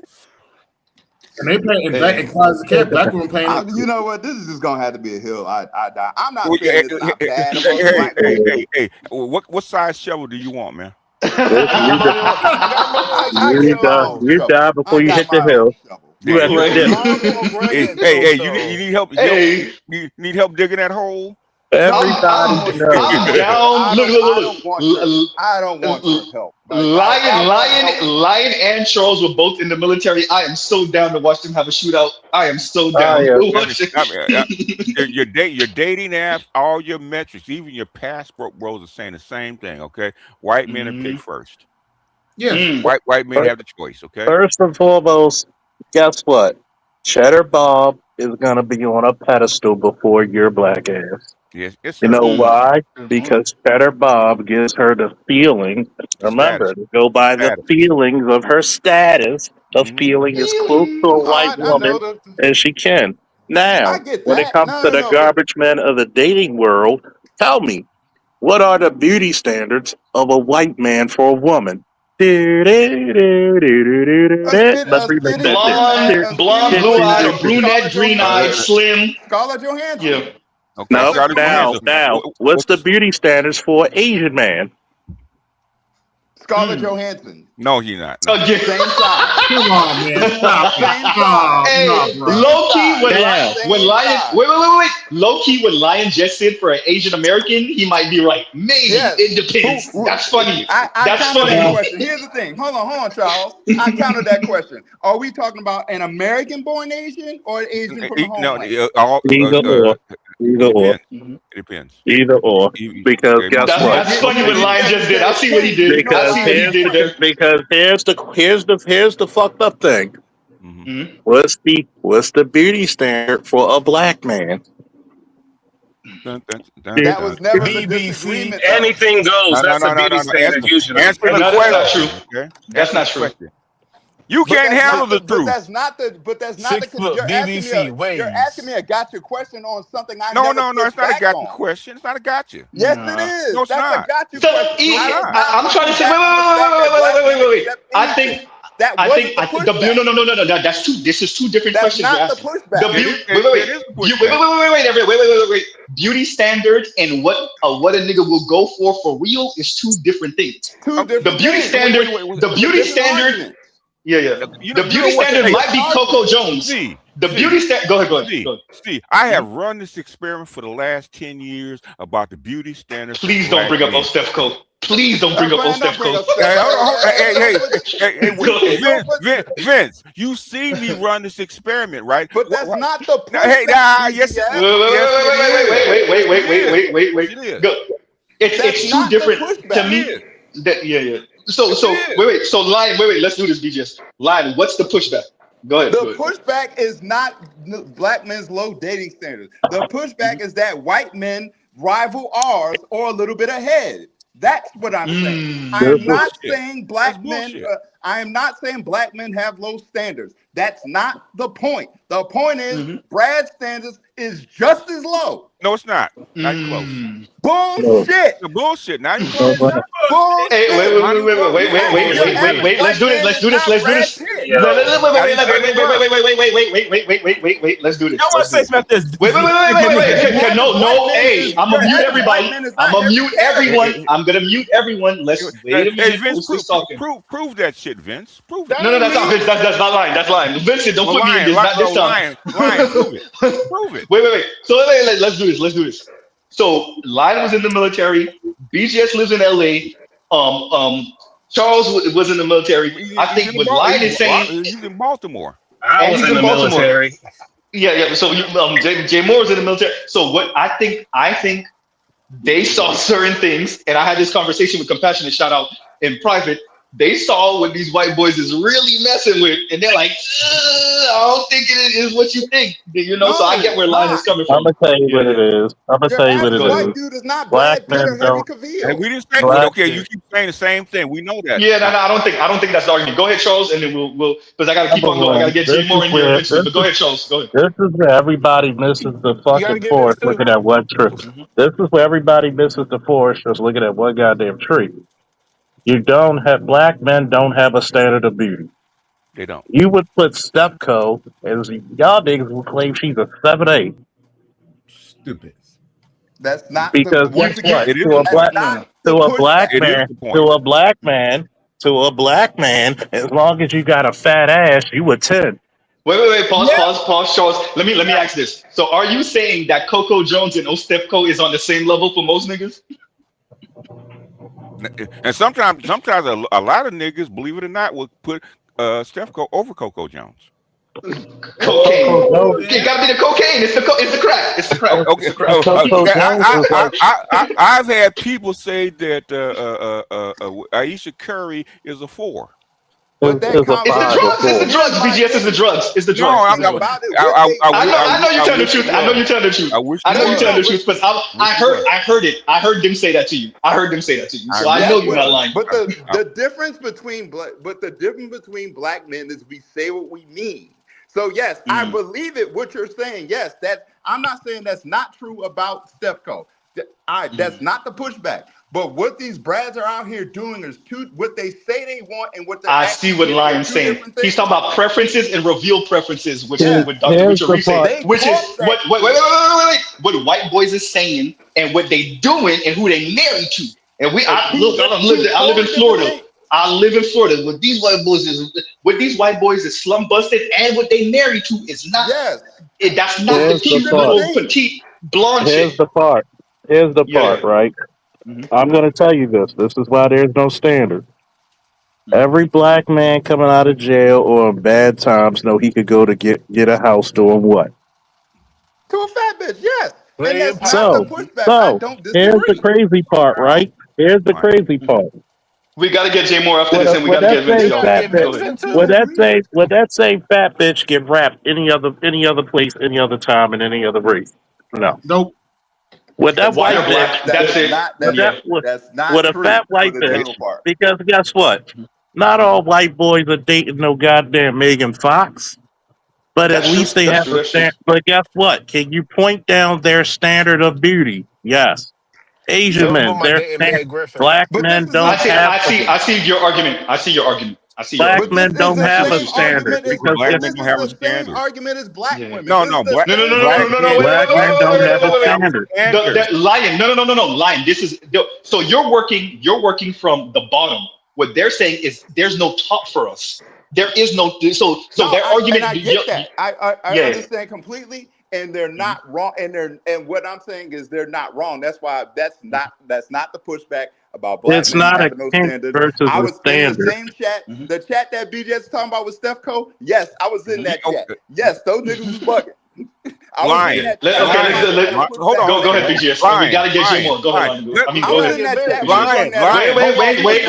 Wait, everyone, wait a minute. And no chaos. We have a line going. So let's do this. So go ahead, BGS, and then we'll get Jay Moore. Go ahead. And Unlike Vince. you, I've run the experiment already. Okay. Unlike you, I've run the experiment. Okay. And what the thing is, what you will Did you run the settle? experiment Hey, on white men? can I finish? Wait. Let BGS land, and then you got it. We got to get Jay Moore. Go ahead. Unless you want VHS to come out, then VHS we can go back and forth. Okay.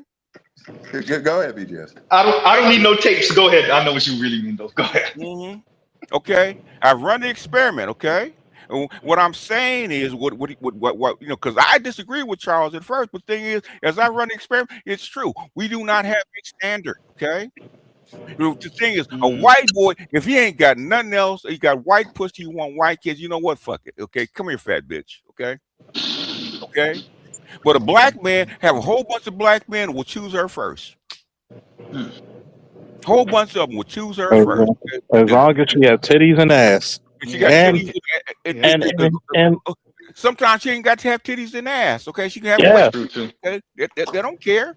In fact, And we here's have, As long as the box exists. we got and way here's the way more black male chubby chasers than we have You know, white male you know chubby what I chasers. think? You know what? and Honestly, I already see what this is. We're arguing two different. We're No, arguing two different points. That's what it is. We're you're, arguing two different points. you're Because arguing. I Man. never Wait, everyone, before No, before because you I was finish very line. clear about my position. I Yeah, never yeah. disagreed that black men do take fat bitches.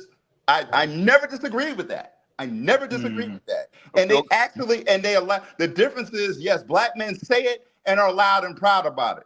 The difference I'm saying with white men is they say they don't want that shit, but that's normally where they end They'll up. go. But the thing is, we actively go out and rummage in the garbage. Yes, true. We actively do that, okay? And Yes, we're we loud do. and proud about it, okay? Yes. White men don't do the same thing, okay? It's and They'd be embarrassed. for white men. Yeah. Okay? Yeah, they're and embarrassed. here's For white men. We're not embarrassed about it. That's why Charles says that. and here's the sad part that nobody ever gets when I say it. And your black women know that you ain't got no goddamn standards. We got to do this. Wait. Before you go, Charles, somebody got to mute up. Mute. Oh my God. Okay, somebody mute up. Okay. You have to turn on your echo cancellation if you're gonna get on, otherwise you're gonna get. So let's do this. We got to let Jay Moore go because Jay Moore.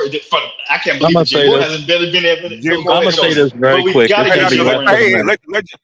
Jay Moore jump in. Yeah, because I've been saying this for a long. Go ahead, Jay Moore. Go ahead.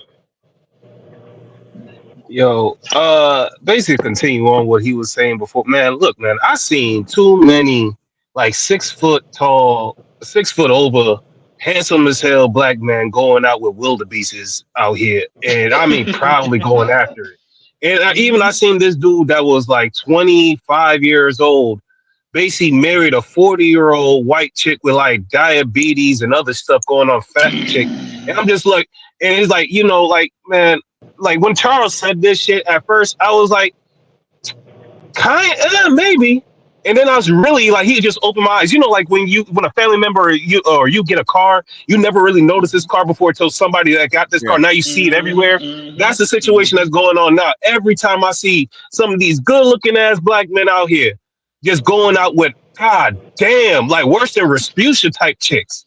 And I'm just like, yo, Charles, fuck you. For real, man. Like, why you gotta open my eyes to this shit?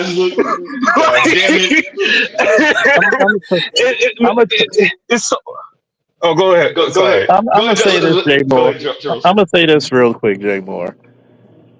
Not only am I talking about you'll deal with somebody who looks like a broomstick to someone who looks like a goddamn double-door refrigerator, but you'll also do something that white boys, Asian boys, and Arabic boys won't do, is deal with the fucking attitude and disposition. Yeah, that's different. Hell yes. That's part of the standard.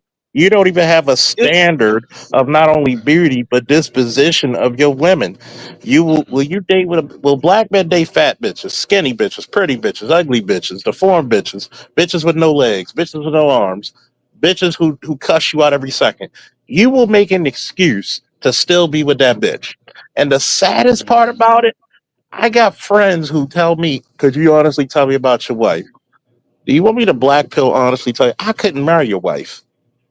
The first time she nags to me, I'd have cut her the fuck off. Your problem was, compared to me, I tell a bitch where it is. Trust me, pussy outnumbers all of us, okay? There has never been a Downs Jones fall of, the pussy stock exchange fell. No, it's never been. So let's get this out. Let's get this out. You will take a disposition of a nasty-minded, nasty-built, skinny or fat, nasty attitude having bitch, and will make excuses for your boys. Well, she got other good qualities though. No, because you were never taught to have a standard. If black men have a standard, black women will be in chaos. There will be Charles. Wait.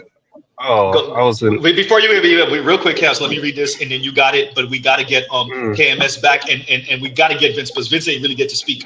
And Otis says, black men, and thank you for the super chat. Like, share, subscribe to the super chat. Otis says black men aren't raised to have standards of beauty because if they try to establish one, they get shamed. White men have a standard doesn't mean they all get that. Yeah, no, I agree. And that's But the there's a point. standard that yeah. But Oh the wait, point I you're wanted to making is that they continue on. have a Wait, I standard. wanted to But continue that's on what real I'm. quick. But that's what I mean about us arguing two different points. No, we're not. No, we're not. Yes, No, we we're are. not. Yes, And we no, are. we're not. Because Wait. Jay Moore got it. Jay Moore got it. And then we got to get Chaos and Vince. Go ahead. And Louis this just is came one up of the. too. So go ahead, Jay Moore. Go ahead. This is one of the reasons why I'm glad that I was kind of raised semi around white people to a certain degree. Because my standards are a little like, and because I'm like Caribbean to a certain like, my tolerance for bullshit goes so it's so low, and I don't like what was it called when I start going to a full on black school. That's when I start really seeing this shit for real, for like all these black dudes going out with like crazy ass chicks that'll talk to them weird and everything like that. And I'm just like, yo, why would you tolerate this stuff?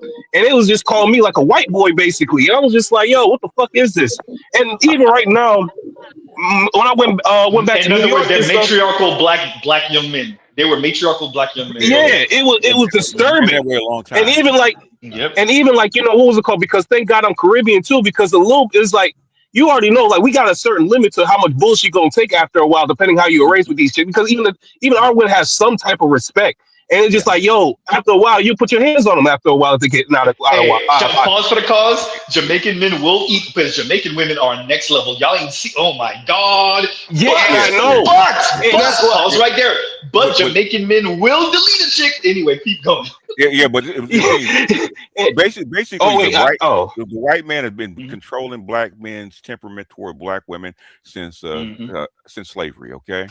Yes. Okay. Why you think that I'm gonna get the white man on you has been around for centuries. But that's and you know what? I just saved this black. No, I was just gonna. Let's do this. Wait. Jay Moore, land with that. We gotta get KMS. I got you. Go. I got you. I was just gonna say this. I just saved this young black man just now when I went back to New York because me and my cousin was talking to this chick. Like I guess she's like a family friend of his or so. Known him for years. This chick basically got already pregnant before by some other dude. And now she like this black guy would want to get with her, even though she already had a kid by another dude. Now she was putting him off, and she got with this Puerto Rican dude. Okay. And now the Puerto Rican dude got her pregnant, and now she wants to go with the black dude. The black dude was still about to go out with her, and I'm just like, dude, you're a sucker. Wait. No, Jay Moore. She did what she was supposed to do. The Puerto Rican dude is the dude for the pretty, the light skinned pretty. I know. I know. Wait. And the black dude is the good dad. No, the black dude is the community unit that you've been raised to be. Mm-hmm. No, I'm talking about for her. That's the good dude. No, that's the good dude. The black dude is the good dude, and the Puerto Rican dude is the guy for the good hair. What's that movie with Sylvester Stallone and Jason Statham? You're just an expendable. Okay, that part. So let's do this. We got to get Vincent and we got to get KMS and then Louis. So go ahead, Vince, and then KMS and then Louis. Go ahead. Finally, shit. Can you hear me? You're clear. All right. Let me make this quick. I've never heard this one statement as much as I heard in amongst black men. It all look the same when the lights go out. Yeah. So I think that these standards kind of go in a K-shaped kind of way, where the overwhelming amount of black men do not have standards, and there's a very small part of the people got some level of standards. I don't know if I can hear y'all. Yeah, we hear you. We got you. I can't. Well, I don't know what's going on. I'm gonna drop down, come back up. Hopefully, he can't hear us. That's the problem. No. I can.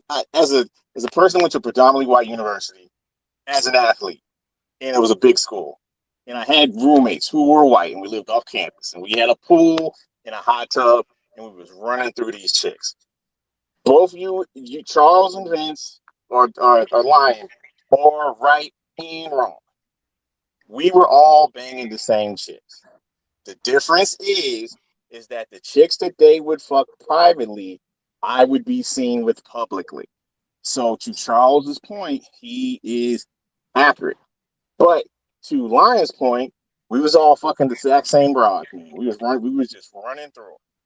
But if you expand it out, Charles is right. And it took me a while to recalibrate my standards. But just as a base, yeah, no, the difference is that black men will let the woman on your arm ultimately represents you. We all can agree to that. Black men in aggregate will let any bitch represent them. All the other races, yeah, they'll bang that fat chick, man. The white dudes love running through fat chicks. They call like a Vespa. It's like a Vespa or a moped. They're Some awesome of to them call ride. cow tippers. No, they're awesome to ride. You better not be slick Snow riding them. cows, yeah. Yep, they call them mopeds. Fun to ride. Don't let your friends catch you with them. Yeah, But it's fun to ride, but better not get your ass riding them. So Charles is 1,000% correct. A But black man. the thing about that, but the thing is, we have to be accurate about what he's right about. My pushback was never the fact that black men don't have a standard. That's Okay, what's your pushback? I never argued. I never argued that he was wrong. Okay, what's My your statement? only point is that these white men are not only just fucking these women, they're actually outside in public with them, married to them, in relationships to them. So your point about them having No, a let him standard finish. in the Let first him get it place, out. as opposed to black men not, I got no pushback for that. I agree 100%. Okay. That point I agree. Hey, Charles, let him get it all out because you're gonna keep repeating it if you don't. Okay. Okay. Yeah, because y'all keep repeating the same shit too, No, we don't. No, we don't. No, we don't. No, we don't. Y'all been pushing back the same damn thing. Y'all been saying the same No, shit. Wait. Why are we back here? He keeps saying the same Let's do this. thing. Okay. Let's do it. Wait, let's do it. Let's do this. Wait a minute. Because we ain't let Chaos go. We ain't let who else didn't get to go? Vince. Chaos. You said Chaos is not even here no more. Goddamn, Chaos I never get to speak. I want to ask Lion one thing. Okay. Okay, go ahead. Go ahead, ask me a question that I didn't push back about. No, Go okay. ahead. Why do black women? Why do white women say that white men have a standard of beauty and a standard of looks of what they will accept? Yeah, Laura spoke to that. And black women don't say the same thing. Why is that? Because we don't have a standard. So why do white women say that? Wait. Why do white women say it though? We mean why do white women say it? Yeah, white women know that white men have a standard. How can white women say that they have adhere to a standard or try to adhere to a standard and actually say that white men have a standard and black women don't? Why is that? Yes, because they actually try to enforce it. But I can. Really?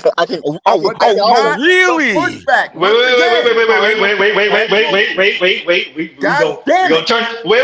We gonna turn the temperature down. Go ahead, KMS. Let KMS.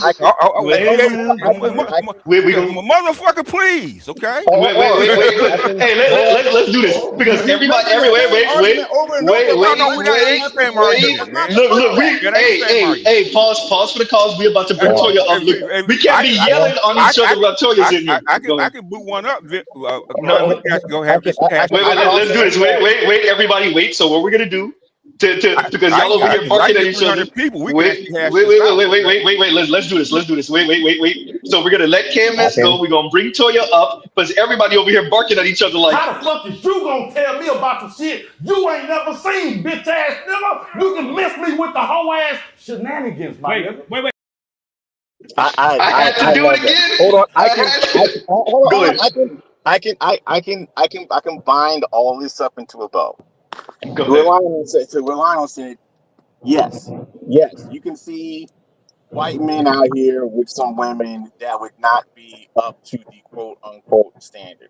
However, here is the rub. Those women also know they're not to the standard. And overall, there probably are a better woman. I knew dudes who was with some white dudes who was with some rather big white chicks. But them chicks knew that and they acted accordingly. They were kind, jovial, lack of a better word, and they knew their position. The difference is it's not only from an aesthetic situation, it's also from an attitude and temperament.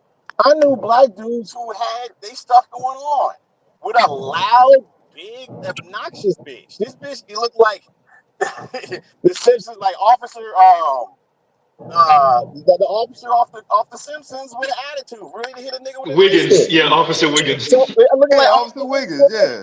But the whole point. So the thing is that yes, you can catch a white dude out there with some wild looking chick, but I bet that wild looking chick A knows she's a wild looking chick, and B balances that out. I bet everything else that bitch does is on point. I bet you come home to a clean house. I bet she's cooking if he wants to cook. She's agreeable as shit. The difference is that and that speaks to their standard. They're like, fine, okay, I can't get the body beautiful chick, but bitch, you gonna do what I ask? I only gotta tell you once. Unlike us in aggregate, oh man, pussy, and that's our fucking problem. And I'm gonna tell you what it is. Wait, everyone. Wait a minute. Let KMS land. Let's wait. Let's let KMS land. Somebody mute up. Somebody mute up. Somebody mute up. And I'm saying this as a person who went to a university, a predominantly white university, in a state that is very white. Not to give it away. So no, I've done seen this. I don't went to Walmart and said, hey man, how the fuck does that work? And then come to find out, okay, yeah, that makes sense. He's a trailer park. Yeah. Okay, so let's do this. Wait, Paul. Let's do this. So Vince, I'm gonna have to let Toya go because the lady is here. So go ahead, Toya, and then we got Vince. I promise you, Vince. We gonna. I promise you. And you gonna have space. Go ahead, Toya. What's going on with you? Hey Z. Hey everybody. Hey, what's up? What's up? Hey, I see you talk about how big them lips are again, girl. You know. What's up, Toya? Okay, in fairness, the only reason is because if I wear lipstick, I feel like they look bigger than they do when I Don't don't. keep showing off. Don't you be showing off on my channel, Toya. You low key, right? They do. Such an arrogant statement to make. Curse these big lips of mine. Anyway. But what's up with you, Toya?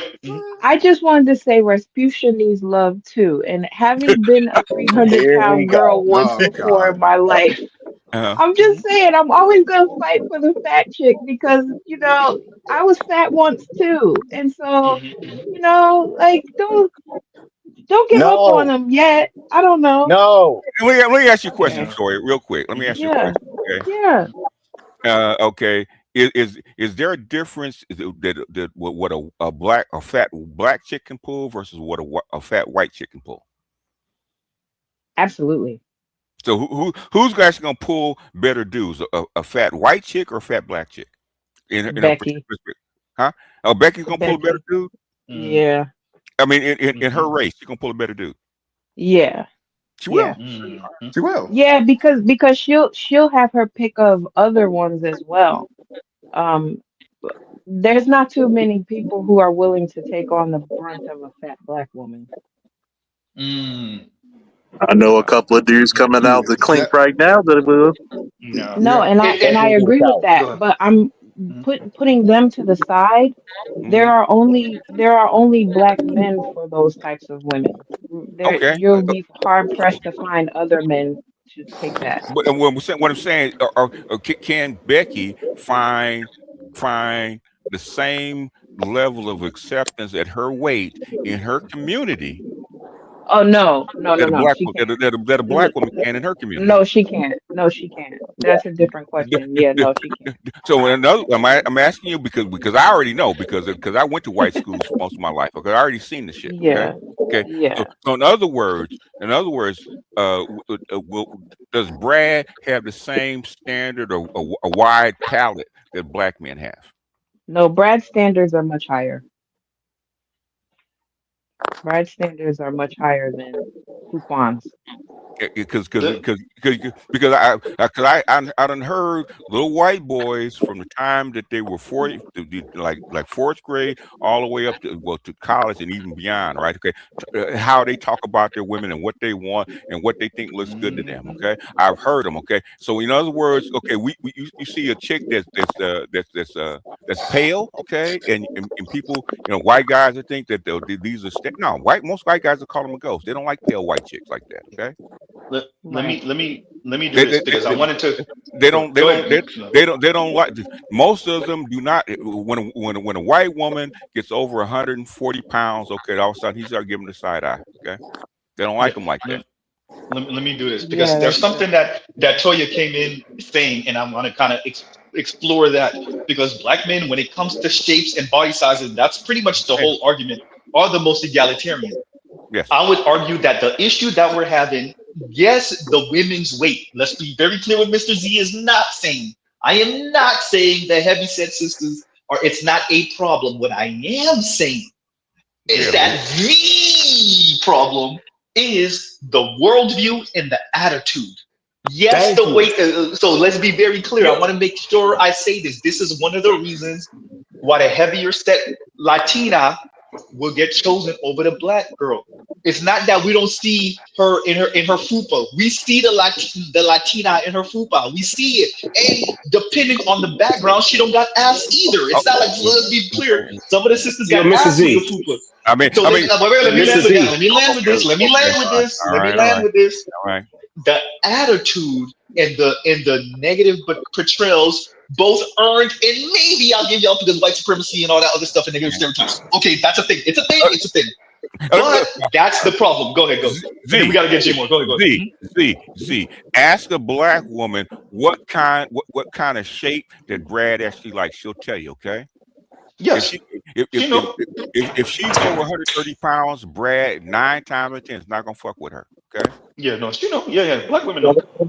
Let me put it to you. Mr. Z, I wanted to say. Oh wait, Charles. I wanted to say one quick thing. I'm gonna say this right.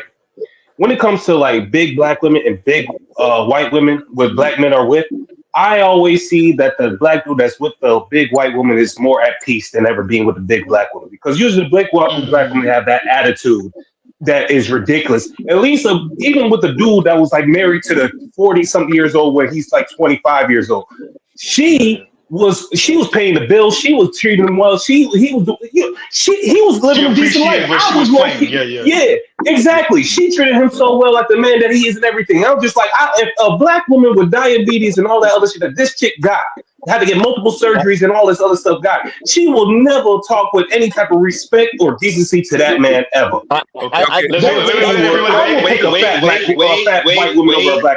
Nine times out of 10, the black guy that dates a fat white chick also dates a fat white black chick too. Like that's true.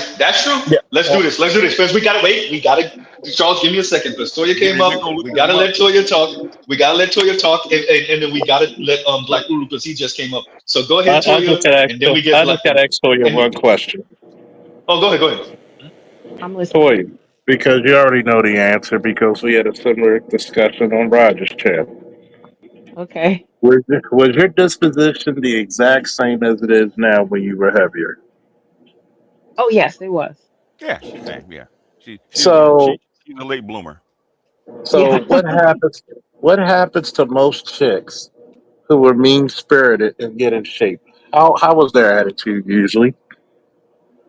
Oh, it usually improves, but the flip side of that is their self-esteem shifts as well. Yeah. So it may appear that they feel more assured about themselves, but really it's steeped in um the exterior versus my having done the work beforehand. So my Exactly. personality was intact before any of those physical changes. And with you, And normally black chicks, normally heavy chicks like that are heavy, okay?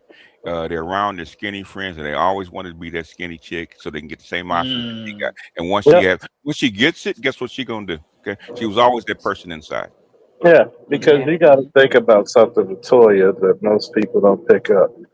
She had what she called a beauty inside, so when it showed more so outside, she was the same person.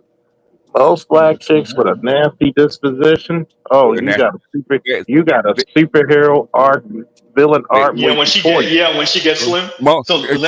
Charles, you know you're a cop, right? Okay. Most heavy black chicks that have bad attitudes, when they get skinny, they're gonna have the same attitude. They ain't changing. They're gonna get worse. They're gonna get worse. Yeah. Yeah, because they Yeah, have it more gets options. worse. Yeah. They For get sure. worse. Because now it's unlocked. It's that special Yep. level above 100. It's that special level No, above 100. it's that It's Yeah. like level that genie 5. who get unleashed. It's that Yeah. level 5 Capcom Marvel versus Capcom 3 And Ultra coming out. and Like if she you ain't got let a every time. woman speak, this is what I've experienced. When you let a She, woman speak, she gonna tell you the thing that when she get it, Yeah. you ain't gonna be able to Oh, control it. oh, Whether yeah. it's ass, whether it's breast. I don't talk to black women. They like, you lucky I don't got no ass. Ooh, y'all niggas lucky. Yeah, And I yeah, done heard them they say do. They do. literally exactly how I said it. Like, ooh, if y'all think I'm bad now, y'all lucky I don't got no ass. I'm like, oh shit, you really mean that? Like with the enthusiasm that you said it, oh, you really mean that? And whether it's breast, whatever they're insecure about, whether it's the arm fat, whether it's tummy tuck, they'll say it. Like, ooh, if I had this right, if y'all think I'm bad now, if you think I and got an attitude now, yeah. Go I'm ahead. gonna tell you this real quick because where I used to work in the Northern District, right? You had the hood and you had the $1 million homes. Mm-hmm. Bad a black chick gaining weight after pregnancy. 9 out of 10, she ain't losing that shit unless she's dedicated. Yeah. Most of the time, she ain't losing it unless she's a dedicated black woman. You go to a middle class, and I'm just talking about, let's say both middle class black women, they ain't losing that shit. You go to a middle class white woman. Oh, she running with that stroller for three She months. She running with a running with that stroller. stroller. She walking them hills. She's doing Yeah, them she walk. hiking trails. Cause she know that white motherfucker ain't taking that heavy black Yeah, shit. yeah, yeah. Black Black man. men, Yeah. black men. Mm-mm, Always trained. you would. Let me do this because Charles says BGS. I got two fucking daughters, man. Grown daughters. I know how this shit works. Okay.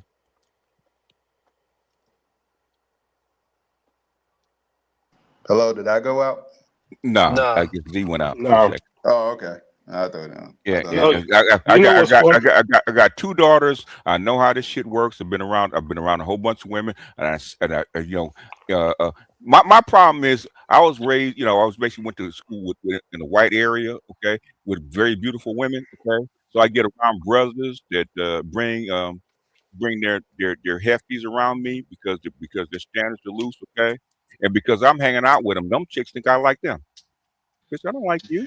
I'm sorry, woman. Yeah, gotta deal with that too. You don't Okay. think like to Jay Moore's point? To Jay Moore was saying before about tall dudes with these short fat like just hell Yeah. no walking in Walmart. You don't think I gotta deal with that shit? I'm 6'3", and Yeah. I Yeah. gotta be the Doing one random 1% guy that says no. Hey, Let's Yeah, do Quinn. this. yeah. Wait, doing wait, this wait, wait, thing. wait, wait. All my Let's do this. I'm cousins, sorry, all y'all. my cousins and Go. shit like that, man. Down south it's on steroids, but I see Yeah. this shit all the time, man. Let's do this. Let's do this, everyone. Toya, go ahead and finish with that, and then we got to get Black Rule in because I got to wrap it up in about 30 minutes. Go Yeah, ahead. Go yeah, ahead. yeah. The only thing I want to say is I like the way the conversation was going with BGS. You always bring out such salient points when it comes to just not the exterior or the superficial, but Mm-hmm. you do have to consider, like you said, when any time a woman undergoes major physical transformation, Right. how it impacts her mentality. Mm-hmm. But it's very true that if she already had a shitty disposition to begin Yes. with, Mm-hmm. it's just going to get worse. Yeah. In my case, I think that people thought that I would become a different person. Mm-hmm. And then when I didn't, it kind of, in a way, let some of them down because I think they were expecting for me to have like a quote unquote pro phase or get Mm-hmm. on the cock carousel. Mm-hmm. But because I was a late bloomer, I think I alleviated or sidestepped all of that because I had already I already had the cornerstones of who I was and my personality, and I wasn't willing to relinquish that Mm-hmm. for some, and I'm using air quotes here, for some fun, you know? And so I think you have to really consider those things as well, not just what you see on the outside with fat white women and how they enjoy Mm-hmm. men and fat black women and how they enjoy men, but it's all the other things that go into it too. Because like I've mentioned this before in my going to school, I went to a private white institution Mm-hmm. Oh, for okay. That makes undergrad, yeah. and so I witnessed it firsthand. The white boys that were dating black women, they had to fit a certain criteria, but Mm-hmm. even when they fit that criteria, they still weren't good enough to bring to home. Right. Right. So those black girls would be their girlfriends on campus, and they'd walk around and parade them around. But when it came time to go back to your hometown, oh, something always came up. There was always some reason why they couldn't bring them there. And so, you can be Damn. the quintessential type physically for a white man to date Yeah, temporarily, but you but can't he's produce one. always, You can't produce. yeah, Yeah, yeah. So that's what it boils down to. yeah, Thank you. yeah. You can't produce white babies, and Yeah, that's yeah, the most absolutely. important thing with a white man. But the thing is, I've seen this. I got daughters that I can't tell you. Uh, the thing is, if you've been around enough heavy set black women, Toya probably knows what I'm getting ready to say, right? Okay, a lot of them chicks are mean as hell. Okay, they're bitter. Yeah. It's Yeah, because they're because they're not. They don't. mad. They don't Yep. That. Yep. because Yep. they're bitter because they're not getting chosen. They're Yeah. bitter when skinny chicks are taking the dudes that they want. Okay, and the thing Mm-hmm. is, so when they lose weight and they can actually exercise their options, that's how come they have their glow up. Okay. Yeah. Because Exactly. they're still the same person. Things now I have options. Like a broke dude a broke dude that's bitter because he broke, and all of a sudden he gets money. Mm-hmm. What do you think you're gonna do? Yeah. Yeah. Man, you know what? Oh wait, sorry, Black Guru. No. We got to get Black Guru in there, and then you got it. Go ahead, Black Guru. What's Man, let going me on get with my you? after over. Well, yeah, Hey, definitely Vince. I'm hey, sorry, hey, yeah, hey, Vince been go ahead, super quiet today. go ahead, old Negro. Hey man, I'll go how over. y'all doing? I Oh, hope What's going on, Black Guru? everybody's going along What's okay. up, you're not my coming in. fellow You're not, Aries Yeah, brother? you're not coming in as a hostile senior, when are you, when Uru? no, I do think I want to be somewhat fairer to black Right. men than I think you guys have been to some degree. Mm-hmm. And I say this from the perspective of somebody who has, like yourself, BGS, Mm-hmm. has lived long enough where there weren't a lot of fat chicks around, Mm-mm. and the older black women were rolled pretty hard Mm-hmm. down on younger sisters getting too fat. Mm-hmm. So this notion that black men, or at least maybe I'm drawing a bad inference here. We're kind of conveying the sentiment that black men's standards, just by our nature or our character or whatever. I don't know what we're saying the source is. Training. It's a much newer phenomenon. This whole attraction to women being slovenly and fat. This is a lot newer from my perspective than it is, I guess, from somebody who this has been most or all you've seen. I remember when there weren't a whole lot of fat sisters around, and when they were fat, they heard about it, They heard and about it. people weren't even very nice about it, Yeah, very often. but So they still had a this whole. thing where black men, Mm, go this ahead. whole thing about black men being the garbage can or whatever, Garbage the men. Yeah. garbage men Garbage man. of things. This is a new thing. This is not black men. There was a reason why you had Jet magazine, and go back and look at Ebony magazine in the 60s or the 70s or whatever. Wasn't a whole lot of fat bitches around. So That's true. I think we should appreciate how the damage to our culture overall has also, one of the negative consequences of it has been the degradation of the beauty standard amongst black people, and that is not something that black men have historically aspired to fat sloven women. That's a relatively new phenomenon. Black men have always accepted a wide variety of shapes, bodies, and sizes because, like, when my folks are from the South, so heavy set black women. Okay, the reason there wasn't a whole lot of heavy set black women because there wasn't enough food. Number one, okay, but black men still married up, wifed up, dated, and stuff like that. Big chicks. Okay, they always have. Yeah, but I also think the same. It's not a new I phenomenon. would want to say, this same Yeah, criticism. but my issue is not even whether they did that. It's the whole argument that black men seem to have some unique preference for fat women, and I think it's really, as you said, I think a lot of this is just you're in essentially a caste system where a lot fewer opportunities, and options and choice, I'm even gonna answer that geographically, certainly racially, geographically. So men were essentially adapting to things that were available to them. I don't think it was answer your just. question. I don't think it was just that black men let Black were Guru land. unusually drawn to black men were unusually drawn to fat women. I don't think. I think it's more of an adaptation to circumstance. We're not saying I'm they're gonna answer your usually question drawn fully. to Wait, everyone. Go ahead, BGS, and then I'm gonna play And something, now and we're you got to saying they're Jay not Moore. We got unusually to get drawn Vincent. to them. Is that black men have such a wide standard and a different a variance in what they will accept and what they won't accept. So that's how come they will accept as a group. Will accept almost anything. But Let that's me do also, this. but Go, at the same time, wait, line. Wait a minute. I just want to emphasize. I'm not disputing that. I just want to emphasize the point that I think that was an adaptation to circumstance. Again, if you got far fewer opportunities, you're limited geographically, you're limited economically, you're going to adapt to that. That's not you don't have the options that the white men have, so you don't have the ability to necessarily command optimal choice. As far as bigger women and stuff like that, you got to remember West African women are bigger. We brought that standard with us. Let me do this. Wait, Charles. Wait a minute, because I want to.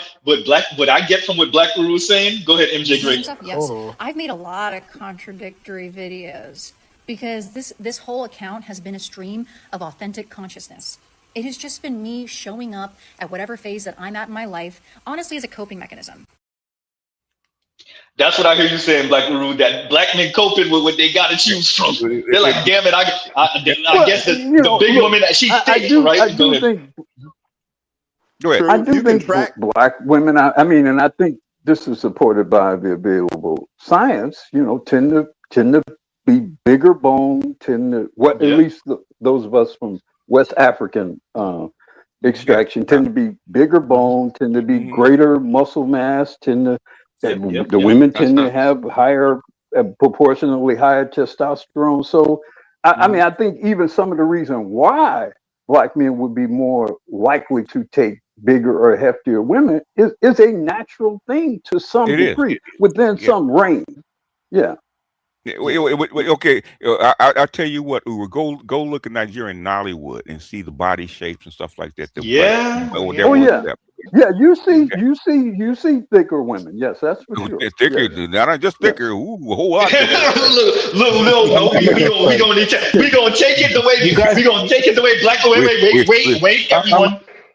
We gonna take it the way Black Guru said in BGS. We gonna take it. Wait, no, we gotta let Vince go. You gotta Jay Moore. I promise you afterward. Go ahead, Vince. Okay, go ahead, Vince. Go ahead. Yes. All right, cool. All right. So what I was trying to say earlier, because I don't know if everybody heard because of my reception, but I've never heard more of this saying than within black men was it all looks same when the lights go out. I think that now that I heard what Uru said, I think that a lot of us had to justify our behavior, or justify our palate in that sense, rather than just having a low standard or no standard. Secondly, and I'm gonna be brief.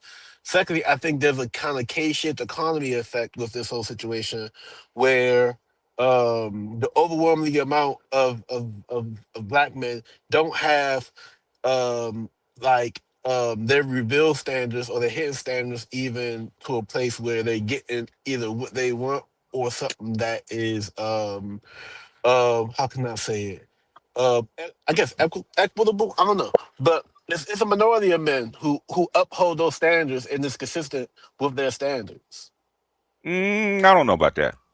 I don't know either. It's speculation. No, because I know a whole lot of guys with a lot of money that have big ass wives and shit like that. Well, they probably like big ass boobs. Well, I'm thinking back when I went to an HBCU. I started in 1979, right?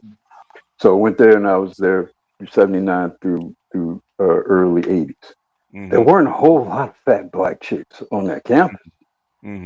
There weren't a lot, and those that were, they really wish they were not. because they were not amongst your choice females on campus. And it wasn't even really like a kind of, well, it was clear that being fat was not the thing to be in 1981 on an HBCU campus. So, it just wasn't. I'm gonna get it. I'm gonna get it. Hold on. Let him finish. Wait. Let him finish, Charles. So let's do this. Vince land with that, and then we get Charles. Hey, Uru, let me ask you a quick question real quick. So what you're saying is, okay, let me say this, I'm gonna ask a question, right? So what I realized, I was watching a movie the other day, right? A big butt in 2026 is not the same type of big butt it was in the early 90s. Those are two different proportions. Yeah. And then what I wanted to ask, based on what you're saying, and there was no obsession with the ass back then in the way it is today. Now, I mean, obviously, we appreciated a woman with an ample behind, but it wasn't this blind obsession towards it that ass or bust, so to speak. It wasn't just that kind of thing. We accepted beauty in different varieties. You have the beautiful chick who was a little girl. You had the beautiful chick who was kind of thin. You had the beautiful woman who was slim but thick, and then you had a thicker girl. You didn't have to necessarily have the greatest ass to be able to have the greatest black man back then. You just had a lot light skin, dark skin, brown. You had much more of a variety of what was considered to be beautiful back then. They still do. Let's do this, and then we got Charles.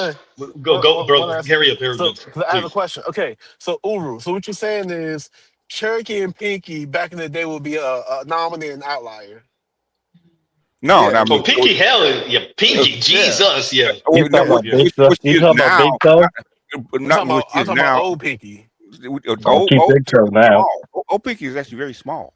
No, new Pinky is Big Toe. Big Toe. Let's do it. Wait. Okay, we gonna keep on going. I've actually seen Cherokee in person. Cherokee is not as big as you think she is. Okay. Let's do this because I gotta read. Wait. No, I gotta read this, and then we gotta keep on going. I got 12 minutes, everyone. I'm doing this on purpose. And Captain Obvious says, and thank you for the super chat. In the mid-2000s, Spelman had, and I remember this, in the mid-2000s, Spelman had to enroll their incoming freshmen into physical education courses. I remember that. I remember. Thank you for the super chat, Captain Obvious. I remember that. Oh, no, it gets worse. Was it in Morehouse where they had to speak to them young men because them dudes was walking on campus with dresses and stuff? Just saying. Just saying. But I tell you what, in 1982, they didn't have that problem in 1982 at Spelman. No. I remember Spelman girls in 1982. There was some very different girls back then. Yeah, we're talking about upper class standards, okay? Yeah. Because my ex go off campus, you're gonna see a whole different look, okay? My ex went to Spelman around 2000. Let's do this. Go ahead, Charles. Go ahead. I'm gonna say this because I got a joke with Uber since I ain't see him. When Uber was dating, that's when Jesus gave up his life. But still, I saw something like that. I saw the age joke coming. I didn't know what it was going to be. I saw it. But this is the difference in perspective today. Number one, black women gave a fuck about their outside. Where I got my stiff. Where I got my stiff view of black women was from my mother.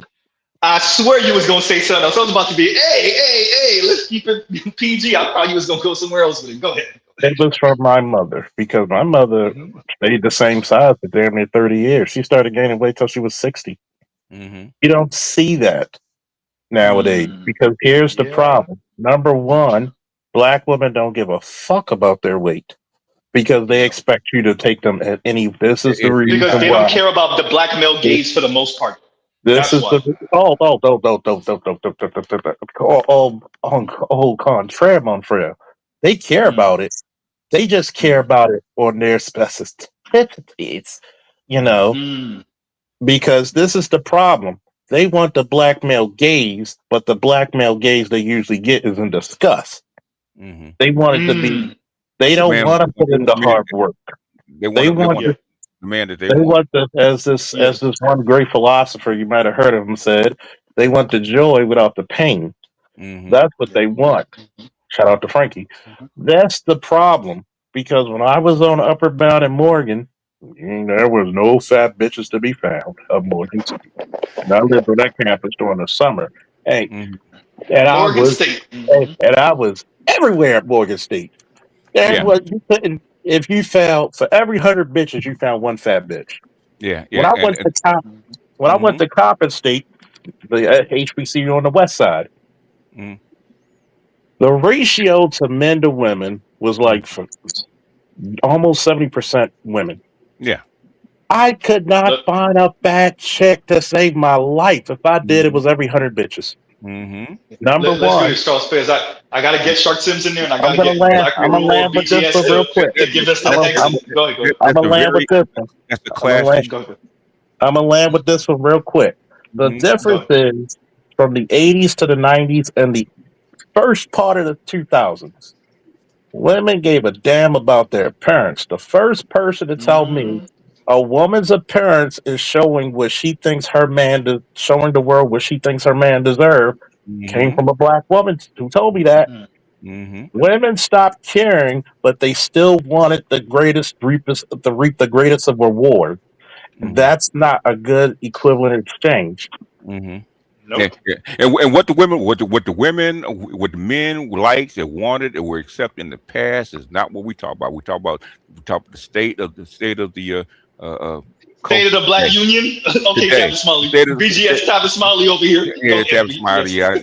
yeah, Travis. Anyway, but yeah, but the state of black culture right now. Okay, where are we now? Okay, not what we used to be. But That's what as we a want the but joy without the pain. We black want everything. black men have always had a very wide variance of what they will accept in body types and shapes and sizes. Okay, always. But they got something out of it. You know, back in the day, back in the But 80s. Charles, we gotta get Shark Sims Go, out tight on go ahead. time. Go ahead. Go ahead, Shark Sims. Go ahead, Shark Sims. What's going on with you? How y'all fellas doing? Thanks for having me up. What's Too. up with you? I'm Yep, listening to what definitely. everybody's saying. It seems like the black man standard has went down from when Uru was talking about when he was in college, and and that is the reason why you see these women walking around now, because they know they can get a man looking the way they look, literally. When women knew they couldn't get a man looking all flabby and Exactly. was hanging all over the place, Exactly. they wasn't doing it. I remember my mother was on cabbage diet. She had all them damn dumb VHS tapes. But to work out too, they had the thigh buster thing. She had every workout joint possible to stay in shape. Now you don't see black women trying to stay in shape. That's like a good 15% of them that actually give a hell about how they are shaped now. And it's all due to us. We just don't have I will a say standard this, anymore. Shark Sims, the fascinating part is because I get to see how a lot of the brothers look when they email me. They got they thumbnail picture up, or I've seen a couple of the brothers' personal pictures or whatever. You know how many of y'all are fit?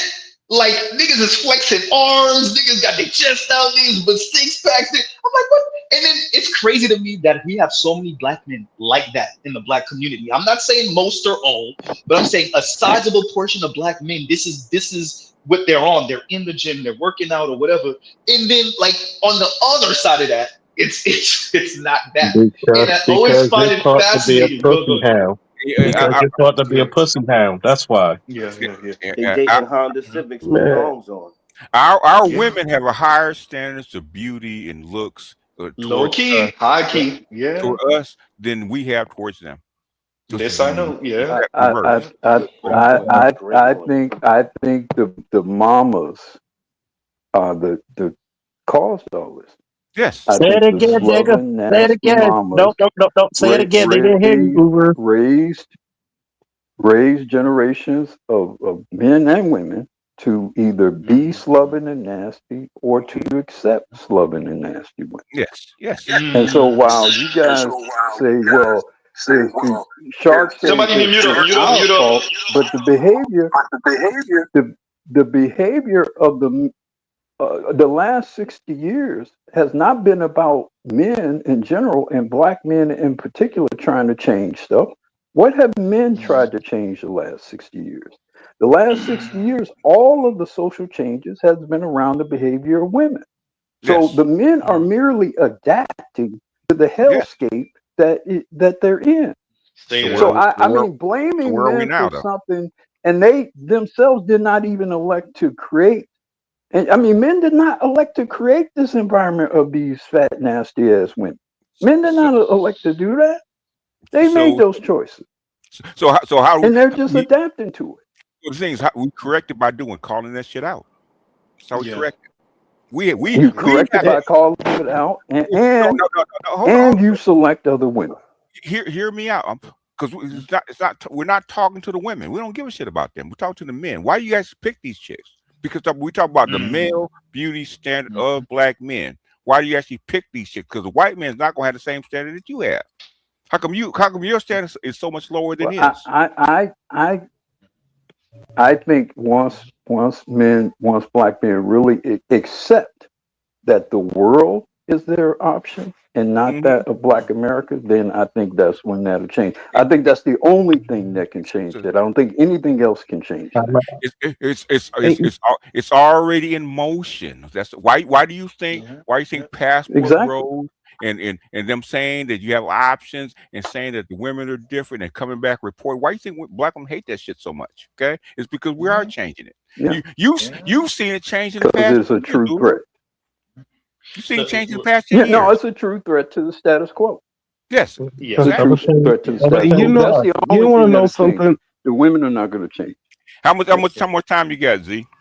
We in and out right now. I wanted the elders to have the last word. That's what I want. Oh, okay. Who hasn't spoken that needs to speak up before we jump out of here? Yeah, say that. Last call for alcohol. Can I say? Lion about to throw a goddamn chair. Go ahead, Lion. No. I'm not throwing a grenade. I'm not throwing a grenade. I'm done. I'm done. I'm done. It's all Jermaine's fault. I swear to God, I caught it. And that's not even like because that's always been a thing. At the end of the day, yes, 100% black men do need to raise their standards, and I never had an issue with what's being said when it comes to that. Because you're 100% right. Why do you accept that shit? Because help me, Lion. Help me. I've been trying to do that for the last 10 years. Help me, okay? Oh, Lion's been talking about it. Every time Lion talks about this, because he's talking about the gym and fit. No, he's been on that. Talking about it. Like, I'm only doing the pushback thing when it comes to what these brads actually end up with. You're 100% on point about black men accepting it, like their issue and accepting this shit. I got no pushback for that. I see these brads what they're out with too, but at the same time I do see what black men are outside. And other brads will get on them about this slovenly fat chick too. He'll rake them over the coals. Okay, we don't do the same shit. No, we don't. I agree with that. Yeah, I agree with that. No, we don't. Because even when I was even my own family members and even my own family members, when I just pop up and I be calling out these chicks for being fat and shit, they be trying to jump me about Jay Moore, you're Jamaican. Wait, pause for the cause. Jay Moore, you're Jamaican. Of course not. Okay, let me be very clear. And this is a thing for the Caribbean too. So, dear AUSFA, you are not by yourself. You are not by yourself on this. Look, man, in the Caribbean, and Jamaicans, because I grew up around Jamaicans. Listen, if you want somebody to make your big girl feel special, send her to a Jamaican dude. If she speaks French or Creole, you could send her to the Haitians, but we don't have one thing I say with like being Jamaican and stuff, dealing with some big girls or anything, it's a good workout when you're dancing with them because you can throw them all over the room and shit like that. Jay Moore, wait, Jay Moore, you're so full of it. Jay Moore, you're not just talking about dancing. You're not just talking about dancing. Nah. It's only one time in my life I ever screwed a fat chick, and it was a white chick. That was it. And I was disgusted. Okay. And I was disgusted with myself the next day. I was like, how low did I go? And I was like, never again. Hey, you there we go. Go get your union card for being a garbage man. Right there we go. Hey, man, I was like, yo, because I was like, yo, man, my cousin was on my ass. He's like, you gotta try these big girls. You gotta try. I'm like, what is so good? And I was like, okay, finally, I'm gonna try this shit out. I took a, what was it called? A honey pack. I took and I was like, had to close my eyes, and I'm like, this shit still won't get up. Like, you disgust me. I was like, dude, I'm basically taking a Viagra to get my thing. Like, my thing was like, no. Look, at the end of the day, this is something black men are going to have, and it comes from self-esteem, and it also comes from what the matriarchy tell you are deserving of, and what and pretty much telling you, nigga, this is what you get. Like, this is what you get. But here's the thing about that criticism. Well, while at the same time it's a very valid criticism, it's also a gift and a curse, because that also explains why black men's marry out rates is higher. Oh no, of course, of course. That's the other side of it. Okay, that's the other side. Okay, the reason black men's marry out rates is higher is because other women will choose them because they're a man. Okay, the reason that black women can't marry out as much is because they're not being chosen by other men. Yeah, thank you. Point period. And wait. On that, we gonna let BGS get the last word. I'm doing this on purpose. Go ahead, BGS. Go ahead. There's a very good reason. Okay. Basically, the restriction on marriage was not there to hold black women down, to actually hold black men down. Okay. Yeah. Once you got rid of that, because black women used to marry out more than black men until Yes. Love versus Virginia, right? Also, Yes, Love versus Virginia. Yes. Same thing, because with men for the most part, our role does not change. Okay. No, it's our role not. doesn't change. So we go all over the world and do the same shit. Burden Black of performance men is cannot do the same. Yeah. Yep. Burden of performance is the same. Burden of performance same no matter what. Let's do this, y'all. So on that note, everyone, thank y'all for the panel. I know it's been a few days. I might take a few more days. I got my wetsuit, Z. No, we not on that. We not on that. Line, I'm gonna call you in a little bit. So we BGS already know. So we'll pause right here. Love, peace, and chicken. Oh, wait. We got it done. Goddamn. MS Delta. I mean, not MS Delta. Detroit. I'm about to say MS Delta guy. My bad. In Detroit, the last minute. Detroit says, wait a minute, Z. And Detroit says, and thank you for the super chat. Detroit says, in Detroit, I've seen a lot of black women. Their inches are all over 60. Though nearly 115 inches of booty. What? I witnessed it as a child. Got me traumatized. What? There's something. What are you saying? Yeah. What are you? 118 inches of ass? Yeah. They got big round ass, and they got wide hips. That's 150. Oh yeah, no, that's that. You know that reminds me. Well, but she's a small sister though. That reminds me of the African sister. I want to say she's somewhere in Asia, and she got the one that Zulu put us on. The dark skinned sister with the shape. She got them hips for days and ass is goddamn unicorn. Yeah, but when she gets 300 pounds, then you know it's a big difference. No, that's different. No. See, wait, I'm not going all the way over there with you guys. I'm not going over there. Yeah. Hey, thank you for the super chat, Detroit. Thank you for the super chat. Thanks, Z. Go ahead, But Z's point is it's the same point you make to Z about the women. It's the same thing I'm making when it comes to Brad. You can have your standard. Having your standard and actually getting what you want are two different things. That's true. That's the same point we make to women or especially black women. It's the same point I'm making to Brad. So we'll pause right here. Love, peace, and chicken grease. Y'all have a great rest of y'all day.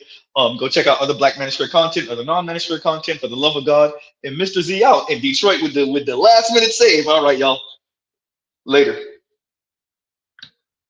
Toya. Thank you for being here. Toya, right in the middle. All right, Toya, we out of here. Take care, T. All right.